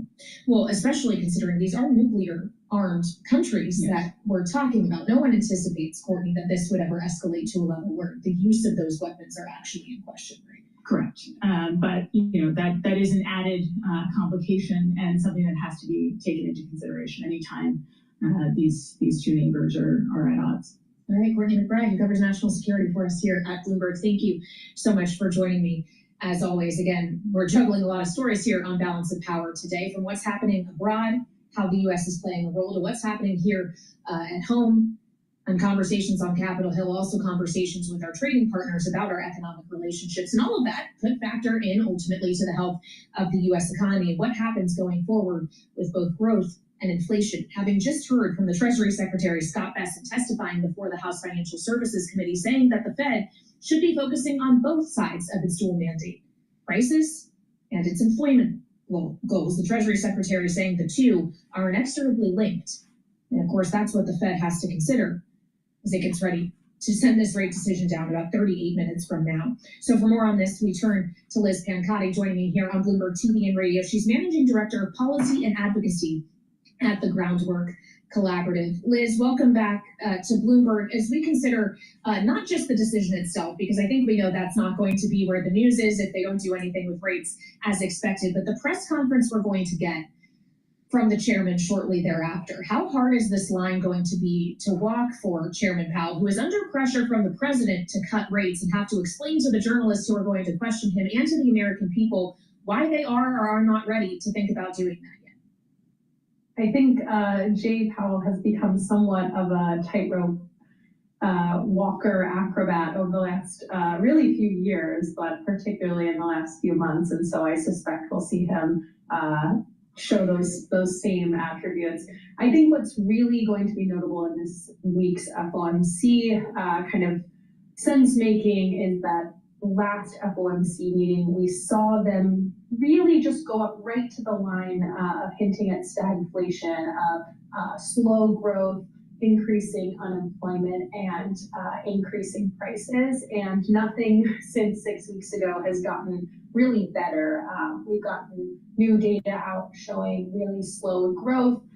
We've gotten a jobs report that was a little bit hard to make sense of, but certainly we are seeing weakening in the labor market. And we got an inflation print that still shows extremely sticky prices, and combine that with the kind of policy outlook with a trade war, really many trade wars all at the same time, threatening both the labor market and prices and ultimately growth. I think we will see the Fed sort of hint even more at stagflation this afternoon.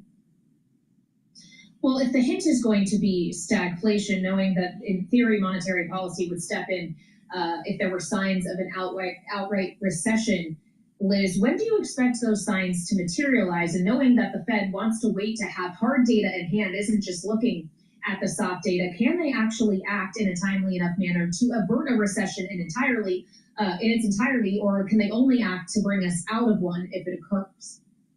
I think the question is actually, what can their actions do to avoid a recession at all? If you do have economic conditions where prices are increasing, growth is slowing, and unemployment is rising, the Fed has really one blunt instrument to be able to change the macroeconomic picture. So it feels a little bit like we have, a Phillips screw and a flathead screwdriver with this conundrum. So I think the question is not necessarily when will the Fed start to act, but really if the Fed acts, will it do anything to actually soften the blow of this economic calamity that the president has really created on his own?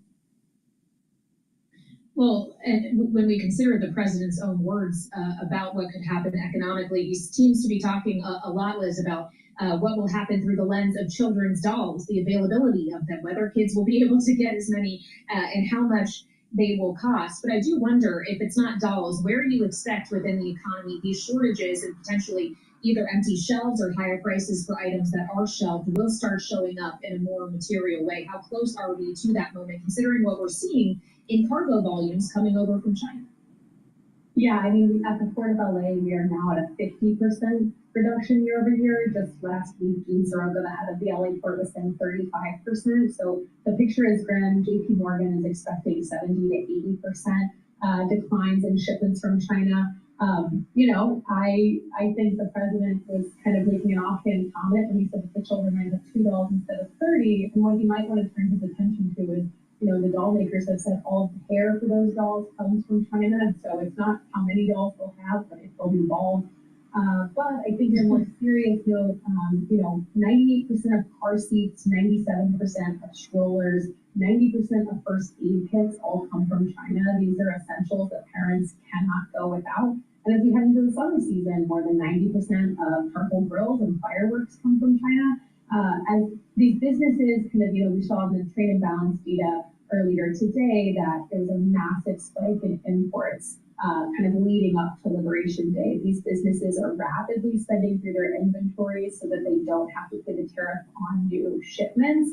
Eventually, they will run out of those inventories, and families across the country could see essentials not on shelf for them to be able to purchase pretty soon here. I'd say for most businesses, they typically have between 2 and 4 months worth of stock supply. Maybe some larger businesses were able to stretch that to about 6, but there's only so much stockpiling you can do. Well, and as the Fed has said repeatedly, and as you were alluding to earlier, Liz, there's not much the Fed can do to address supply shortages. Their ability to impact the supply and demand dynamics is focused solely on the demand side. And I wonder, as we consider the interest rate mechanism and its abilities to influence demand, if actually what we could see is consumers themselves balking in the face of higher prices, bringing their own demand and consumption capacity down, and in some sense actually making it easier for the Federal Reserve if it's consumers that bring their own demand down, making the Fed not necessarily need to have tighter policy? Does that make sense? It's possible. I mean, we've seen this a little bit from some of the fast food earnings reports out last week. You know, McDonald's, Chipotle are all reporting decreases. We'll see Disney this week, but by and large, I think consumers and businesses alike are really trying to put as many big decisions on ice as possible. We don't know what the president will announce tomorrow, if it'll be 1,045% tariffs on China or 0% tariffs on China. It is really hard as a consumer to make a decision about large purchases. Do I buy a car now because I expect that the prices will only continue to go up and my car might be on the verge of breaking down? But you had Ford announce large increases in their prices. As families are planning, you know, vacations for this summer, they're rethinking, is now really the right time to spend a couple $1,000s, or should we wait it out and see what happens with our jobs or with our expenses? And as businesses are considering hiring decisions, they're, you know, really thinking about, should I add a full-time employee right now, or can I make do with the staff I have?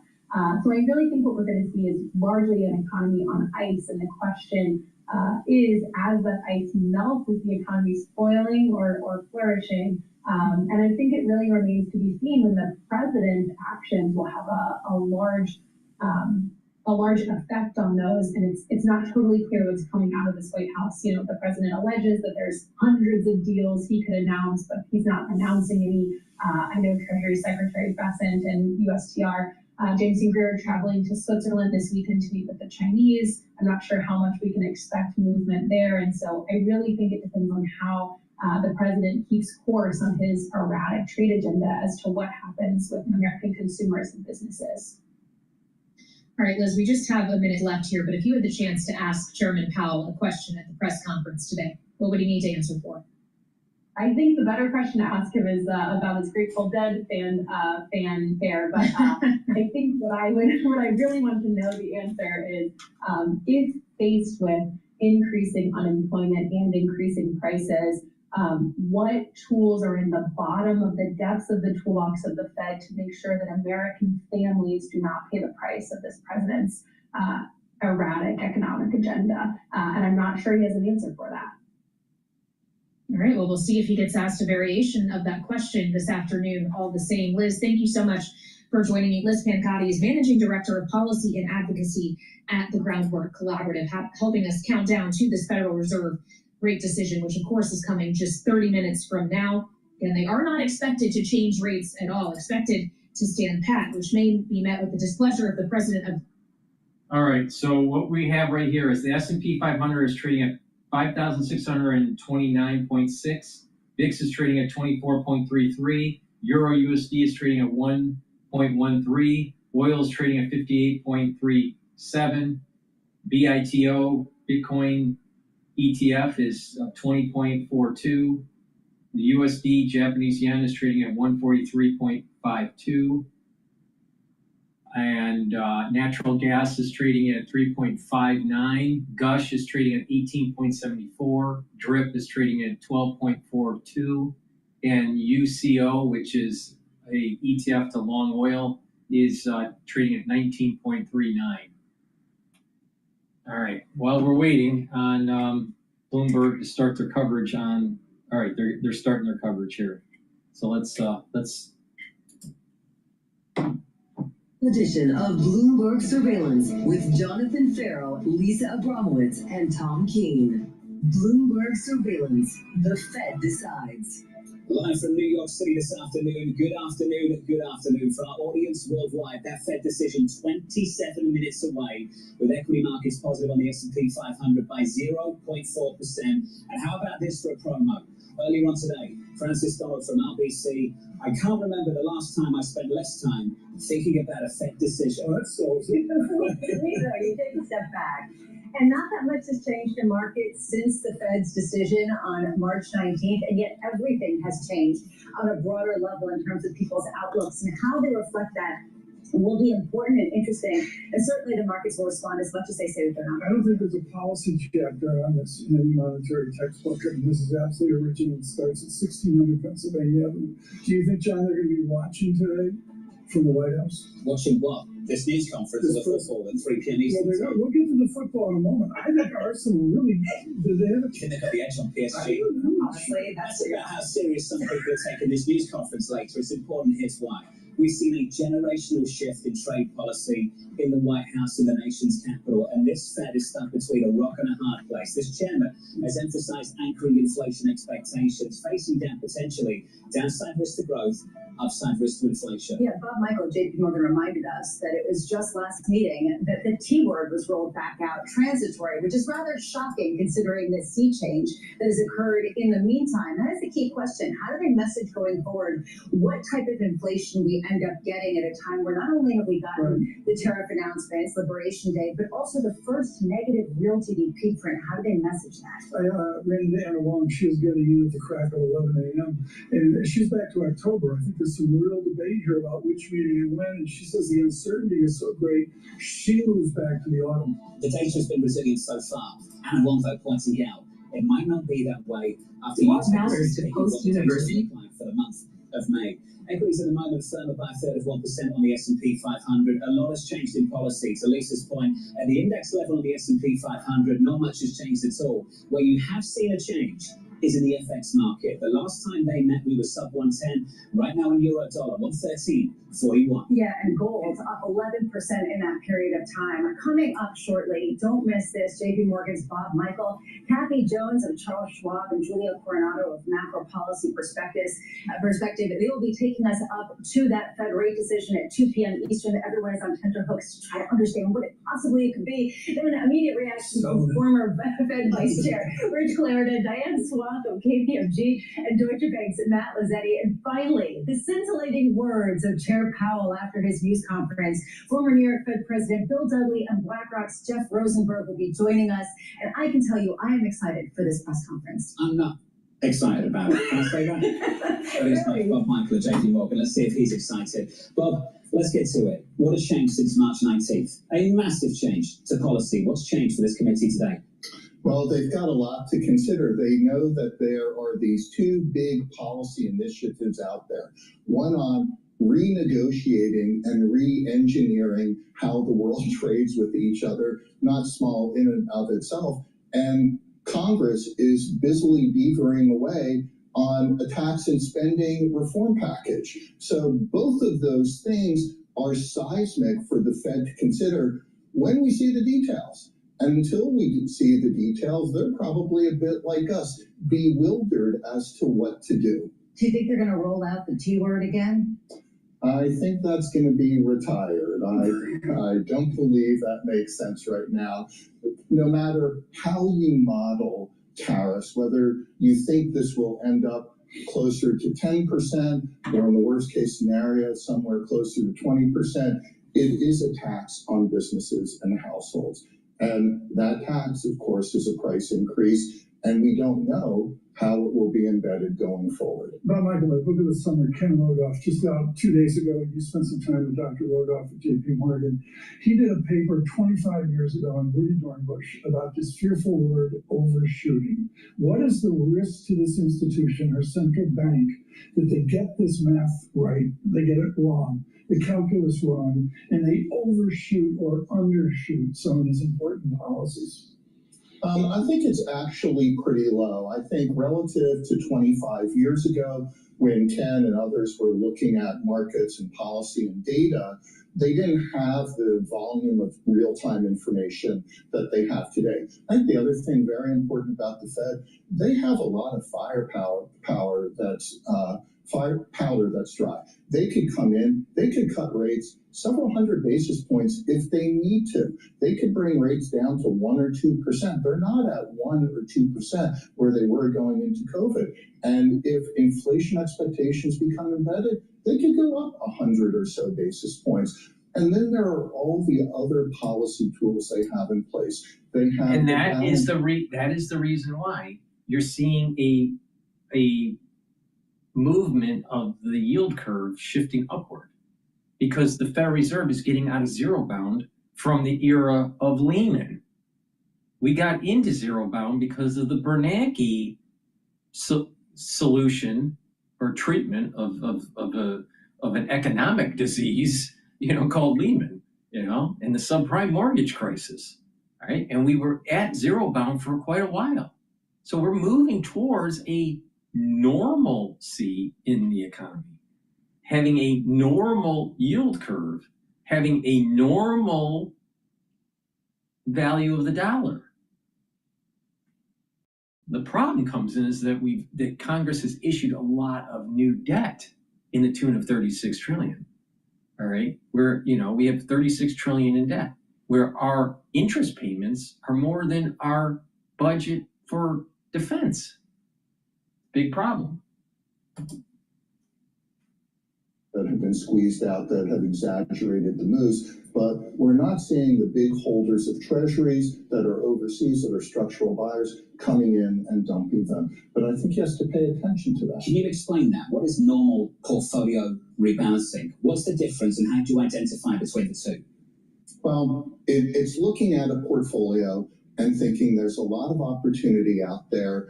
Are you crowded into one specific trade or area? And the dollar became a very crowded trade. And we saw that from our client base. We saw a lot of overseas buyers just wanting to hold dollar bonds unhedged. And of course, we've seen that in the— And that was because of COVID. They bought treasuries, they bought dollars and dollar assets because around the world, they weren't as stable as the United States economy. And that's why the dollar was elevated for the last 4 years above 100 on DXY. So as that trade is unraveling, the dollar is moving to a normal trading level of about 98 or 97 on DXY. Slowly. And things fade somehow.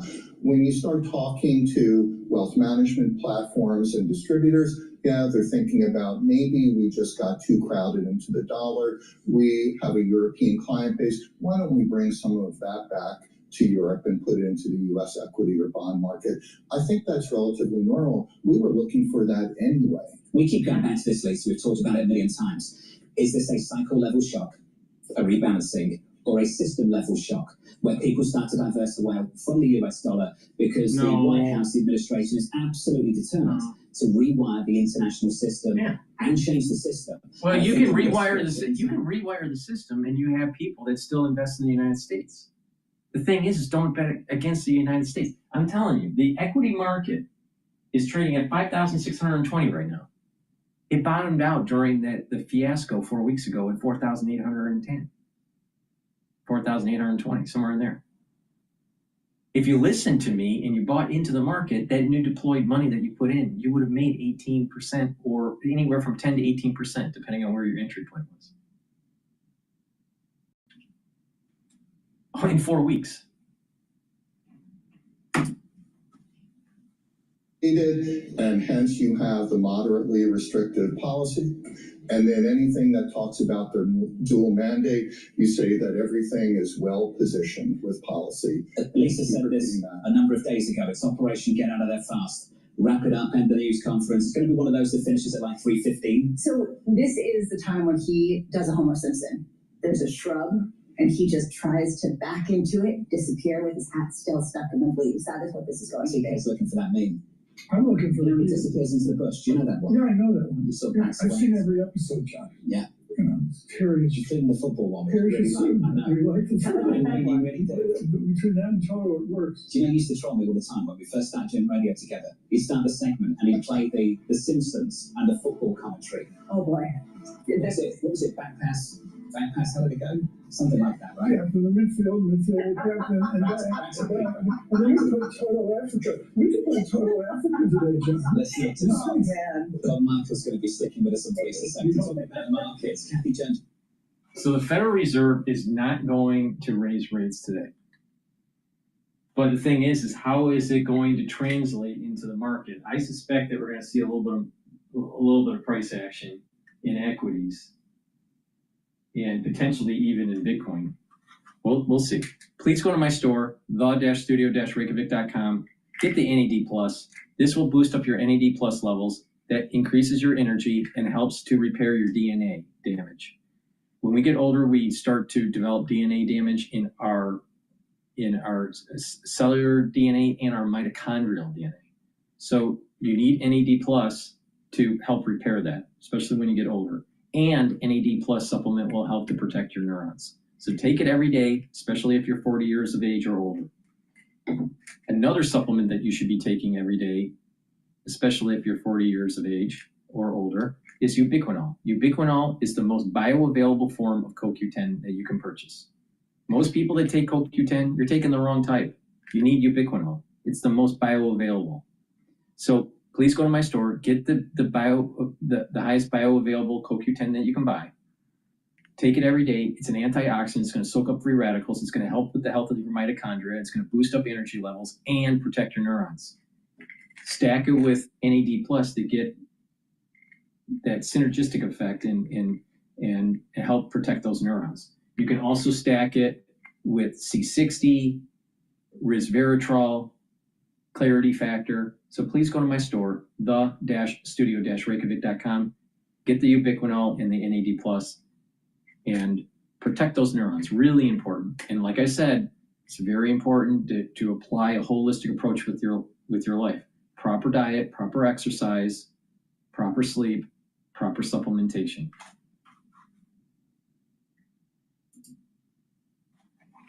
I can't remember the last time I spent less time thinking about a Fed meeting. They will do nothing on rates. There's no reason for the Fed to be cutting. We don't think they should be cutting. We expect cuts this year, but we just don't expect them, immediately. We wait for more clarity. Wait and see. I don't think they can offset a full impact of the trade war. It puts the Fed in a tremendously difficult position. The Fed's hands are tied. They're very timid in how they are approaching this. They're going to move relatively slowly. The Fed should continue to remain on hold for a longer period of time. The Fed is really, really between a rock and a hard place. Chairman is going to have to master the art of saying nothing. The desire is to get out of this without making any news. 60 minutes of tap dancing coming right up. The decision 15 minutes away. 30 minutes after that, 2:30 Eastern Time, a news conference with the chairman, Jay Powell. Your equity market this afternoon shaping up as follows. Snap and a two-day slide on the S&P. We're positive by just 0.2%. In the bond market, back on March 19th when the Fed last met at the close of 10-year, 424. Today, 428.10. In the FX market, a lot has changed. Euro dollar. Right, the last 15 minutes to go. 109. This afternoon, 113.38. Lisa, huge change in the FX market. To me, this is the big change. It's the one that Fed Chair Jay Powell will avoid at all costs because ultimately it goes to the heart of the question, how much is this just a sea change in expectations globally and how much is a fundamental shift in the dollar as a reserve currency? And also, it's very important, you really see this through BBDXY, the Bloomberg Dollar Index.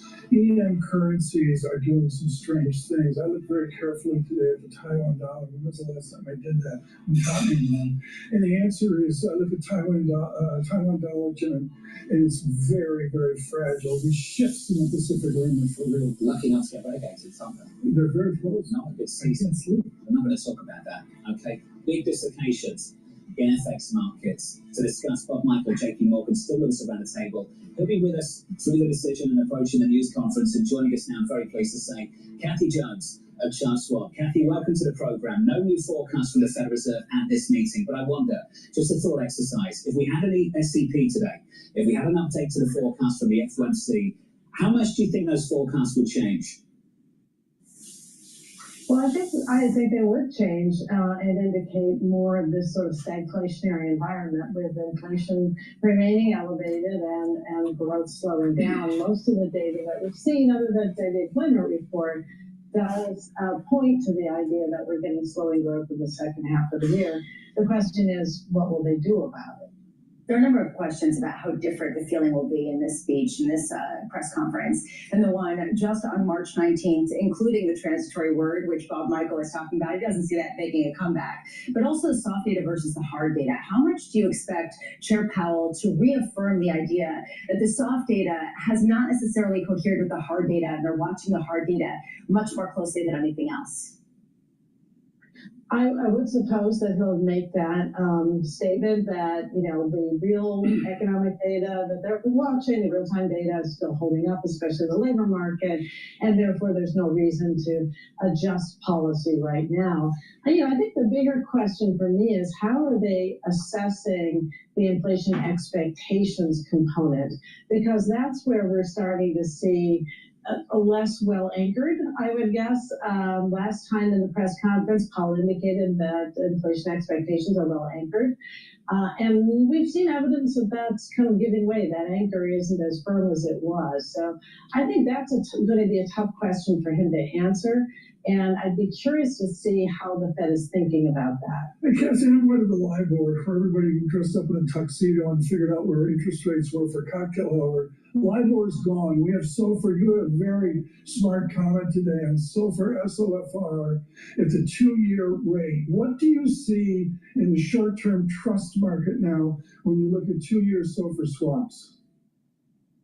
Yeah, you know, what we're seeing is this divergence between expectations and where we are, right? So you look at CPI swaps, and by the way, I have to give credit to Bloomberg Intelligence for pointing this out.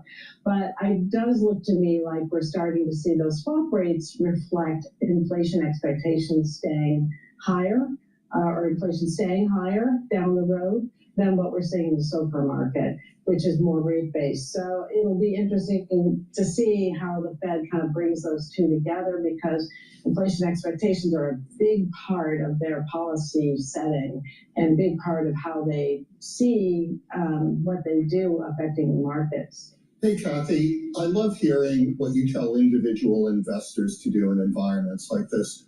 What are you telling them to do in environments like this?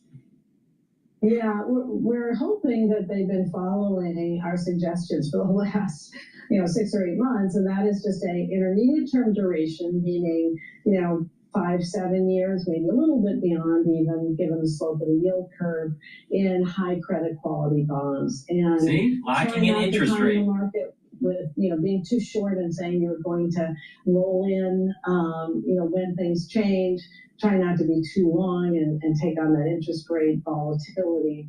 But we want to stay up in credit quality, intermediate term, and more internationally diverse, because the dollar does look like it's turned, and we think it's going to continue to work lower over time. First, tariffs are a wild card, but for the first time in a long time, international diversification in developed market bonds looks like an attractive proposition. Bob, it's interesting. I've heard this argument quite a few times now. This comfort level with the belly of the curve. If you ask anyone in fixed income, look along the curve, where are you comfortable? And and then I say, what about further out, 10s, 30s? Do you think they'll rally if we get into some trouble here in the economy? And they've got doubts. What's your reaction to that argument? Yeah, I think everyone's worried about environment where the Fed actually does come in and start bringing rates down because unemployment starts shooting well above 5%. And in that environment, the front end of the curve will reprice to where the Fed funds rate. However, if you're going to be in the long end of the curve, particularly 30 years, you want some real yield out there, and you won't be getting it if inflation shoots up towards 5% as well. Let's build on this conversation. Joining us now is Julia Coronado of Macro Policy Perspectives. Julia, a big conversation about whether this Fed can ease in the face of weaker growth prospects. Now, at the last meeting, as you saw implied by the SEP, they took their growth expectations down, but didn't dial up the median dot for rate cuts. Julia, from your perspective, what are you telling clients about the ability of the Federal Reserve to respond to weaker growth? Well, their ability is definitely more limited during the than during the last trade war, when inflation was below target. So by definition, with challenges to both sides of your mandate, and you're starting from a point where you are exactly on the longer run estimate of the unemployment rate, but you're still a solid 0.5 percentage point plus above your 2% inflation target, you have to be a little bit later. You have to gather the information. The bar for what you need to see in terms of weakness in the economy is a little bit higher than it would be otherwise. Last time around, we got preemptive insurance rate cuts just to cushion the blow to the manufacturing sector. Now we're looking at a multiple times increase in tariffs, a much harder blow to the manufacturing sector. But, you know, again, the inflationary backdrop. So for the ones that are watching the dashboard that's live streaming on YouTube, you can see that the VIX is starting to spike up as we get closer to the Fed announcement. It's 24.89, and equities is starting to sell off. It's trading at 5,606. Bitcoin's starting to sell off a little bit. The Japanese yen is starting to strengthen a little bit. Oil's selling off a little bit. Might even go below 57. Oil may start trading below $58 a barrel in the 57 handle. Again, the bar is higher. It has to be a pretty decisive indication in the labor market data that we are sliding into a recession, that we have gone from the positive feedback loop of growth to the negative feedback loop of contraction. Then the Fed is going to turn to that side of the mandate. If you look at peak to trough declines in core inflation in the average business cycle, it's several percentage points. So it still is a sort of law of nature that inflation is likely to come down in a recession. And you're starting from a much higher point on interest rates than we've been in the last couple of cycles. So there's room to move. And of course, we can imagine in a scenario where we're seeing losses on non-farm payrolls and a rising unemployment rate, financial markets might also be tightening conditions, and the Fed will need to signal that it is on the case. And so, yes, I think a 50 basis point move at some point is a perfectly reasonable expectation. When that is, we would really have to see the rollover in the hard data. Just look at what these markets, these investors, and these officials are up against. Bring up the S&P 500. We've just taken out all the gains for this afternoon on one headline for the President of the United States. He's saying no to the potential for pulling back tariffs on China. As an official of the FOMC, how do you set policy for this when you can dial up and down tariffs whenever you want in the White House, and that can have a profound effect for how people perceive the risk to the outlook? This is the reason why Fed Chair Jay Powell is going to try to disappear. He also is to ask about President Trump about tariff exemptions for baby items. I don't know. We'll see who says. I'll be the one to sign off on this. There is a level of uncertainty that's starting to make its way into the hard data, with companies starting to price that in as a level that they have to guard against. Kathy Jones is still with us. Kathy, I want your thoughts on this headline. We were going into a meeting this weekend between the US and China. A lot of people were hoping that that would mean tariffs eventually would come down for a bigger set of negotiations down the road. How do you respond to that headline? And what does it mean for the FOMC as they get together today? Yeah, I think this is the toughest part of Jay Powell's job right now, because there's so much unknown about the tariff policy, and it can change in a heartbeat or with a Truth Social post. And how do they assess then what the impact of tariffs will be on the economy if they don't have the tariff rates yet solidified, or if they can change really quickly? And the second part is, how do they know that their interest rate policy will have that much impact if it's a supply side shock that we're getting? So I think that's a really, really tough thing for the FOMC to deal with. And I think they'll take baby steps and be very cautious until they get some information. But as you pointed out, this can change day by day, minute by minute, and setting policy is not done on a day by day, minute by minute basis. So it's going to be really tough. This makes it super difficult to act preemptively. And Bob, it's the reason why a lot of people have been with us around this table and said they're going to be late. They've got no choice but to be late. Is that how do you see things? My London-based fixed income team sent me something this morning which terrified me. They liken the current environment with tariffs to Brexit, where you can sit there, you can model all the impacts, they're all to the downside. But because you haven't seen the impact yet, there's a complacency that takes hold of the markets on the expectation it will be worked out somehow. And it wasn't, and the downside was realized. I hope this time it gets worked out in advance. Bob, the new ex post that we're living in, I get two ex posts. I got an ex post on interest rates and, the shock of 5% inflation if we get there. And I got an ex post on the labor economy. I don't think any textbook has how they dovetail together.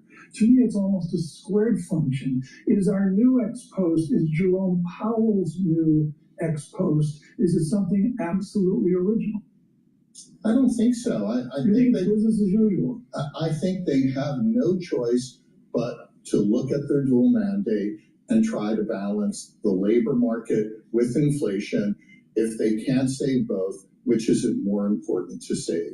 And I think they'll choose the labor market and the economy and hope at some time inflation will run its course. Bob, can you just build on what you were saying in terms of those comments that scared you? The downside, do you still see people flooding into long-term treasuries if that downside is realized? Or is that part of your concern in terms of some sort of relevance with Brexit and Liz Truss? Well, it is part of my concern. And the other thing that did change from the March 16th FOMC meeting, the front end of the curve is down 20, 25 basis points. The 30-year is up 15 or so basis points. So that's already starting to become manifest in the pricing of the curve. I think what we learned from Brexit is you knew the supply of labor and goods would be cut off. You knew inflation would reset higher. And you knew that would create a hit to the economy.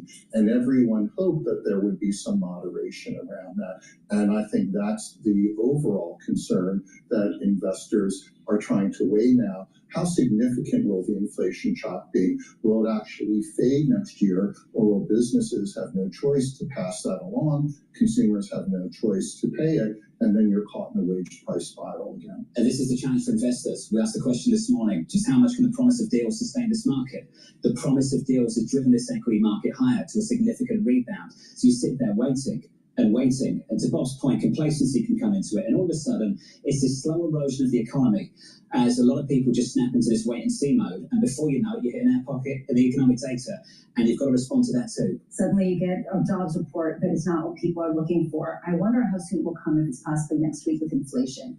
Ford said it wasn't going to raise prices on vehicles in response to tariffs. It is raising the prices. It is the test out there to see whether consumers will actually absorb it. That decision is just seconds away. Your scores going into it look like this on the S&P, raising gains on the S&P 500 as the president says he's unwilling to lower tariffs to get China to come to the table. With your Fed decision, here's Mike McKee. There is no move, but there is a warning. The target range stays in the range of 4.25% to 4.5%. But Fed officials warn, quote, uncertainty about the economic outlook has increased further. And they go on to say they, quote, judge that the risks of higher unemployment and higher inflation have risen. The economic assessment has changed after last week's report. The economy contracted in the first quarter. Although swings in net exports have affected the data, the minutes say, recent indicators suggest that economic activity has continued to expand at a solid pace. No change to their view. The labor market remains solid. Unemployment has stabilized at a low level in recent months, and inflation remains somewhat elevated. No other changes to the statement. Again, the committee will assess incoming data, the outlook, and balance of risks in considering the extent and timing of additional adjustments to the target range. There's no change in balance sheet policy, which was adjusted in March, and the decision was unanimous, with Minneapolis's Neil Kashkari voting as an alternate for Kansas City's Jeff Schmidt. And I thought so with him, that's for sure, given the circumstances that led to that. Mike, thank you, sir. Mike's on it, second paragraph at the very bottom of it. The committee is attentive to the risk to both sides of the dual mandate and judges that the risks of higher unemployment and higher inflation have risen. And that is the central banker's dilemma. The stagflationary environment that every central banker wants to avoid. The initial knee-jerk response in markets is interesting in that its yields lower. There is a question whether that can continue all across the curve, as there's a question around just the new structure of trade and the uncertainty that is weighing on businesses. The problem is with the market response, Bramo, as you know, we're competing with the headline from the President of the United States, which is perhaps more significant than anything we hear from Chairman Powell in 28 minutes' time. Okay, fair enough. The President coming out saying we're unwilling to lower tariffs to get China to come to the table.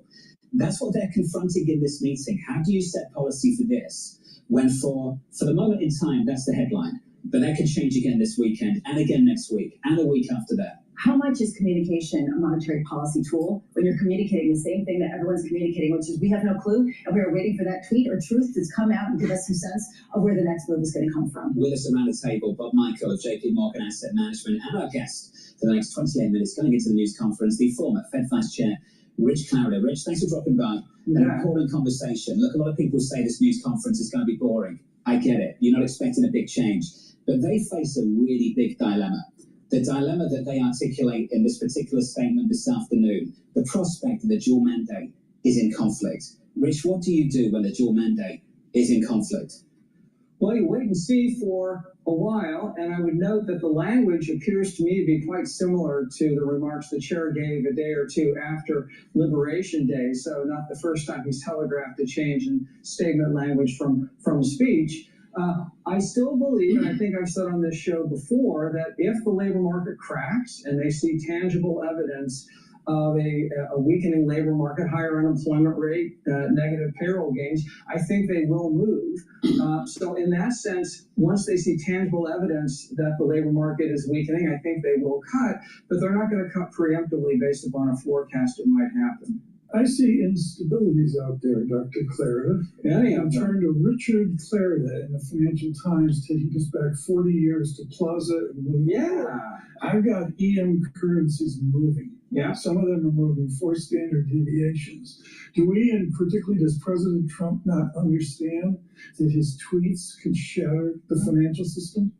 Well, I'm not sure about that. I will say that, coming into the year, there was some commentary, including by now CEA Chair Mirren from his work of last year, which was sort of dangling the idea of let's weaken the dollar, let's do other things in the treasury market. And I thought that was a risky move. And I've noted since then, including at the IMF meetings recently, he's sort of walked that back. And Scott Bessent, including when he's on Bloomberg, says he's in favor of a strong dollar. So maybe they're trying to put that genie in the bottle. As a student of this history, do we underestimate the potential shocks that are out there? Are we all complacent, except for John Farrell? Well, I would hope we're not complacent, but yes, the world economy has operated for 40, 50 years in a particular regime, the dominant dollar, more or less credible U.S. monetary policy and innovation and all of the rest. And, regimes don't necessarily last forever. So I think there is that risk.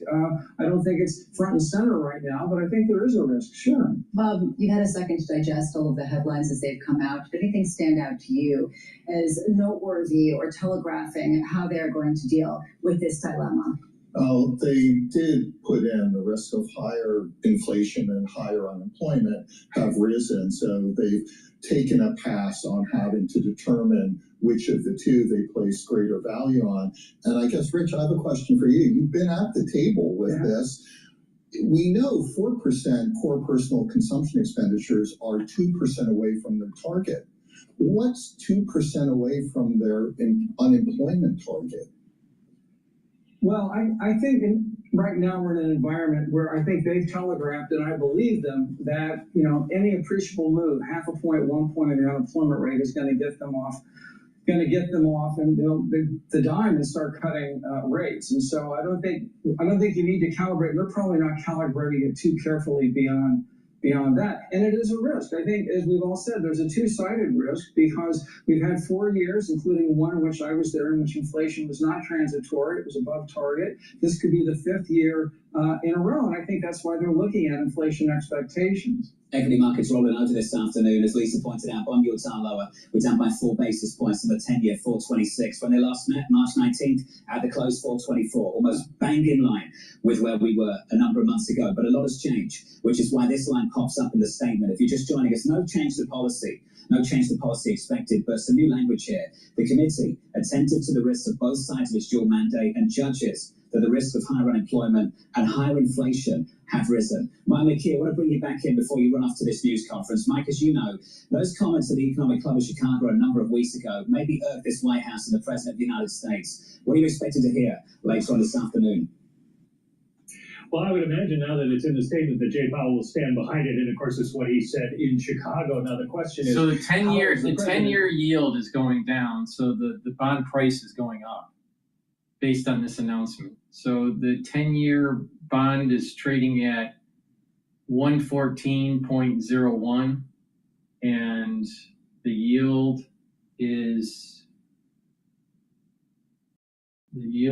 for the 10-year is 4.285. The yield for the 30-year is 4.78.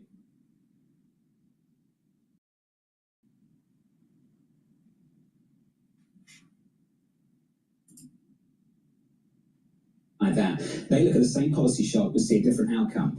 Abroad, they believe this is a disinflationary, potentially deflationary shock for Europe. What kind of shock is it for this Federal Reserve?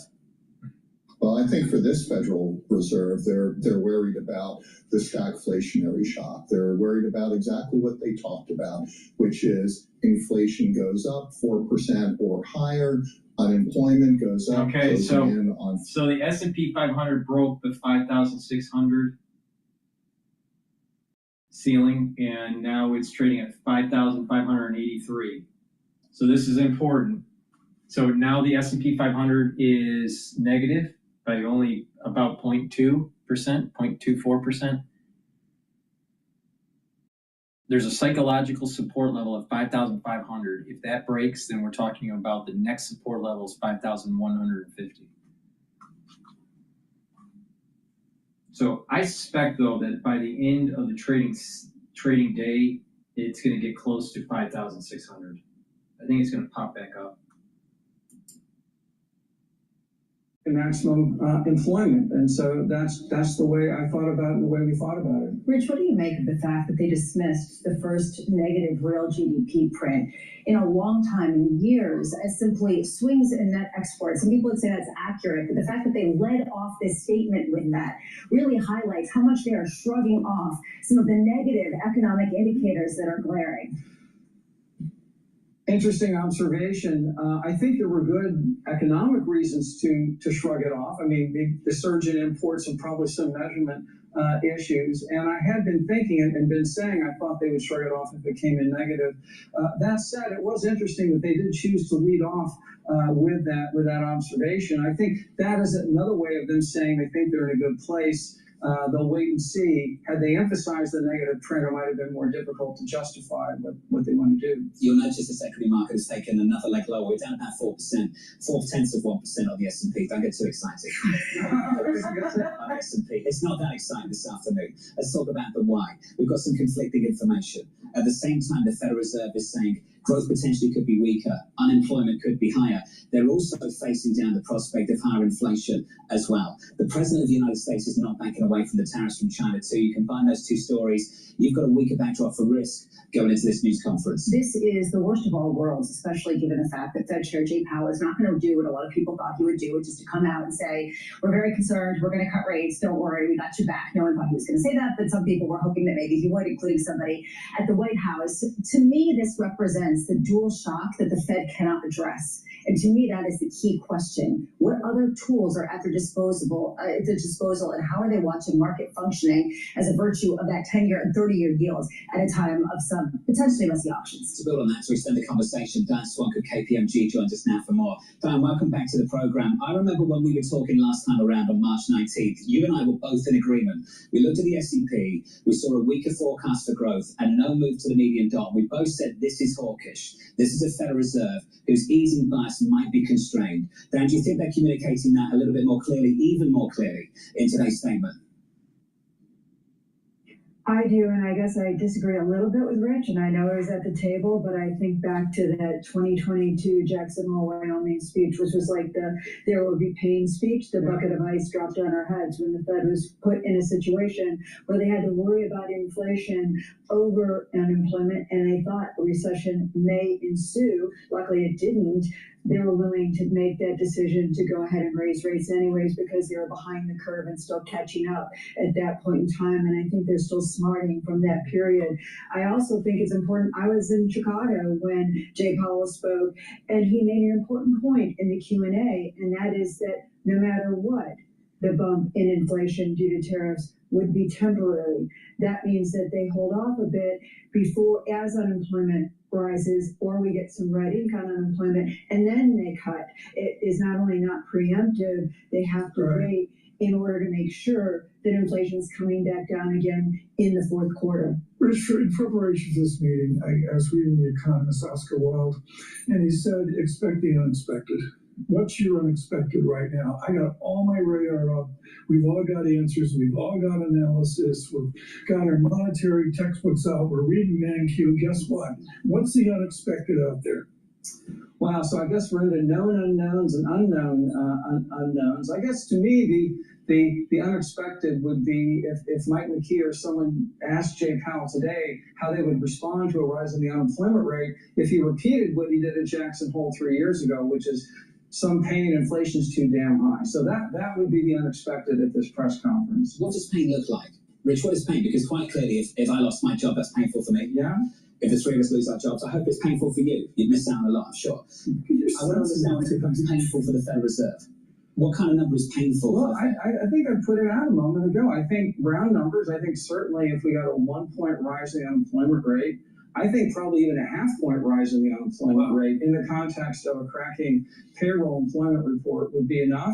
I think probably the only person who knows for sure is probably Jay Powell, so I'm just guessing, but to put round numbers on it. Yeah. Diane, what's your view of this in terms of the pain that would get the Fed's attention at a time where, as Rich has put out, there has been elevated inflation for years above where the Fed has targeted?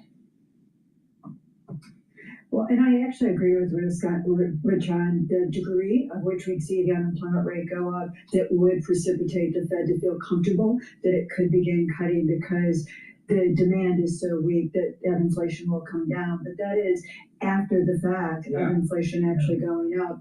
And remember, unemployment is a lagging indicator, and I think that's important. We also have one other factor out there that we've yet to see fully influence the labor market, and that is whether or not the change in immigration policy results in lower labor supply, which was part of the soft landing scenario, but it also will mean a slower increase in the unemployment rate if we lose the participation of those foreign-born workers. So all of those things together leave us with a period of the economy with maybe red ink in payrolls before the Fed actually cuts. And I think that is the important message. The timing is only maybe a few months apart, but that not preemptive, but also not synchronous, I think is what we have to walk away from. But Michael, one of the arch things here is Michael Feroli's thoughts from years ago about such a low potential GDP number.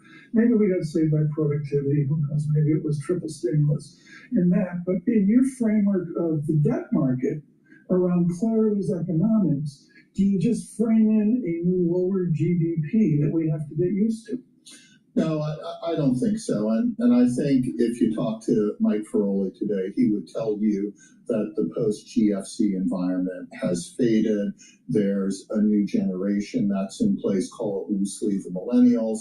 There will be a demand in cost and productive use of capital. So we're going back to an environment that existed pre-GFC.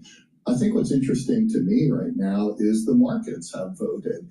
And if the FOMC is going to tell them that that the risks are higher unemployment and higher inflation, neither of those are good. So equity prices are down, bond prices are up. At least we've got sort of right-way correlation today. John, have we heard from President Trump yet? Not yet, not on the Federal Reserve directly, they said, but I think he's shaken up this market already. I was going to say that the fact that he said he was unwilling to lower tariffs to get China to the table is a pretty big headline that maybe is getting more of the attention in markets than elsewhere. But Rich, to Bob's point, and this is a good one, and it's one that actually Treasury Secretary Scott Bessent made just a couple of days ago, the 2-year yield is screaming that the Fed should have already cut rates. Do you buy that type of reasoning that this market is pricing in a slowdown that the Fed should preemptively respond to? The market is pricing in a material probability of a recession, and Secretary Bessent's entitled to say then the Fed should cut. I think what we're hearing and what we'll hear today is that's a risk that they're willing to take given the history of inflation and given what they see down the pipe. So the markets are pricing in 40-50% chance of recession. And as you pointed out 5 minutes ago, the past 30 years, the Fed typically already by now would be in preemptive mode to ride to the rescue. But again, history is relevant here, and that's why this time is going to be a little bit different. To us more directly, though, what do you make of the specific argument that the Treasury Secretary is pushing? The idea that the 2-year yield is trading below where Fed funds is, and he believes that's a sign potentially that the Fed's too tight and the market's telling them to cut. Is that a good visual thing?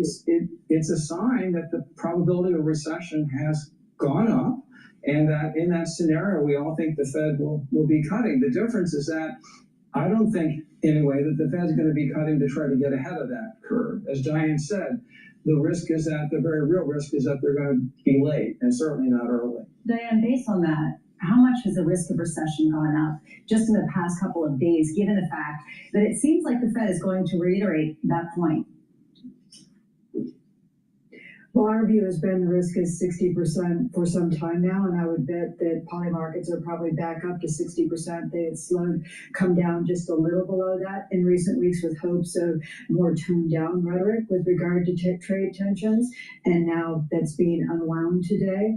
I think the risk that what the Fed has to do, and Rich knows this as well as anyone, and what we're doing, and it's a lot more work, is probability and scenario analysis. That's all we can do. We put on a certain probability on what tariffs will be in different kinds of regimes and how they're likely to play out, and and sit down and think about how would the Fed, stepping in their shoes, have to react to all those scenarios. So our recession scenario is 60% probability. The companies are doing the same thing. Diane, just before you run, that news conference starts in just a moment. Your number one question for Chairman Powell at the moment, what is it? Well, again, it gets down to how much pain are you willing to endure before you feel you need to cut? And that's, Rich has answered it. It would be nice if Jay Powell answered it. I don't think he will, but it is one that we all need. Please go to my store, the-studio-reykjavik.com. Get the vitamin B complex and the Myotrol. Stack these together to help with your overall health.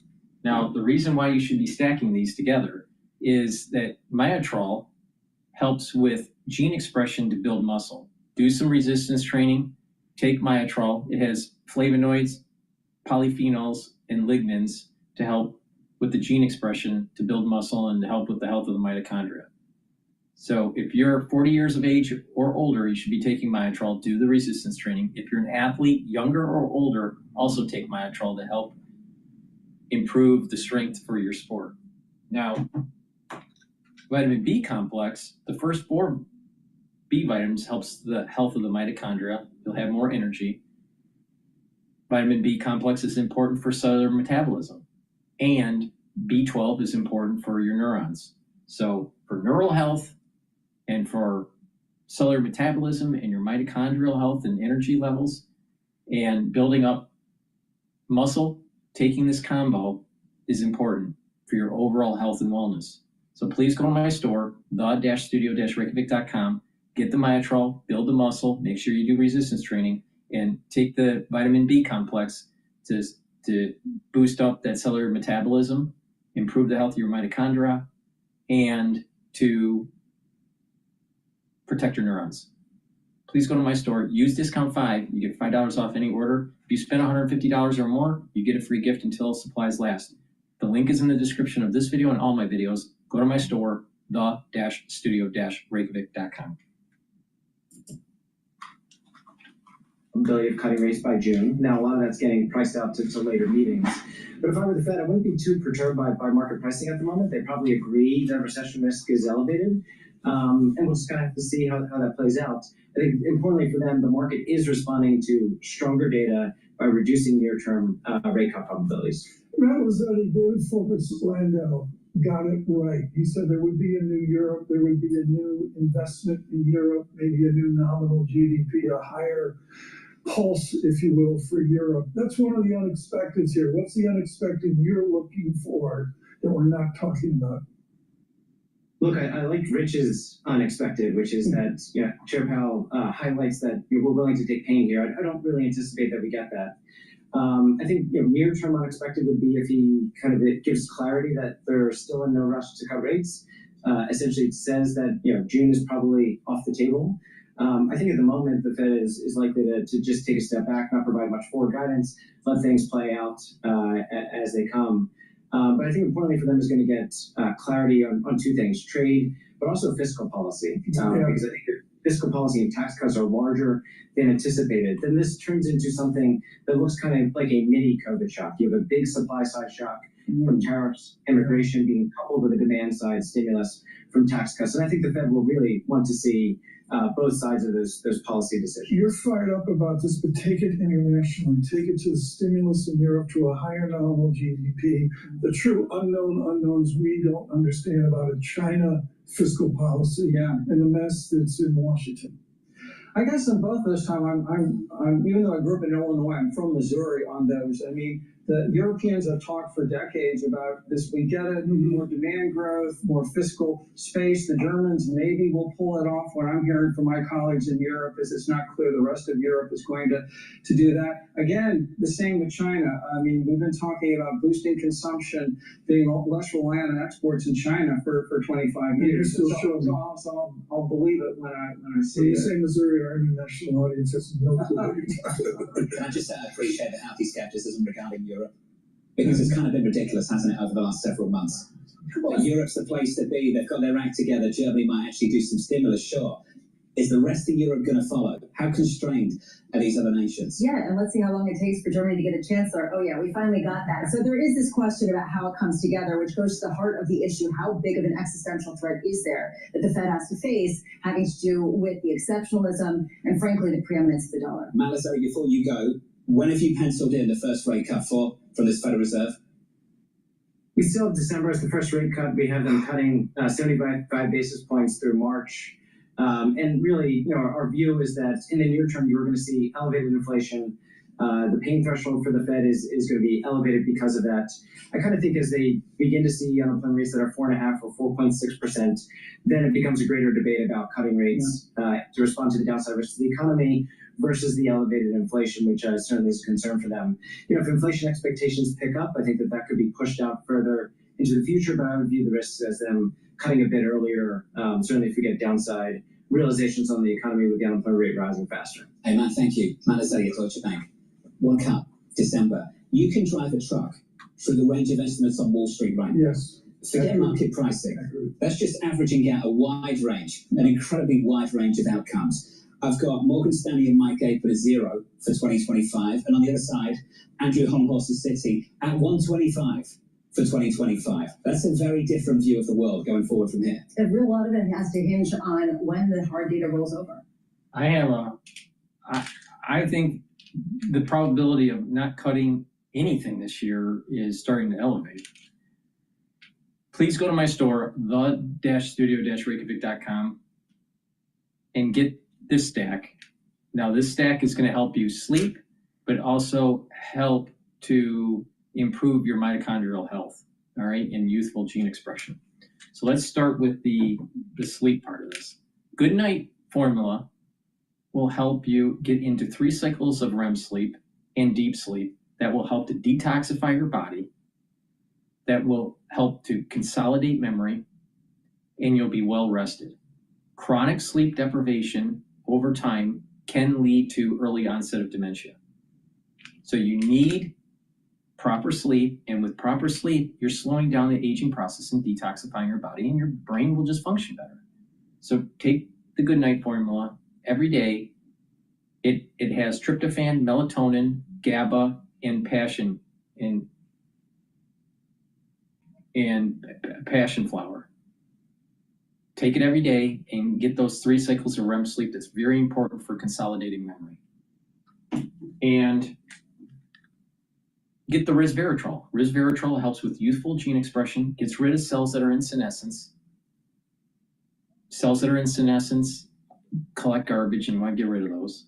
And when you get rid of those, and it's in tissues that have adult stem cells, you can regenerate the population of your tissue, and the overall age of that tissue will actually decline, not age. Now, resveratrol also soaks up free radicals, reduces stress on your cell, and helps with the health of your mitochondria. I've been taking resveratrol for decades. It's part of my anti-aging protocol.